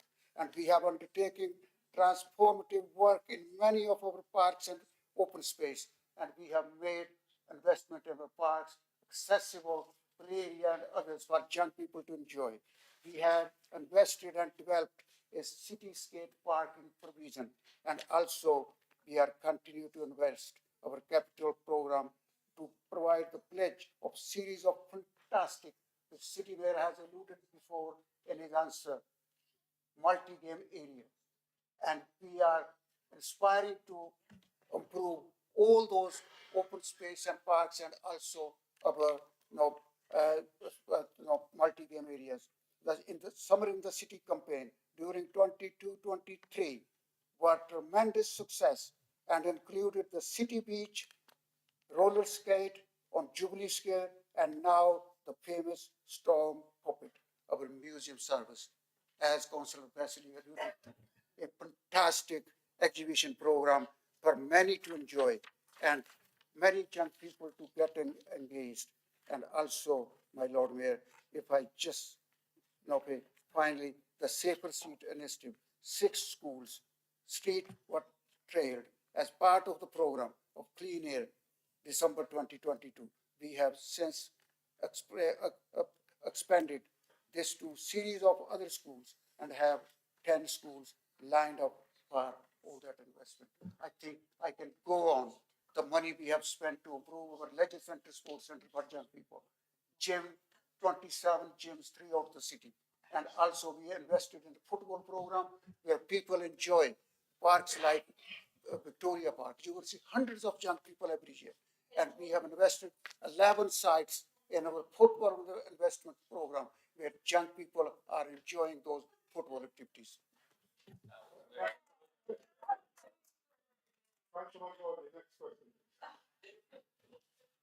Thank you, my lord. My next question is like Leicester used to be known as like a textile city, and now textile is totally dying in Leicester. Used to be 500 factory in my constituency. Now is only 5 factories running. So is the Leicester City Council have any plan to revise the textile industry, make some like UK made or something to support? Thank you, Lord Mayor. And the first time I met Councillor Mudwadi was before he was a councillor, and he was there as a textile manufacturer at the House of Lords, and we were with one Andrew Bridgen, I recall. I don't know what quite happened to him, listen, it's very unfortunate that the Tory government has failed to deliver the single enforcement body that it promised, which, if it was set up and had the resources it needed, would help immeasurably us in Leicester. Or better still, if they gave us enforcement powers ourselves, we would be able to take on the responsibility that they are not prepared to take on. Now, Leicester has the second largest concentration of textile firms in the country and the largest for garment manufacturing, employing over 1/5 of the UK workforce. So textiles is, I can confirm, still a priority for the sector in our economy, as it has been for the last couple of centuries. We have a textiles-focused labour market partnership, which reports annually, and you can find that on the council's website, and that gives the strategy and the plan going forward as well. In terms of what we've done, we've invested £300,000 to launch the Fashion Textile Academy, which has been mentioned earlier, which has a specialist training provider that also works in London and in Wales, Fashion Enter. That opened in late 2021, and that supports those workers that Councillor Myers mentioned earlier, not only in those skills in terms of garment making, but in terms of English language and in terms of those workers' rights that the Tory government is trying to erode. We've secured £500,000 from the Community Renewal Fund for the Leicester Textiles Renewal Project in partnership with Fashion Enter and with De Montfort University, so working very closely with higher education. 44 local textile manufacturers have been provided with innovation support, compliance reviews as well to check that they are complying with the law, and also been given productivity grants, and also they've had their environmental credentials looked at as well. 175 individuals have been supported to achieve level 1 training qualifications in garment skills and that workers' rights and labour exploitation qualification. We've launched what we call the Leicester Made Directory of Ethical Manufacturers, which is there for those ethical manufacturers in the city, so as almost as a kite mark, a seal of approval for them, so that they can trade and people can buy from them with a level of assurance. We opened an industry showcase at Athena in the Cultural Quarter last June, which was attended by over 40 manufacturers, and we also invited secondary schools in to learn about the textile industry and what they can do to support it as they move into their careers. We provided new funding through the UK Shared Prosperity Fund, £600,000 allocated to support the textiles sector. We're commissioning plans to develop what that will look like, and I've been having conversations this week indeed with trade unions and with national representatives of other sectors to see what good looks like. So in the absence of what government promised in the last Tory manifesto at the last general election, I think we're doing rather a lot, my Lord Mayor. Thank you.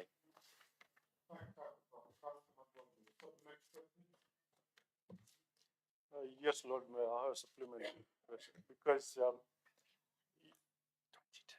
yesterday I went to Greenland Road and that is coming my constituency. Because of that, my area used to survive on textile.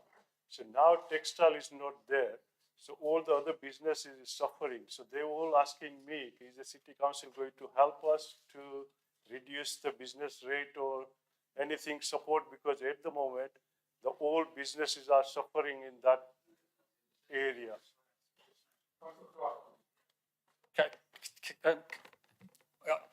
I answered the first question out of courtesy, but I am concerned that Councillor Mudwada is a director of a textiles company in the city, and this does seem to be leading into pecuniary interest, my Lord Mayor.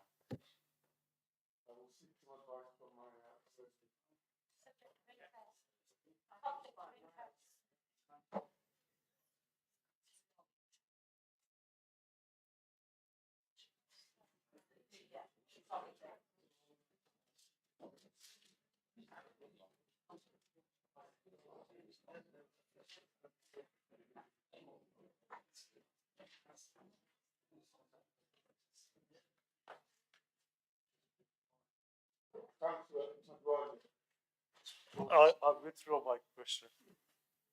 Thank you. That's very helpful. Can I turn to Councillor Porter? Yeah, I will. I'll go as quick as I can. But before I go as quick as I can I just find out why we're having this meeting? I mean, it's gone 10 o'clock at night. We normally have a meeting in March. It just seems ridiculous. Really is. But anyway, let me get on cracking and I'll try and keep the questions as quick as possible. Right. Maybe you can tell me after, send me an email or something, but I just think it's ridiculous. Oh, here we are, yeah. Since 2011, how much in total have Labour members taken in allowances, payments, expenses, etc.? Thank you, Lord Mayor. As Councillor Porter knows, all council members, no matter their political party, are paid in line with the members' allowance scheme that's approved by the council. The amounts paid to individual members in any year are published annually on the website for full transparency. I suggest Councillor Porter might like to look them up and do the addition himself. Yeah, it's not. Yeah, I was hoping he'd do all the hard work for me, but I estimate it's probably close to £12 million, something like that. Which is, I mean, yeah, it's £1 million a year. £1 million a year in expenses. Yeah. Yeah. Anyway, so a huge amount of money. I mean, a lot of people will say, look, here we are, Sir Peter Salisbury at the in the cab of the council gravy train, raking in £1 million a year in allowances and expenses. So can Sir Peter confirm? Well, in terms of your Labour Party, so can Sir Peter? This is my question. Can Peter confirm that every Labour Party member, councillor rather, has to pay a compulsory 5% fee to the Labour Party, which over the period of time amounts to well over £500,000. So that's £500,000 which has come out of public money from the taxpayer and has been pumped into the Labour Party. My Lord Mayor, first of all, just set this into context. The amount paid in members' allowances in this authority is very much in line with those paid in local authorities up and down the land, including Liberal Democratic controlled authorities. There are some. One of them up in Odeon Wigston, where I believe they pay very similar levels of allowances to the ones we paid here. So there's nothing particular about this authority. And of course, the allowances that are paid to members are very modest figures in contrast with the amount of effort and time we put in. And looking at the time this evening, we're certainly putting in some time this evening. But I think that I would just simply say to Councillor Potter, I mean, I hear his concern about this issue, but frankly, I did do a little bit of a calculation as how much he's received over the 10-year period. It's £130,000. Now, given his concern, over the period we're talking about, yes, you're talking about 10 years. That's about £130,000 over 10 years, isn't it? Now, but no, I'm just suggesting to Councillor Porter that I would perhaps, and indeed other members here, would perhaps take him rather more seriously if he wrote a cheque for that amount and paid it back. Well, I think that's quite ridiculous. It's close to 12 million quid that they've pocketed. Anyway, my next question is it correct that the Labour-led council purchases gas at 9.5 pence per kilowatt hour? Thank you, my Lord Mayor. Actually, for clarity, we currently pay 3.4 pence per kilowatt hour, but it's obviously significantly lower than the price that's generally available on the open market. But it is forecast that the price the council will pay for its gas from the 1st of April coming will be 9.5 pence per kilowatt hour, and we're able to pay at what is less than the going rate out there, because we're part of a consortium to purchase gas with several other public sector organisations, and that does enable us, together with them, to aggregate our buying power and enable us to purchase gas lower than the domestic market for the last 10 years and pass this saving on to our tenants. Yeah. Have I? Am I on? I think, has the governor not got a supplementary? All right, yeah. Yeah, I was going to say. Yeah, I know, I can understand, but this one shouldn't take Sir Peter long to answer. But so the question is, does Sir Peter still believe that the district heating scheme is more environmentally friendly than individuals' households having their own boiler, especially when we've been told tonight that the families who are on the district heating scheme are actually paying or using twice as much energy than the UK national average? Patrick Kitterick had done the research, 24,000 kilowatts hours per year in district housing. UK national average is 12,000, so it's twice as much. So can he confirm that he still believes that it's more environmentally friendly to use district heating than individual households having their own boilers? Can I respond? Right. So you've asked question 28, and you're okay with that, yeah? No, I haven't. That's a supplementary to the question you just answered about 9.5. No, it's not. That's a separate question to find out whether it's true or not. I'm just. I've asked the supplementary, which is, does Sir Peter still believe that the district heating is more environmental? Thank you. Just pointing out what's going on. I'm not quite sure I know what's going on, because that is almost verbatim the question 28, which I will proceed to answer, my Lord Mayor. It's just not true. The district heating network uses combined heat and power technology, meaning it both provides electricity and heat across a number of sites in the city, and that is environmentally friendly. And as I just pointed out in the answer to the question 24, the price that is paid for the gas element of that is lower than would be paid elsewhere. The other thing, of course, as we talked about earlier on when we were talking about district heating, what we're doing now by enabling metering is to give even further incentives to people to use less energy in something that is already environmentally friendlier than individual gas boilers, and is also significantly cheaper because of the way in which the infrastructure is shared. So I hope, my Lord Mayor, that will take as an answer to the supplementary 24 and the substantive question to 28. Yeah, I mean, I'll still be putting question 28. Anyway, my question 25 is it correct that 25% of the city's carbon emissions come from road traffic? Broadly speaking, my Lord Mayor, yes, 26.5 in 2020. Yeah, I'm sure that we'll all agree that most of that 25% is going to be down to private cars, and we can assume that 99.9% of those cars that are on the road are meeting emission targets. So will the council's transport spokesman agree with me and condemn motorists who drive around the city in dangerous polluting cars and cars that don't have tax and MOT?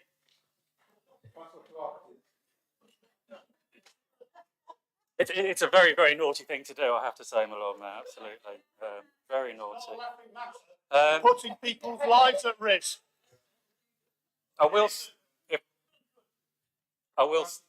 Thank you very much, Lord Mayor.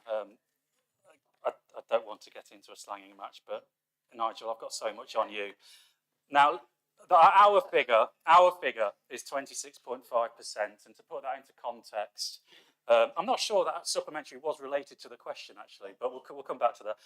But to put that into context, 33% of Bristol's carbon emissions came from transport in that year, 33.8 in Liverpool, 34.7 in Manchester, 32.6 in Nottingham, interestingly enough, and 30.3 in Sheffield. So our emissions figures are much better than any comparable city, and I'm really proud of that. Thank you, my Lord Mayor.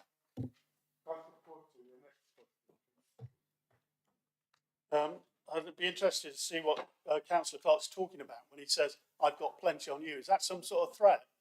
I mean, I would like to raise that really with the monitoring officer. We're at a public meeting, and if he's making allegations like that, and then I think he needs to substantiate what exactly he's trying to drive at. I'm more than happy to, if you'll allow me, Lord Mayor.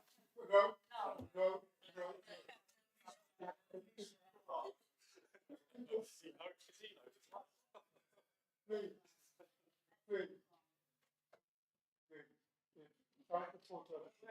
If you can do that to the monitoring officer, that'd be great. Again, Senator, we're enjoying this too much. It's after 10 o'clock. Would you like to ask the next question, please? Yeah, thank you, Lord Mayor. What's the current price of the standard adult ticket for the Richard III Visitors Centre, and what was the price when the attraction first opened in 2014? Councillor Clare, please.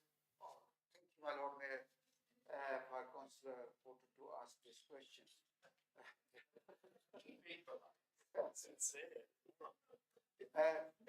I can give you the details of our current pricing structure is available online. I hope you can actually log in and see that. And you may have seen and probably noticed that ticket purchase entitled visitors to an annual pass. Adult ticket cost is £10, and over 60 or student tickets is priced at £9, whilst the children admission ticket is £5. A family ticket comprising of 2 adults and 2 children cost £25. These prices have been in place since 2022. If I just give you background of 2014, we only sold day ticket, and visitors would have to pay again should they leave within that year. And family option was not available. In 2014, that costed £7.95 for adult entry, £7 for over 60s and students, and children ticket cost £4.75.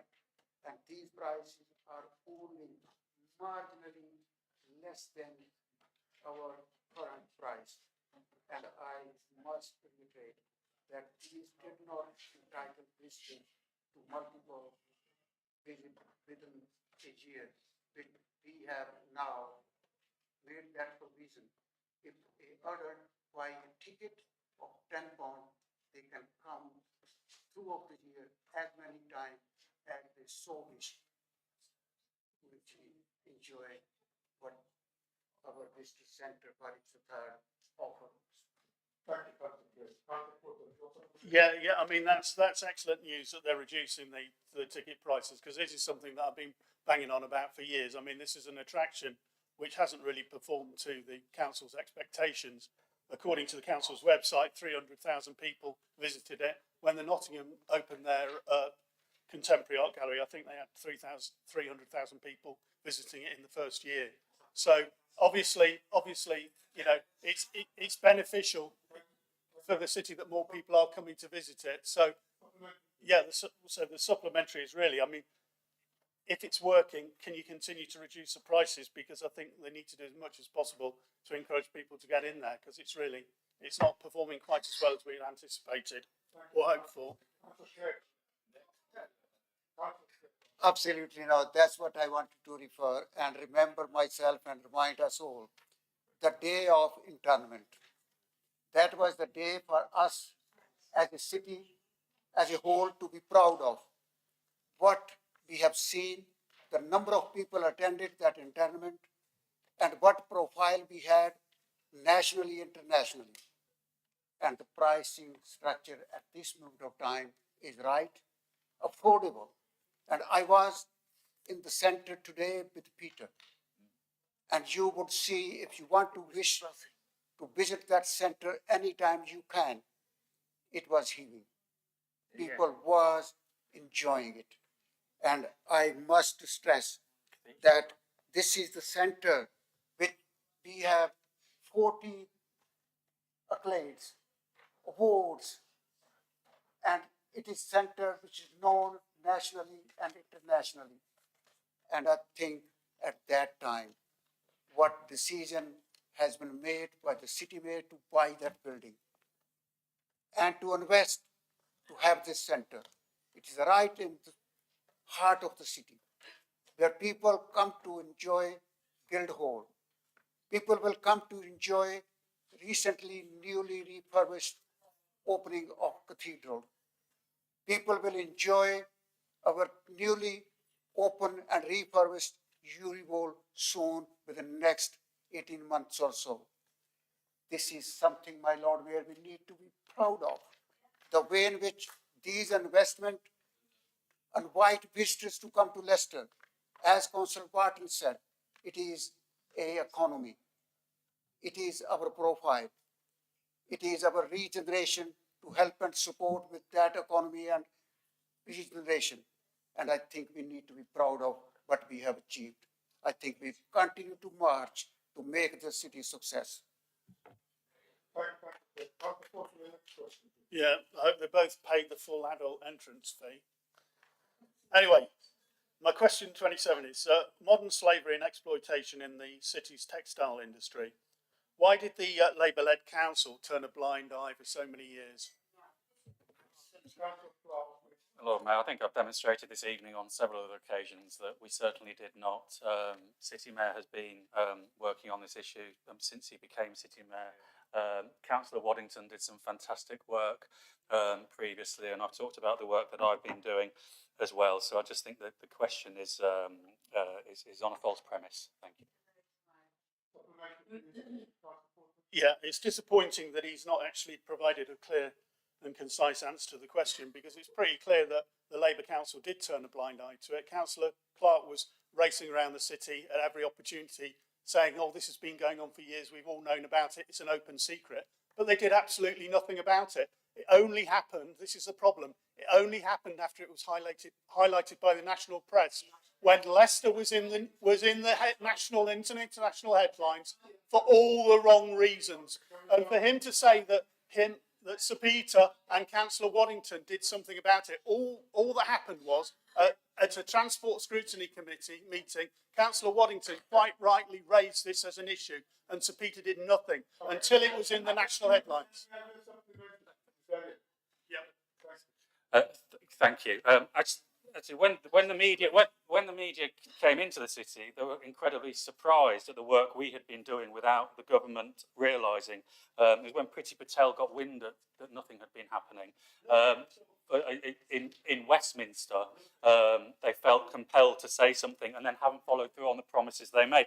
And actually, the Director of Labour Market Enforcement, the government's own appointed officer to look at these issues, has said that she sees the work of the Leicester Labour Market Partnership as a fundamentally important element in securing compliance in the garment industry in Leicester, and she very much supports its ongoing activity. We're supported by the Director of Labour Market Enforcement. And Lord Leveson, you'll remember, who looked into the phone hacking scandal. He's been looking at what's been going on in Leicester and what we've been doing as a city council. And I think I'd listen to, Sir Brian Leveson. So Brian Leveson, I'd listen to him more than I would Councillor Porter. He says, all that Leicester City Council is doing in this area is to be applauded, quote unquote. I mean, Nigel's he's a bit GB News, isn't he? He takes something, he twists it, he spits it out again for his own benefit. He takes people's words, as Councillor Kelvin talked about earlier, he twists them and he puts false words in people's mouths. And he creates little conspiracy theories that might excite him, but actually do real damage to our city, real damage to the reputation of the city, and maybe he should write that cheque. Thank you, Lord Mayor. I think it's quite ridiculous to say I'm responsible for this in some way. It's down to you lot completely, 100%. Anyway, is it false? Is it false? Is it false? Is it false?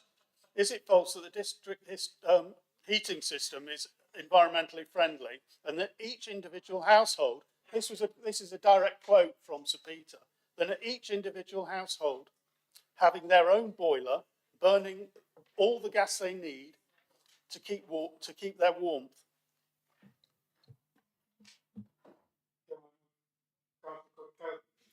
Thank you, my Lord Mayor, and thank you, Councillor Porter, for your question. Although I do feel my thunder has somewhat been stolen by an earlier question to the City Mayor. My short response is no, it is true that the district heating scheme is more environmentally friendly than each individual household having their own boiler burning all the gas they need to get their warmth. Thank you. Yeah, I would just like to ask the council's spokesperson for housing how on earth they can come up with that figure when it's been demonstrated tonight that the people who are on the district heating system are spending or using twice as much gas than the UK national average. So where's your evidence to support what you just said? Thank you, my Lord Mayor. Since the district heating system became operational in October 2012, the network has saved almost 90,000 tonnes of carbon compared to the carbon that would have been emitted from the use of individual gas boilers. Thank you, my Lord Mayor. Yeah, thank you, Lord Mayor. Question 29. Does the Labour-led council have proposals in the current draft of the local plan to demolish the Gilmorton community rooms, which is the only remaining community centre in Ayleston, and a local shop, which is a lifeline to so many people and was particularly, it was literally a lifeline during the pandemic because elderly people were only able to get out to that. So does the council want to demolish it all and destroy the community? Yes. Of course not. Well, because, frankly, both the shop and the community centre are tired. And anybody who's ever been down there and had a look at them will notice they were built, what, 70s? So somewhere in that period. And they are tired. And frankly, they need to be replaced. It's as simple as that. And there are better things to do with that site than try to continue to prop up two very tired 1970s buildings. And looking at ways of replacing those 1970s buildings is a much better option. I'm just surprised that Councillor Porter doesn't have the sort of aspiration for quality 21st century buildings in his ward that are shared by Councillor Clark, who is very much in favour of making sure that we have the facilities, but that we have them in a form that is suitable for the 21st century, not suitable for the 1970s.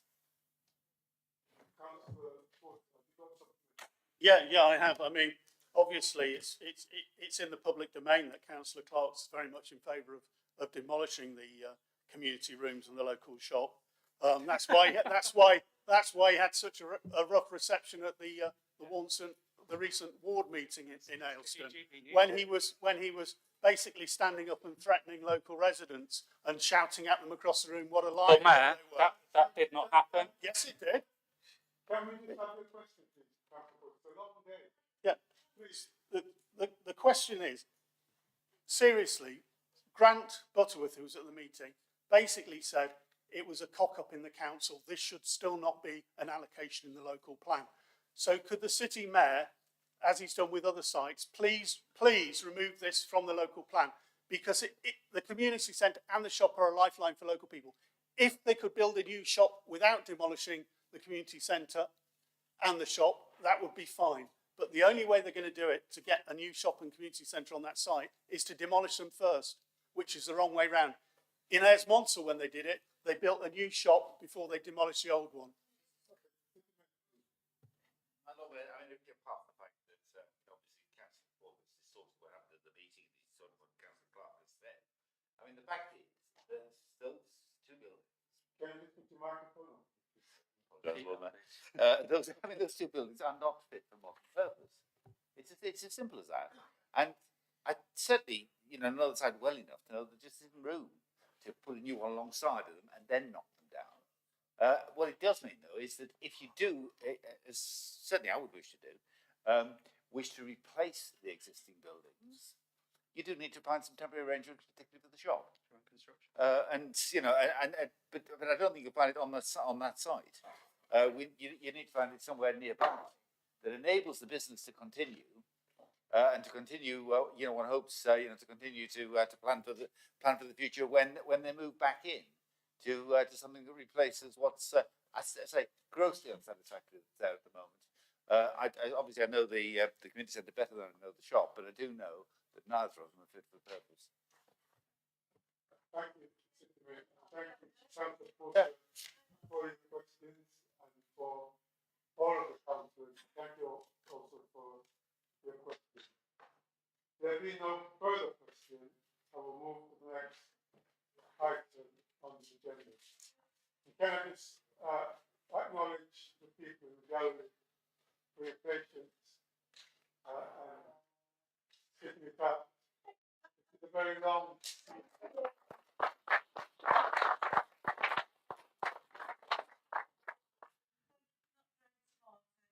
Can we have an answer why we're having this meeting now rather than in March? The next item on the agenda is the appointment of the Deputy Electoral Registrar Officer. Mayor, please. Thank you, Lord Mayor. I move the council approves the appointment of the council's electoral services manager and senior electoral services officer as deputy electoral returning officers, which will support the process required to authorise the signing of temporary voter authority certificates.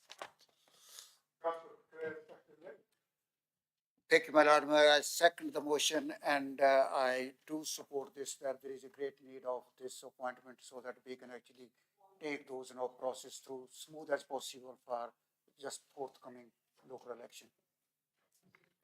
Thank you. If I just remind us of the time before I ask the speakers.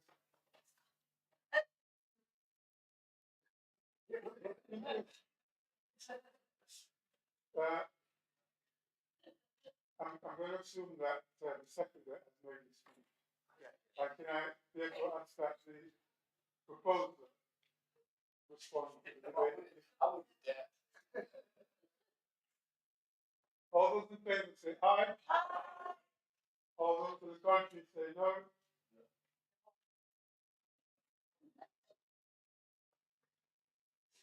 The next item is the pay policy statement 2023-2024 and the gender pay gap 2022. Councillor Malik, please. Thank you, Lord Mayor. I'm pleased to present the report for approval of the Council's pay policy statement for 2023-24 and to note the Council's gender pay gap report for 2022.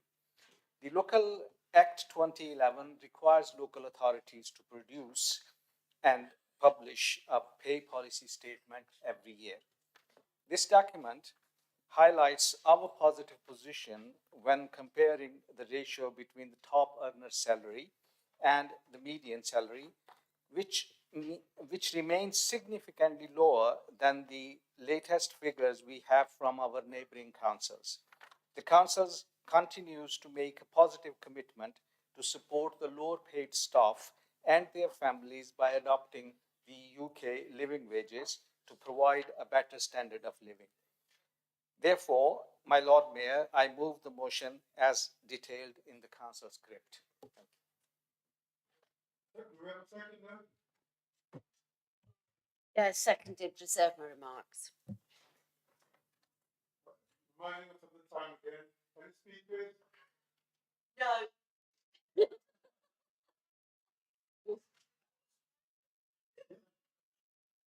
If there's no speakers, would the seconder like to make a remark? If she had observed it before. No. Would the proposer like to? No, there's nothing to add. All those in favour say aye. Aye. Those to the contrary say no. The next item is, I must first declare motion carried. The next item is the Youth Justice Plan. Councillor Dempsey. Okay, thank you very much, Lord Mayor. So it's the duty of each local authority, after consultation with partners, to formulate and implement an annual youth justice plan. And that should set out how youth justice services in their area are to be provided and funded, and also set out how the service will be funded, how it will operate, and what functions it will carry out. Now, you know, there are over 85,000 children in this city, but the percentage that comes to the attention of this service is very small. But the children that do come to the attention of this service are among some of the most vulnerable children in our city. And therefore, I'm particularly pleased to be able to highlight the child first, offender second approach that has been adopted. So moving away from offender type interventions to more holistic relational approaches, which seek to build trust and address multiple risks and protective factors. This is the service that has received extremely good feedback from its latest inspection, and despite the challenges, there is a firm foundation for continuing improvement and the aspiration for excellence. So therefore, I ask Council to note the achievements from 21-22 and agree the plan for 22-23. Yes, Lord Mayor, I'm pleased to second the motion presented by Councillor White Dempster and reserve my remarks. Are there any speakers? No. Seconder, would you like to Thank you, Lord Mayor. As Councillor White Dempster already mentioned a couple of achievements, I just want to highlight a couple of other good things that we have achieved in the last 3 or 4 years. Leicester Children and Young People Justice Service working hard to ensure children and young people are supported to stay in school and access training and employment with some of the best outcomes seen regionally and nationally. The Education, Training and Employment thematic inspection in 2022 highlighted some excellent initiatives within the service, such as the REACH project. That project working with at risk of exclusion young people. The service has enhanced its offer to support children with neurodiversity needs and is working towards gaining a SEND award in 23-24. CYPJS continuing to drive down the numbers of children receiving custodial sentences by providing alternatives to courts and developing a robust remand strategy in partnership with the police and social care. Service also continuing to apply a child-first approach that we called Lundy model, and interesting are also increasing the co-production approach to ensure children have a voice in the work being delivered. The plan sets out in its ambitions for the following 3 years with some exciting initiatives involving and developing a strong adolescent after across the partnership driven by the service directly. At the end, I want to say thank you to all the officers who have been involved and delivered the youth justice services. Precisely, I want to mention the names of Service Lead Karen and Chair of Leicester City Youth Justice Management Board Martin for their leadership skills, especially during the COVID and post-COVID, the brilliant work they have done. Thank you. Thank you. Proposer, would you like to conclude the debate, please? No, I don't think there's anything further to add. Thank you. All those in favour say aye. Those to the contrary say no. I declare the motion carried. There are no matters to discuss on the executive and committee. The next item is notice of motion. Councillor Hickey. Thank you very much, Lord Mayor. I'll not detain members much longer because I'm sure there is a great deal of consensus about this motion. If I give you two quotes to sum up what this motion is about, I will begin with Archbishop Camara of Brazil, who, in a quote often attributed to Cardinal Romero of El Salvador, said, "When I feed the poor, they call me a saint. But when I ask why the poor are hungry, they call me a communist." The other quote I will take is from Danny Dyer of EastEnders. Not Danny Myers, I often quote Danny Myers. I'm not going to do it with an accent. No, it's too late. It's for others to do. If you're working 40 hours a week and can't cover the bills, that ain't your fault. It's the fault of the expletive deleted paying you. So you have to claim benefits, then claim them and don't feel bad about it. It's not that you that is actually getting the benefit anyway. It's your employer. They pay you, expletive deleted, all, and expect the state to pick up the tab. And in those two quotes, that is exactly what we're trying to achieve this evening. Because the unfortunate nature of charity is it exists when there's been disaster or injustice. Yeah? And we have a city where people are working full time and they're going to food banks. And if you went back in the time machine and you told people in the 1970s that people working 40 hours a week would be visiting food banks, they'd just say, how did this happen? And I'll tell you how it happened. It happened because we allowed all our employment and labour rights to be taken apart. And the key defenders of those rights were trade unions. And that's why unionisation matters at Samworths. It matters on several fronts. It matters in terms of improving health and safety. Working in a factory, working in a food factory, and you see a BBC article, and it's they kind of picture this funny angle, you know, and on the face of it, it sounds like people fall into a vat of chocolate, yeah, and everybody goes, isn't that funny? Oh no, actually people die in that circumstances. We then look at the sick leave, and Samworths do not give the full entitlement to sick leave that they should do, and it should be better. And finally is the rate of pay, where it's reported that people working at Samworths are going to food banks and they're picking up some of the food that they've been making. Now that can't be right. That can't be just. That needs rebalancing.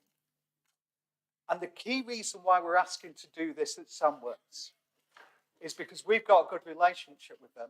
And the key thing is somewhere in the heart of the people at the heads of Samworths want to do it right. Well, they do a lot right. They do work with us on those food poverty campaigns. But they need to understand that at the source of it, we don't want a city or a country where there's food banks. We want a situation where people have the proper pay, the proper conditions, so they don't need to go to food banks. And the Bakers Union and other unions are at the heart of that. So I ask members to back this tonight, and we can send out a message, and that Samworths can join the family of many organisations, both private and public, that recognise unions and recognise the value of having decent paying conditions. Thank you very much.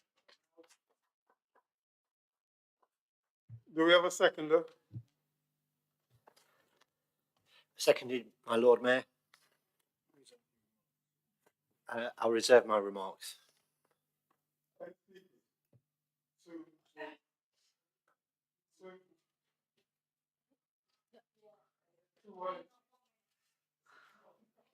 Got 1 minute.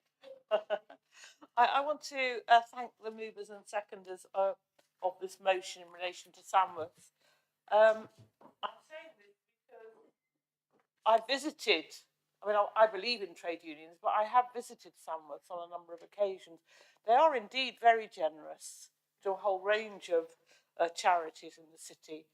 But when you visit the factory and you see how very hard the people who work there, how much effort they put in, how noisy it is, how hot, the long hours that they're working, you recognise that these are people who need support and representation with the employers. And it was on one occasion I visited, it was during a time when there were some problems with the workforce in relation to a new contract that Samworth had put forward. It hadn't been negotiated with the union because Samworth did not recognise the union. And even the bosses there accepted that had a union been in existence, they would have been able to negotiate the changes far more smoothly and had full and open discussion about the consequence of the changes that were being proposed. So I do believe unions in the workforce contribute to the smooth running of businesses. I genuinely believe that. And I believe that Samworths who have a good heart, as far as we can see in relation to the charities that they support in our city, should welcome and recognise the trade union that has asked for the employees there to join and be able to negotiate on their behalf. Thank you.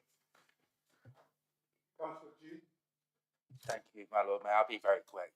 I've been a trade union rep for 9 years, so this is very important for Samworth Brothers. Their workers deserve to have that relationship where they can negotiate the terms and conditions, their pay, in everything. But this also sends a message to other employers in Leicester that might treat their employees badly. Leicester is not a welcoming place to employers that will not treat their workers with respect, especially with the Tory government trying to roll back workers' rights. So I fully support this. Any other speakers? Seconder, would you like to make a comment now, please? Yeah, it's really just a time thing, really, so it'll be very short. But as a trade unionist for nearly 40 years, it actually is 40 years, which is quite scary. I started very young, it was child labour in those days. And it is so important that we make Leicester a city where unions are at the forefront of defending workers' rights. Wherever unions are, wages, terms and conditions are always better. And that's what we need. We've talked about some of the challenges the city faces. And I think to support this resolution is going to be an incredible boost for workers who are fighting to get unions in their workplace, whether it be Samworth or whether it be other places. And I fully support what you said, Stephen, in what this can be a boost. It's so important that we get Leicester from being one of the worst paying cities in the country to one of the better paying cities in the country. And I think this is a step in the right direction. So thank you for supporting this resolution.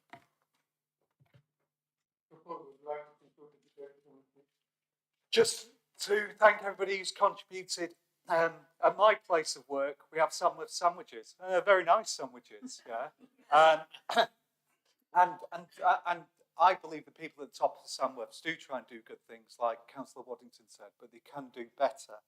Often, Lord Mayor, we will hear about that food is too cheap, and they always go to a farmer. Yeah? And I don't deny the challenges in the farming industry, but the problem is actually the price of food and its cheapness is built on the backs often of workers who don't have proper paying conditions. And this city, we talked about the textile industry in times, this city has so many jobs working in food. And actually, hopefully, this campaign and our small contribution towards it this evening will shine a spotlight onto the fact that there is a price to be paid for good value sandwiches, and that if Samworths do need to increase prices in order to give that better, then so be it. Because the price of people not being paid properly is felt both economically but personally. Because I don't know at what state you have to be in to go to a food bank. And I definitely don't know what state you have to be in to go to a food bank when you're flogging your guts out 40 hours a week. But it is not something that should exist in this city in the 21st century. So I hope Samworths, they want to do the right thing, but to do the right thing and recognise trade unions in their workplace. All those in favour say aye. Aye. Those to the contrary say no. I declare the motion carried. We will move on to the next notice of motion. Councillor McDonald, please. Thank you. This is a motion on the United Nations Treaty on the Prohibition of Nuclear Weapons. And what we want to do is for this council to declare its support for the United Nations Treaty on the Prohibition of Nuclear Weapons. This is something I believe that all of us here should support. I always feel like I'm saying a lot of things from 40 years ago, but some of the first things that I became political around were in the very early 80s, when we saw the campaign for nuclear disarmament having mass marches around the country, and then we saw the brave women at Greenland Common who built a camp and tried to defy the bringing in of nuclear weapons. So from my own personal political development as a human being, that getting a nuclear-free world has been at the core of some of the values that I've held now for, like I say, over 40 years. So in terms of how we take this resolution forward, the Council recognises the necessity of creating a nuclear weapons-free world. In adopting this resolution, the Council therefore unequivocally declares its support. It's after 6 hours of a meeting. I can't see and I can't talk, so I'm sorry, I apologise on that. But the main three parts that we will be supporting is that we want the signing and ratifying of the Treaty on the Prohibition of Nuclear Weapons, thereby joining the global majority of countries opposed to nuclear weapons. Cancelling the replacement of Trident, Britain's nuclear weapons system, and utilising all diplomatic avenues possible to work towards a nuclear-free world. I remember, like I say, in the early 80s when we were really worried there'd be films on about what a nuclear war meant. And I think what we're seeing happening in Ukraine, it must be fearful for us all, because we know that there's people who want to use nuclear weapons. We have to be always straight and say we're against nuclear weapons, we're against a nuclear world, and we're for the denuclearisation. So I hope you do support this. I really think you should support this, and hopefully this will be a stepping stone for other local authorities to take similar actions and to apply more and more pressure on the government to sign the treaty. Thank you. Have we got a second one? Seconded, reserve my remarks. Any speakers? Councillor Lachlan? Yeah, thank you, Lord Mayor.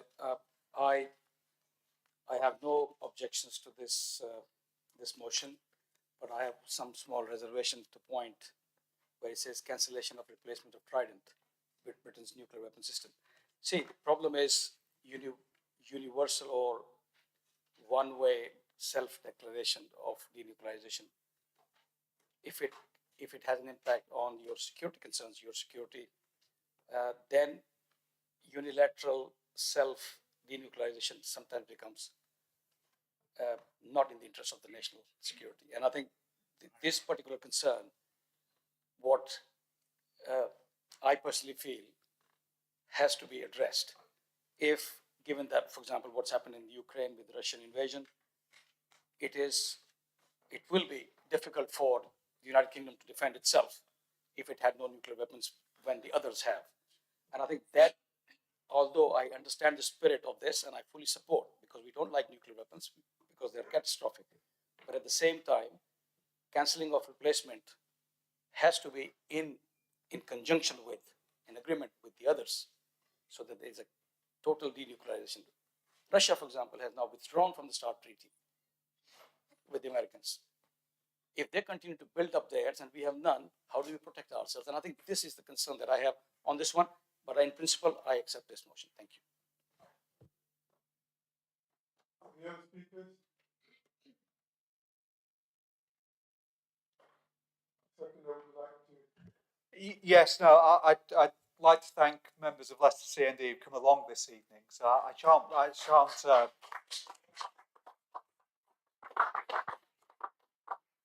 that they have sat through worse than this in order to try and achieve their objectives. Not much, but they have. And therefore I shan't cut my remarks short. I appreciate it's late, but it's probably to come back to Councillor Bhattia's point. Is nuclear logic has its own madness in it, which is, if only we had nuclear weapons, it'd be okay. It's the fact that those guys, and they are guys, because it's a big macho thing, it's because those guys have got it, we've got to keep it. And at some point, you've got to break the cycle of madness, yeah? And that's, and we see in Russia, I don't know whether Vladimir Putin had noted this motion was down at Leicester City Council, but he pulled out the START agreements. And the way that you disarm is you take these windows of opportunity. And sometimes the windows open and sometimes the windows close. Yeah? And when the Berlin Wall fell, actually there was a hell of a lot of rapid denuclearization. But the point is you can't go to other countries that haven't nuclear weapons and say you shouldn't have them and have them yourself at the same time. There's no moral leadership in that. Now, does it take bravery? Yeah, it does. Yeah? But every advance we've ever made as a species has taken bravery. Yeah? And as much as anything, I personally am not brave enough or strong enough to be a pacifist. Yeah? Many of the people who back this movement are. And I pay tribute to them because it takes guts to be a pacifist. But actually, even if you look in terms of what the military needs of the country are in the 21st century, we see in Ukraine this crazy system where people have got nuclear weapons. They can't actually use them. And we've got a huge part of our military budget targeted, which is completely sledgehammer to deal with some of the military challenges in the 21st century. So it's mad on its own terms. But I'd like you to take a step back and imagine a nuclear-free world. If Russia hadn't had nuclear weapons, it could have never invaded Ukraine. And it's only by having those weapons that this monstrous invasion of a sovereign country can take place. And therefore, I think it's worth us re-signalling that. It was right to disarm then. It's right to disarm now. I admit it's probably a harder push now than at other times in our history, but that's precisely why we should make that stand. Because it's the times when it's hard to push this brave moves, it's precisely when we should. Because a time will come when Putin goes, and there is a time when those oppressive forces will disappear. And that's at the point that we should commit ourselves to a nuclear-free world. Lord Mayor.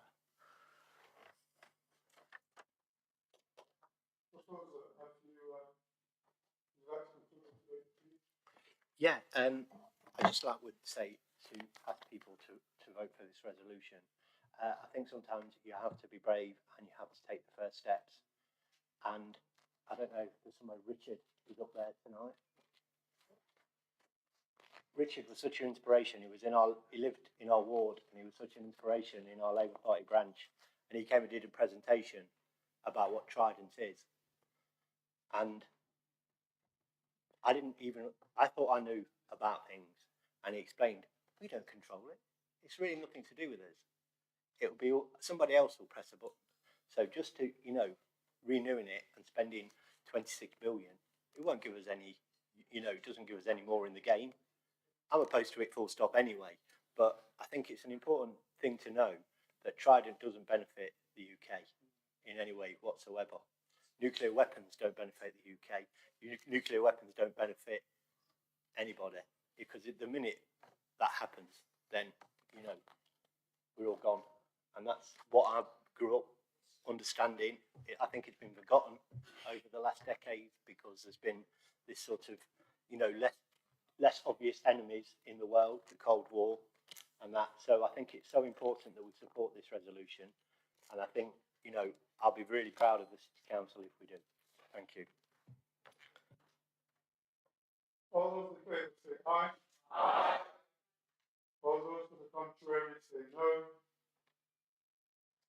I declare the motion carried.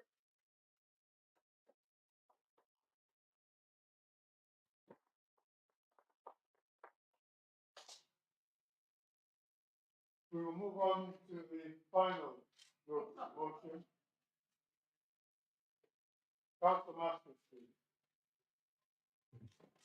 Thank you, Lord Mayor. I had half a day's research and a 19-page speech for this, but obviously I'm not going to be appreciated for doing much of that. So I'd like to thank all my colleagues, and I'm sure some will have their own small contributions to make.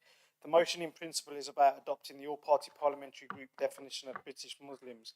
The definition of Islamophobia. Islamophobia is rooted in the racism and is a type of racism that targets expressions of Muslimness or perceived Muslimness. This Islamophobia motion is about protecting a targeted community in this instance. However, I and we would also like to add and reassure members of the public, those of other faith groups and communities, that we would welcome and be equally supportive of any similar motions that ensure communities feel safe and free from hate. I could go on and give chapter and verse and examples, but statistics don't lie. 40% of all hate crime, nearly 1 in 2 cases, are Islamophobic. The real life circumstances of many that are living these experiences every day don't lie. And I'll give way there, my Lord Mayor.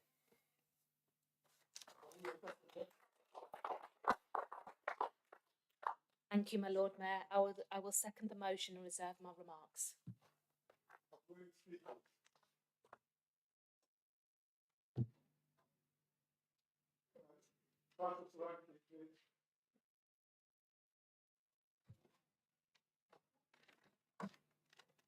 Thank you, my Lord Mayor, and I'll try and make this as quick as possible. Race and religion, as we know, are part of the protected characteristics. Yet this motion shows the reality that people don't feel protected or feel they're not treated fairly. We stand against all forms of racism. Last year, we saw the tensions across the city. Members of the Hindu community, who make up 70% of the Belgrave ward, felt vulnerable and victimised for being Hindu. Nobody should feel like this because of their religious beliefs. I reiterate the comments made by Sir Keir Starmer last week of zero tolerance of anti-Semitism, racism and discrimination of any kind, and therefore would welcome the support, as Councillor Master said, and of the City Mayor and this Council to bring a motion against Hinduphobia at the next available opportunity. Thank you, my Lord Mayor. Thank you, Councillor Langley. Councillor Balan, please. Thank you, my Lord Mayor. I totally agree with my co-councillor views. I was repeat all this. I don't like to repeat all this. They are said, but I must condemn any type of racism in our great diversity. Thank you very much. Thank you, Councillor Balan. Councillor Balukarda.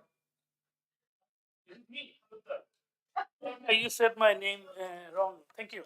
I just would like to thank my co-councillor, Councillor Master, to bring the motion to the council, and second, core side councillor. Yeah, thank you. And all colleagues, councillor colleagues, city mayor, everyone to support it. And we showed that we are against any hate or hatred with any color or religious. Thank you. Thank you, Councillor Balukarda. Have I got it right that time?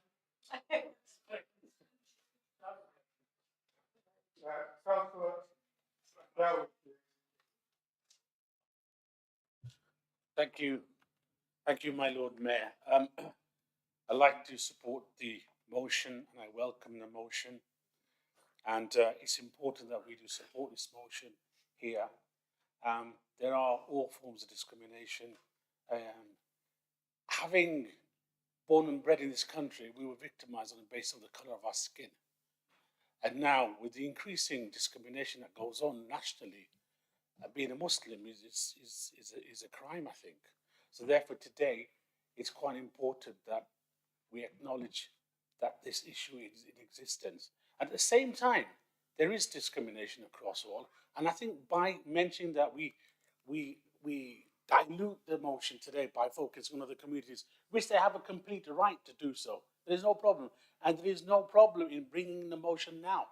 But for me, the focus of our attention is the APPG motion, and we should approve it as a group. Thank you, Chair. Thank you, Councillor. Councillor Batu, please. Thank you, Lord Mayor. And first of all, thank you very much, Councillor Master and Councillor Khorsani, to bring this motion to the Council. I urge all the members of this Council to support and vote for this motion, as the APPG definition can capture all the different forms of Islamophobia that may otherwise go unnoticed. The APPG definition is useful in framing Islamophobia as a form of racism and a socio-political and economic system of exclusion.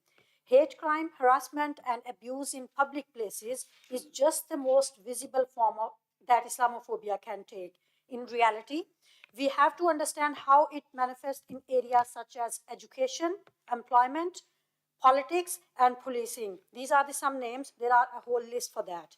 We can only tackle Islamophobia effectively if we know what it means and entails.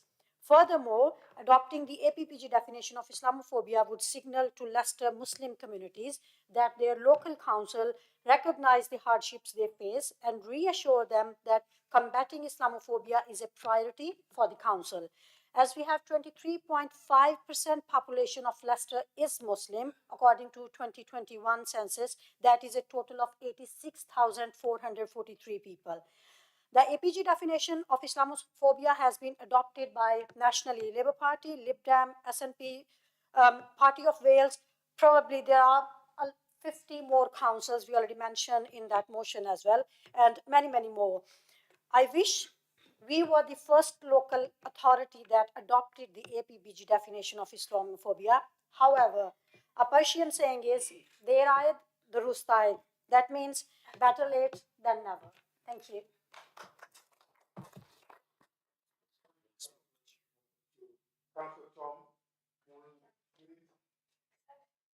Thank you, my lord. As Councillor Masters has said that this would welcome motion from other communities, I know by welcoming and supporting one of the Hindu community in future meetings sent a clear message, especially it is likely to be the first in all kind. Thank you.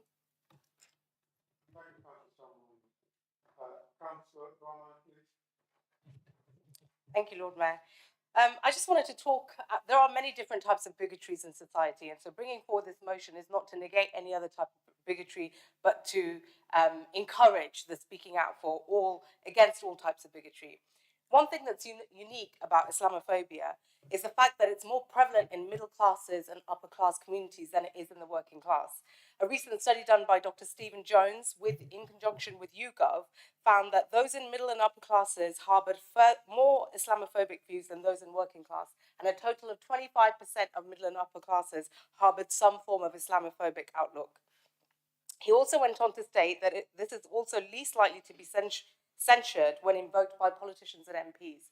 So this is a type of bigotry that is almost seen as acceptable within our political discourse. And therefore, it makes sense that this current government then appointed William Shawcross to lead the recent review into Prevent. Mr. Shawcross has said, and on record, said that Europe and Islam is one of the greatest, most terrifying problems of our future. Therefore, it's no surprise that the outcome of that review has been heavily condemned by many human rights groups all around the world, Amnesty specifically saying that it was deeply prejudiced and riddled with anti-Muslim prejudice. Councillor Master, in bringing forward this motion, has highlighted some of the hate crime statistics. But another aspect of Islamophobia is the structural nature in which it is portrayed in society. For example, in employment, the Ethnic and Racial Studies Journal in July 2022 found that anti-Muslim discrimination towards Muslims and those perceived to be a Muslim, was a significant barrier to work. So it actually prevents those from Muslim communities from getting suitable employment. In terms of poverty, the UK census, the most recent one, found that 61% of Muslims live in 40% of the most deprived areas in the UK. In terms of the judicial system, the UK census found that Muslims comprise 6.7% of the UK population, however, make up almost 20% of the prisoner population. 1 in 5 of those in our prisons is Muslim. That's a shocking statistic. The Oxford Centre for Crime and Justice Studies in 2019 also did a study comparing Muslim offenders with those of non-Muslim names. And they looked at the lengths of sentences that each of these groups attained. They found that Muslim named offenders received sentences 9.8% longer than the rest of their cohort. In terms of media portrayal, the London School of Economics in 2021, they did a study into media portrayals of Muslims during COVID-19 pandemic, and they found that overwhelmingly a lot of the coverage was negative, seeking to place blame on all communities of colour, but specifically Muslims. But what was markedly notable was the fact that any positive stories, so when we heard about the Muslim doctors, first few doctors passing away being Muslims, and the nurses that were passed away in our NHS being Muslim, their Muslimness was not highlighted in the coverage of the media. So there's a clear distinction that negativity in the media is propagated and positivity with regards to Muslim communities is not. Now, standing with the Muslim community does not cancel out standing up for other minoritized communities. It does the opposite. It strengthens our commitment to all minority communities. It says to all our detractors, those that seek to divide and tear the fabric of Leicester apart, you will not succeed. Let's send a message to them tonight.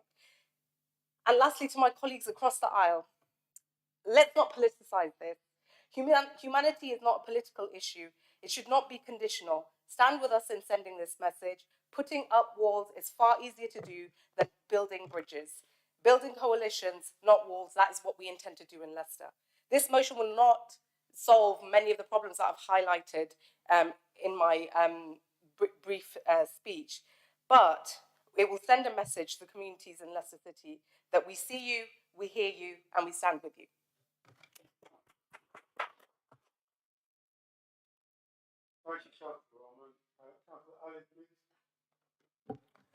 Thank you, my Lord Mayor. I'm going to be very brief.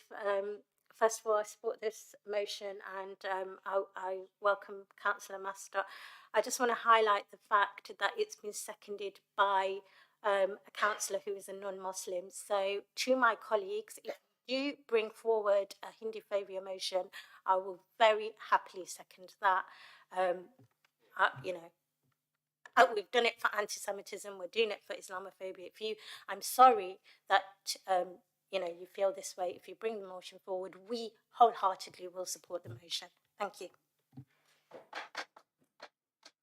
Thank you, Councillor Ali. Councillor Batia. Yeah, thank you, Lord Mayor. First of all, I must thank Kirk for this motion, and especially to specifically mention that the willingness of this council to support motions of similar kind for the other faiths. Very grateful for that. So thank you for that. But just to remind everyone, Lord Mayor, that this council did pass a motion against hate crime in 2018, and we are here today to discuss this motion, just to reaffirm our commitment that it stands against racism in all forms, especially in the name of religion. And in doing so, we must also acknowledge that Leicester is a diverse city and with large ethnic and religious mix. Until recently, I think you mentioned that how wonderful Leicester is, and I think everybody else mentioned. But until recently, the city, of course, has and still is actually well known for lots of good things. But unfortunate incidents of the unrest have left a little bit of a dent in our reputation, and to our community relations, especially to the interreligious trust. And I think that trust is a very fundamental point here. And we need to reestablish that trust, by the way. So this is very, very important. While communities on both sides feel victimized, it is our duty to bring back that unity and cohesion once again. Therefore, in the same context, as other councillors have said, large Hindu population, of course, in the city, almost a fifth of it, also civilly feels victimized and excluded. The sad events, the accusations, the counter accusations, the false narratives, and the fallout from all that left a very damaging impact on the city. As the Muslim population, for example, would feel very bad about the use of terms like Islamist. Similarly, the use of term Hindutva to square the blame at the unrest was also very wrong. It sent a very bad message. So just to help everyone understand, I mean, I'm taking this opportunity to explain what Hindutva means. It originates from Sanskrit language, which is the mother of all Indian languages, and all it means is being Hindu. The problem actually originates, when terms, both Islamist or Hindutva or any other, are used without knowing the background and how it can damage others' feelings. So we must address all this, especially by educating people. And at the same time, the politicians alike, all of us, it's our moral duty. And I must add that it is, and this is especially for the elected people actually, it is never the inclusion of one faith or one ethnicity that has an issue. It's the exclusion of the others that creates the problem. We have the duty of care for everyone in our society, irrespective of their background. Therefore, Lord Mayor, first of all, I thank Kirk for the offer, and thanks Ruma for seconding the offer, for seconding it, and thanks everyone who has actually very patiently, first of all, waited this long, and then to say things of what they feel. I also, along with others, would urge this council to commit to supporting a motion on the phobia at a future date, and also does address the feelings of very large Hindu community. It is our duty, and we must bring back our Leicester together. Thank you.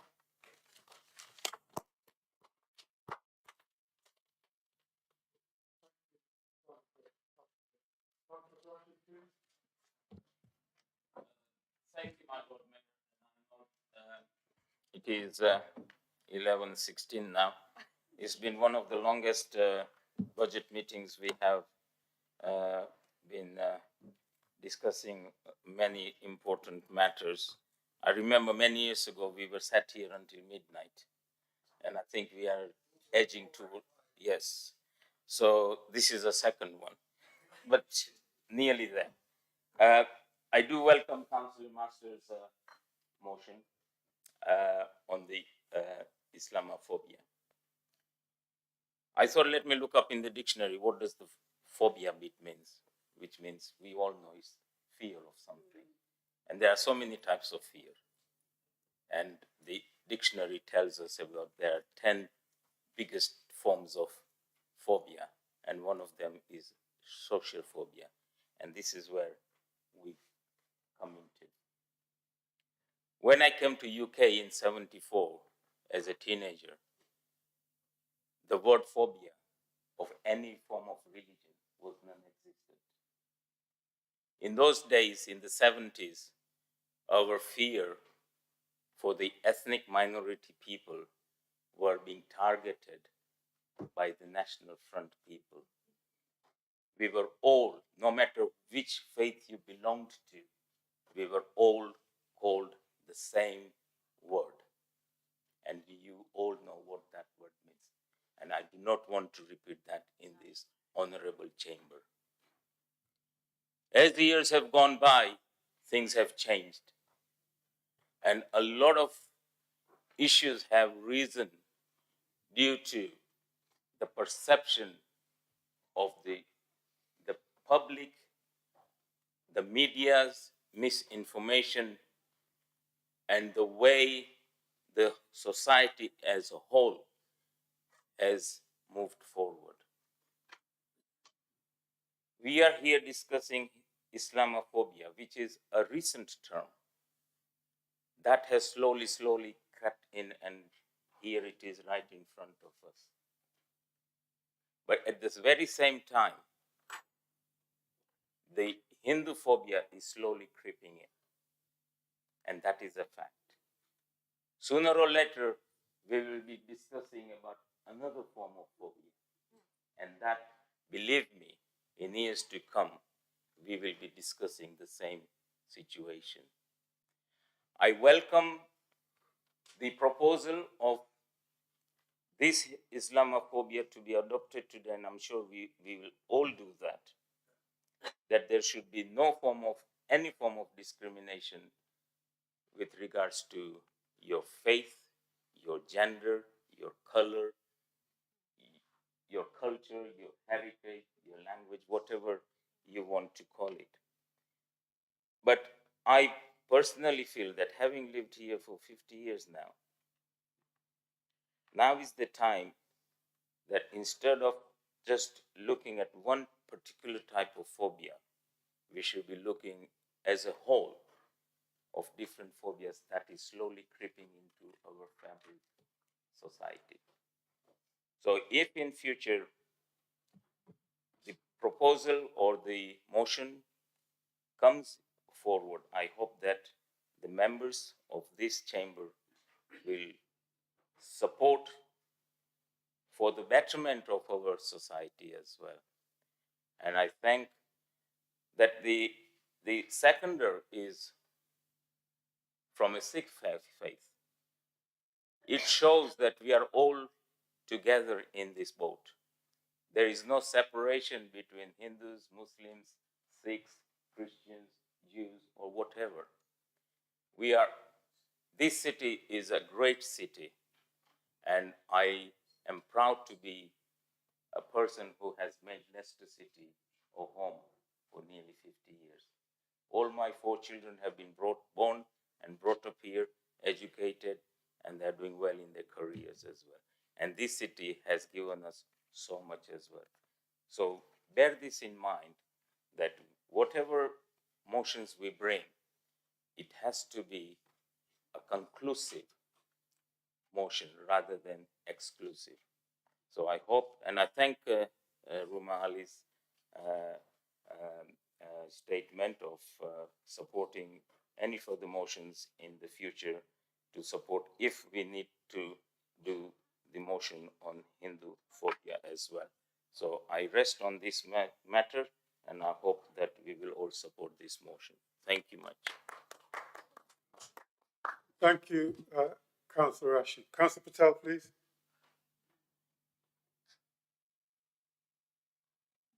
Thank you, my Lord Mayor. I'm going to keep my comments really short because I know everybody's very tired. I just wanted to say I really welcome and thank Councillor Kirk for this motion, as it's again a reminder to us all of how inequality, discrimination and hate crime is being experienced on a daily basis by people of many faiths and many protected characteristics.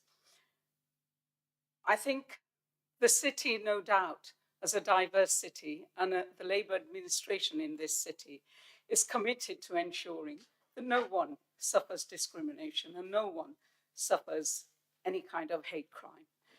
But the truth is that the resources in this city haven't always allowed us to do all of the things that we wanted to do. And one of the things I think is really important in this motion is that it is very specific about needing to invest, having strategies, needing to ensure that in order to work towards eradicating Islamophobia, and I would say any kind of discrimination, that we need to make resources available.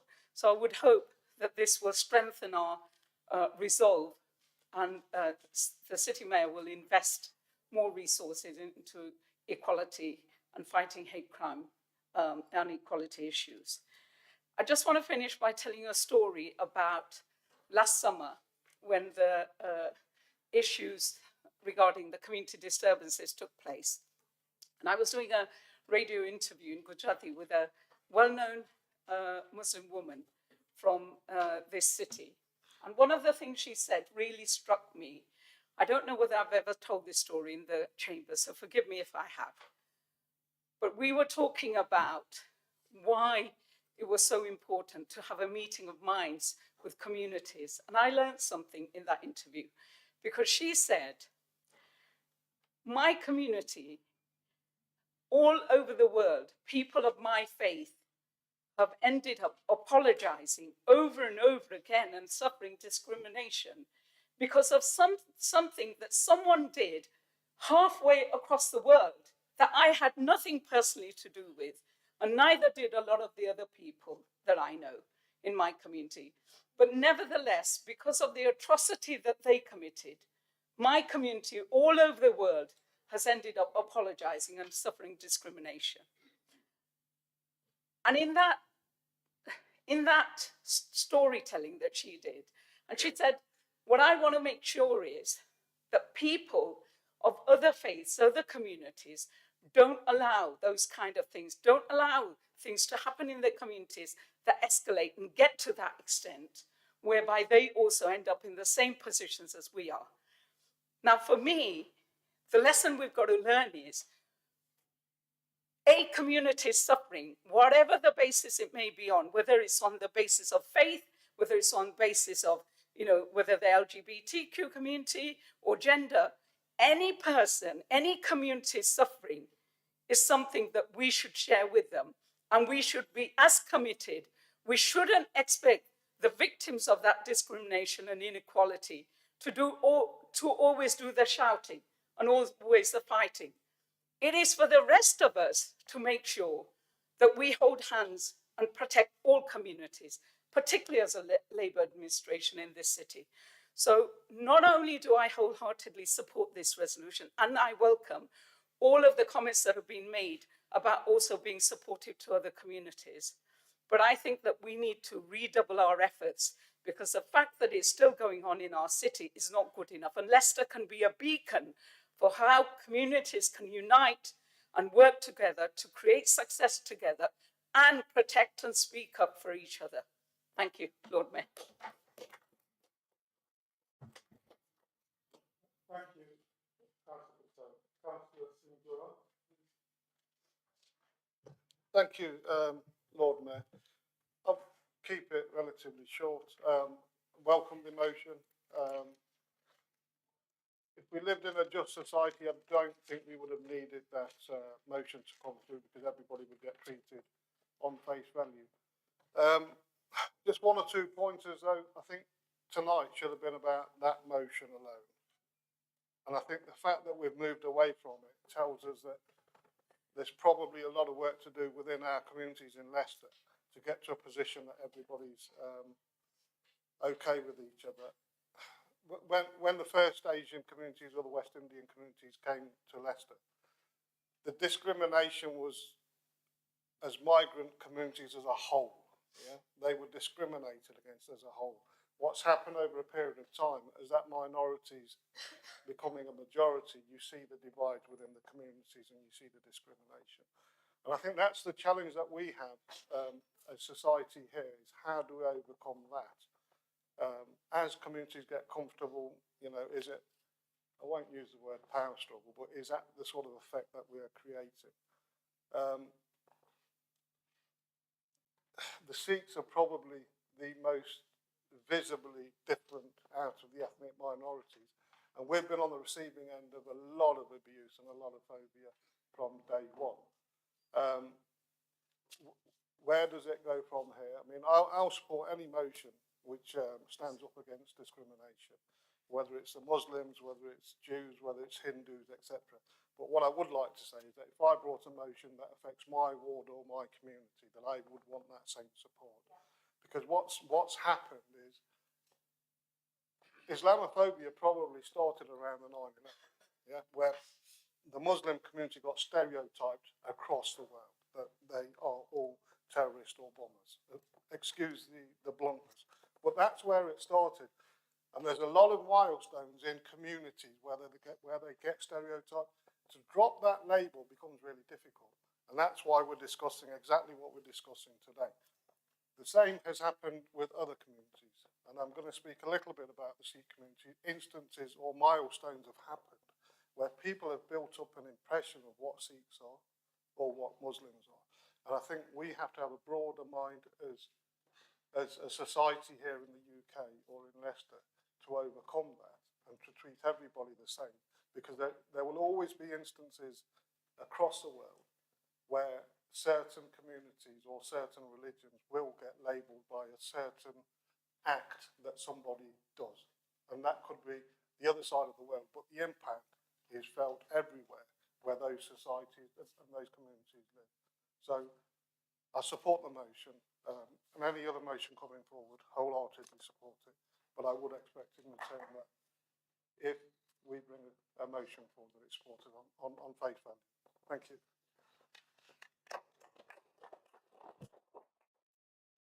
Thank you, Councillor Seaton. Councillor Wesley Andrew? No.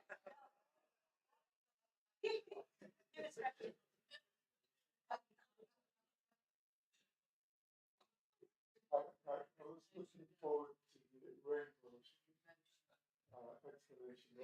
Thank you. Resisting. Can I have a response from the secretary?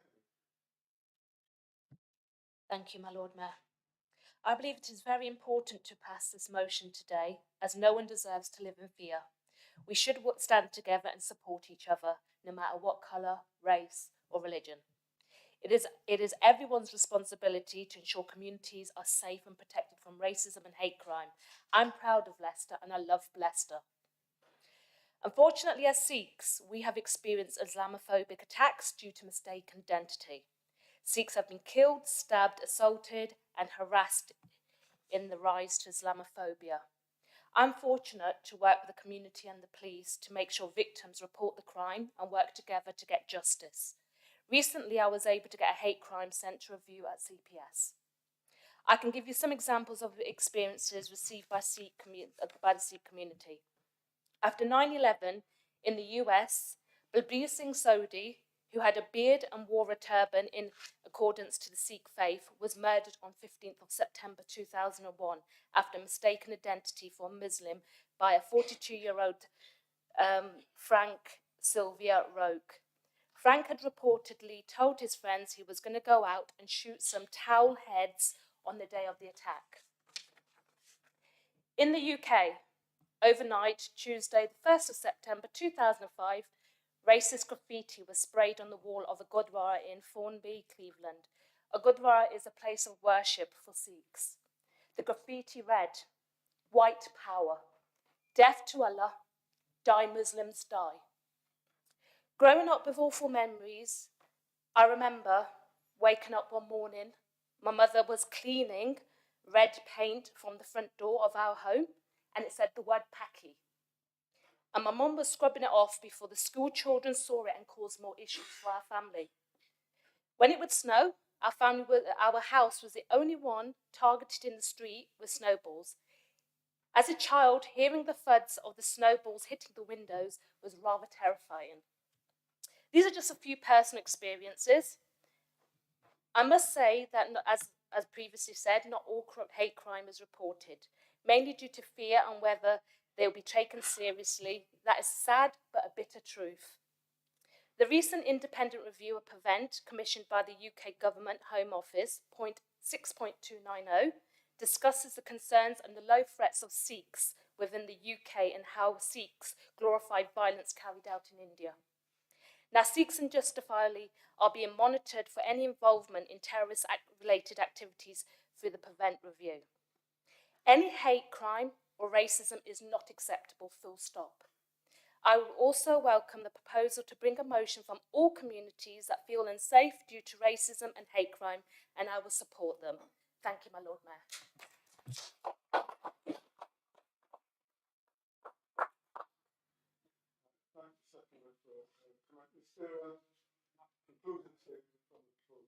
Yes, thank you, my Lord Mayor.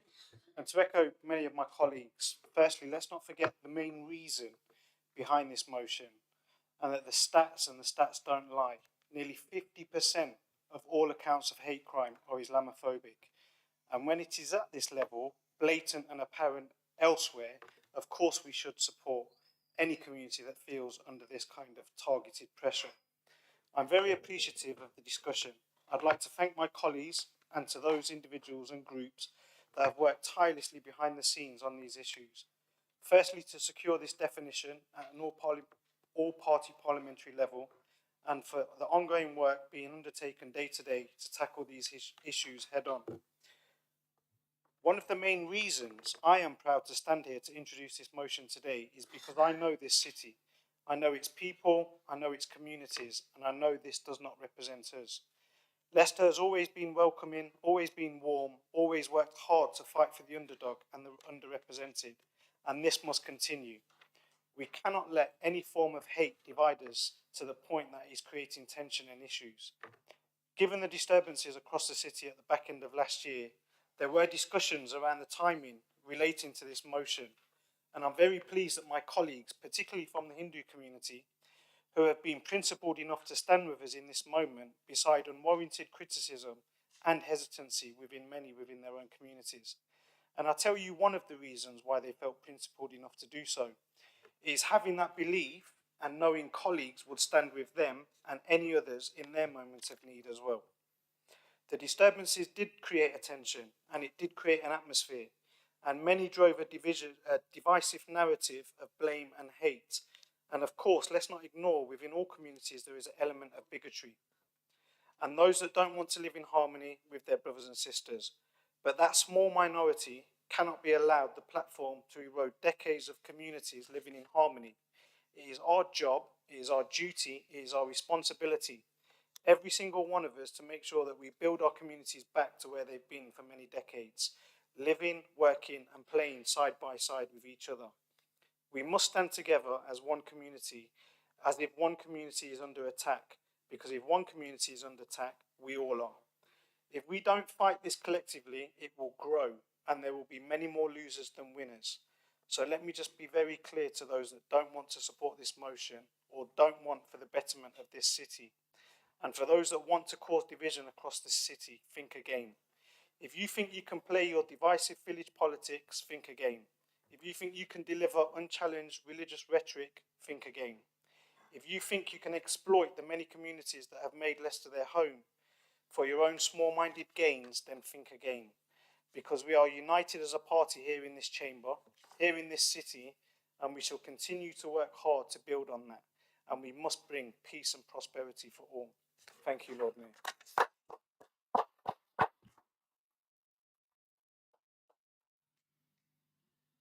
All those in favour say aye. All those to the contrary say no. Thank you. Can I just say, as we wrap up, because we're down to 5 to 10, on my journey as Lord Mayor around the city, I can see the diversity reflected in this room. And it gives me a great feeling of warmth that we've taken the time and the patience to go through all of this to the very end to express our unity behind one Leicester, one great city, and one harmonious city. And that is how we intend to go forward, regardless of race, religion, abilities and disabilities, and all the protected characteristics.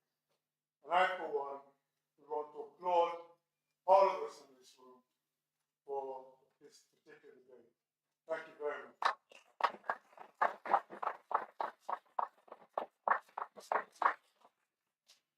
And it left me only I've got to roll. It wasn't burnt picture here.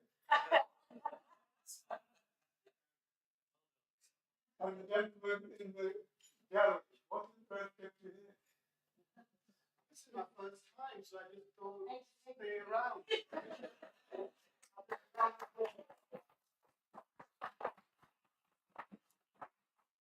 Well, thank you both very much. My Lord Mayor, I wonder if you'd just forgive me for a moment.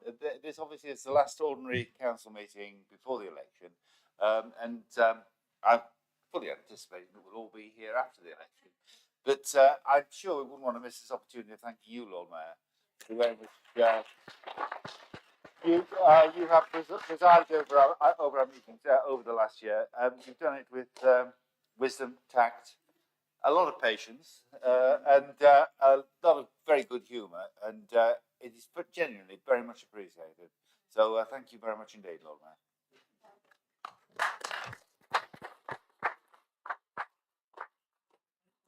Just remind you, it's the 18th of March. I expect you all to come out to the Leicester Best Dress, both sides, and celebrate what makes Leicester great.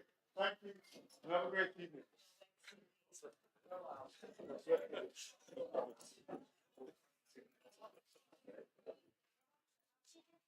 Well done, good. Well done, Council.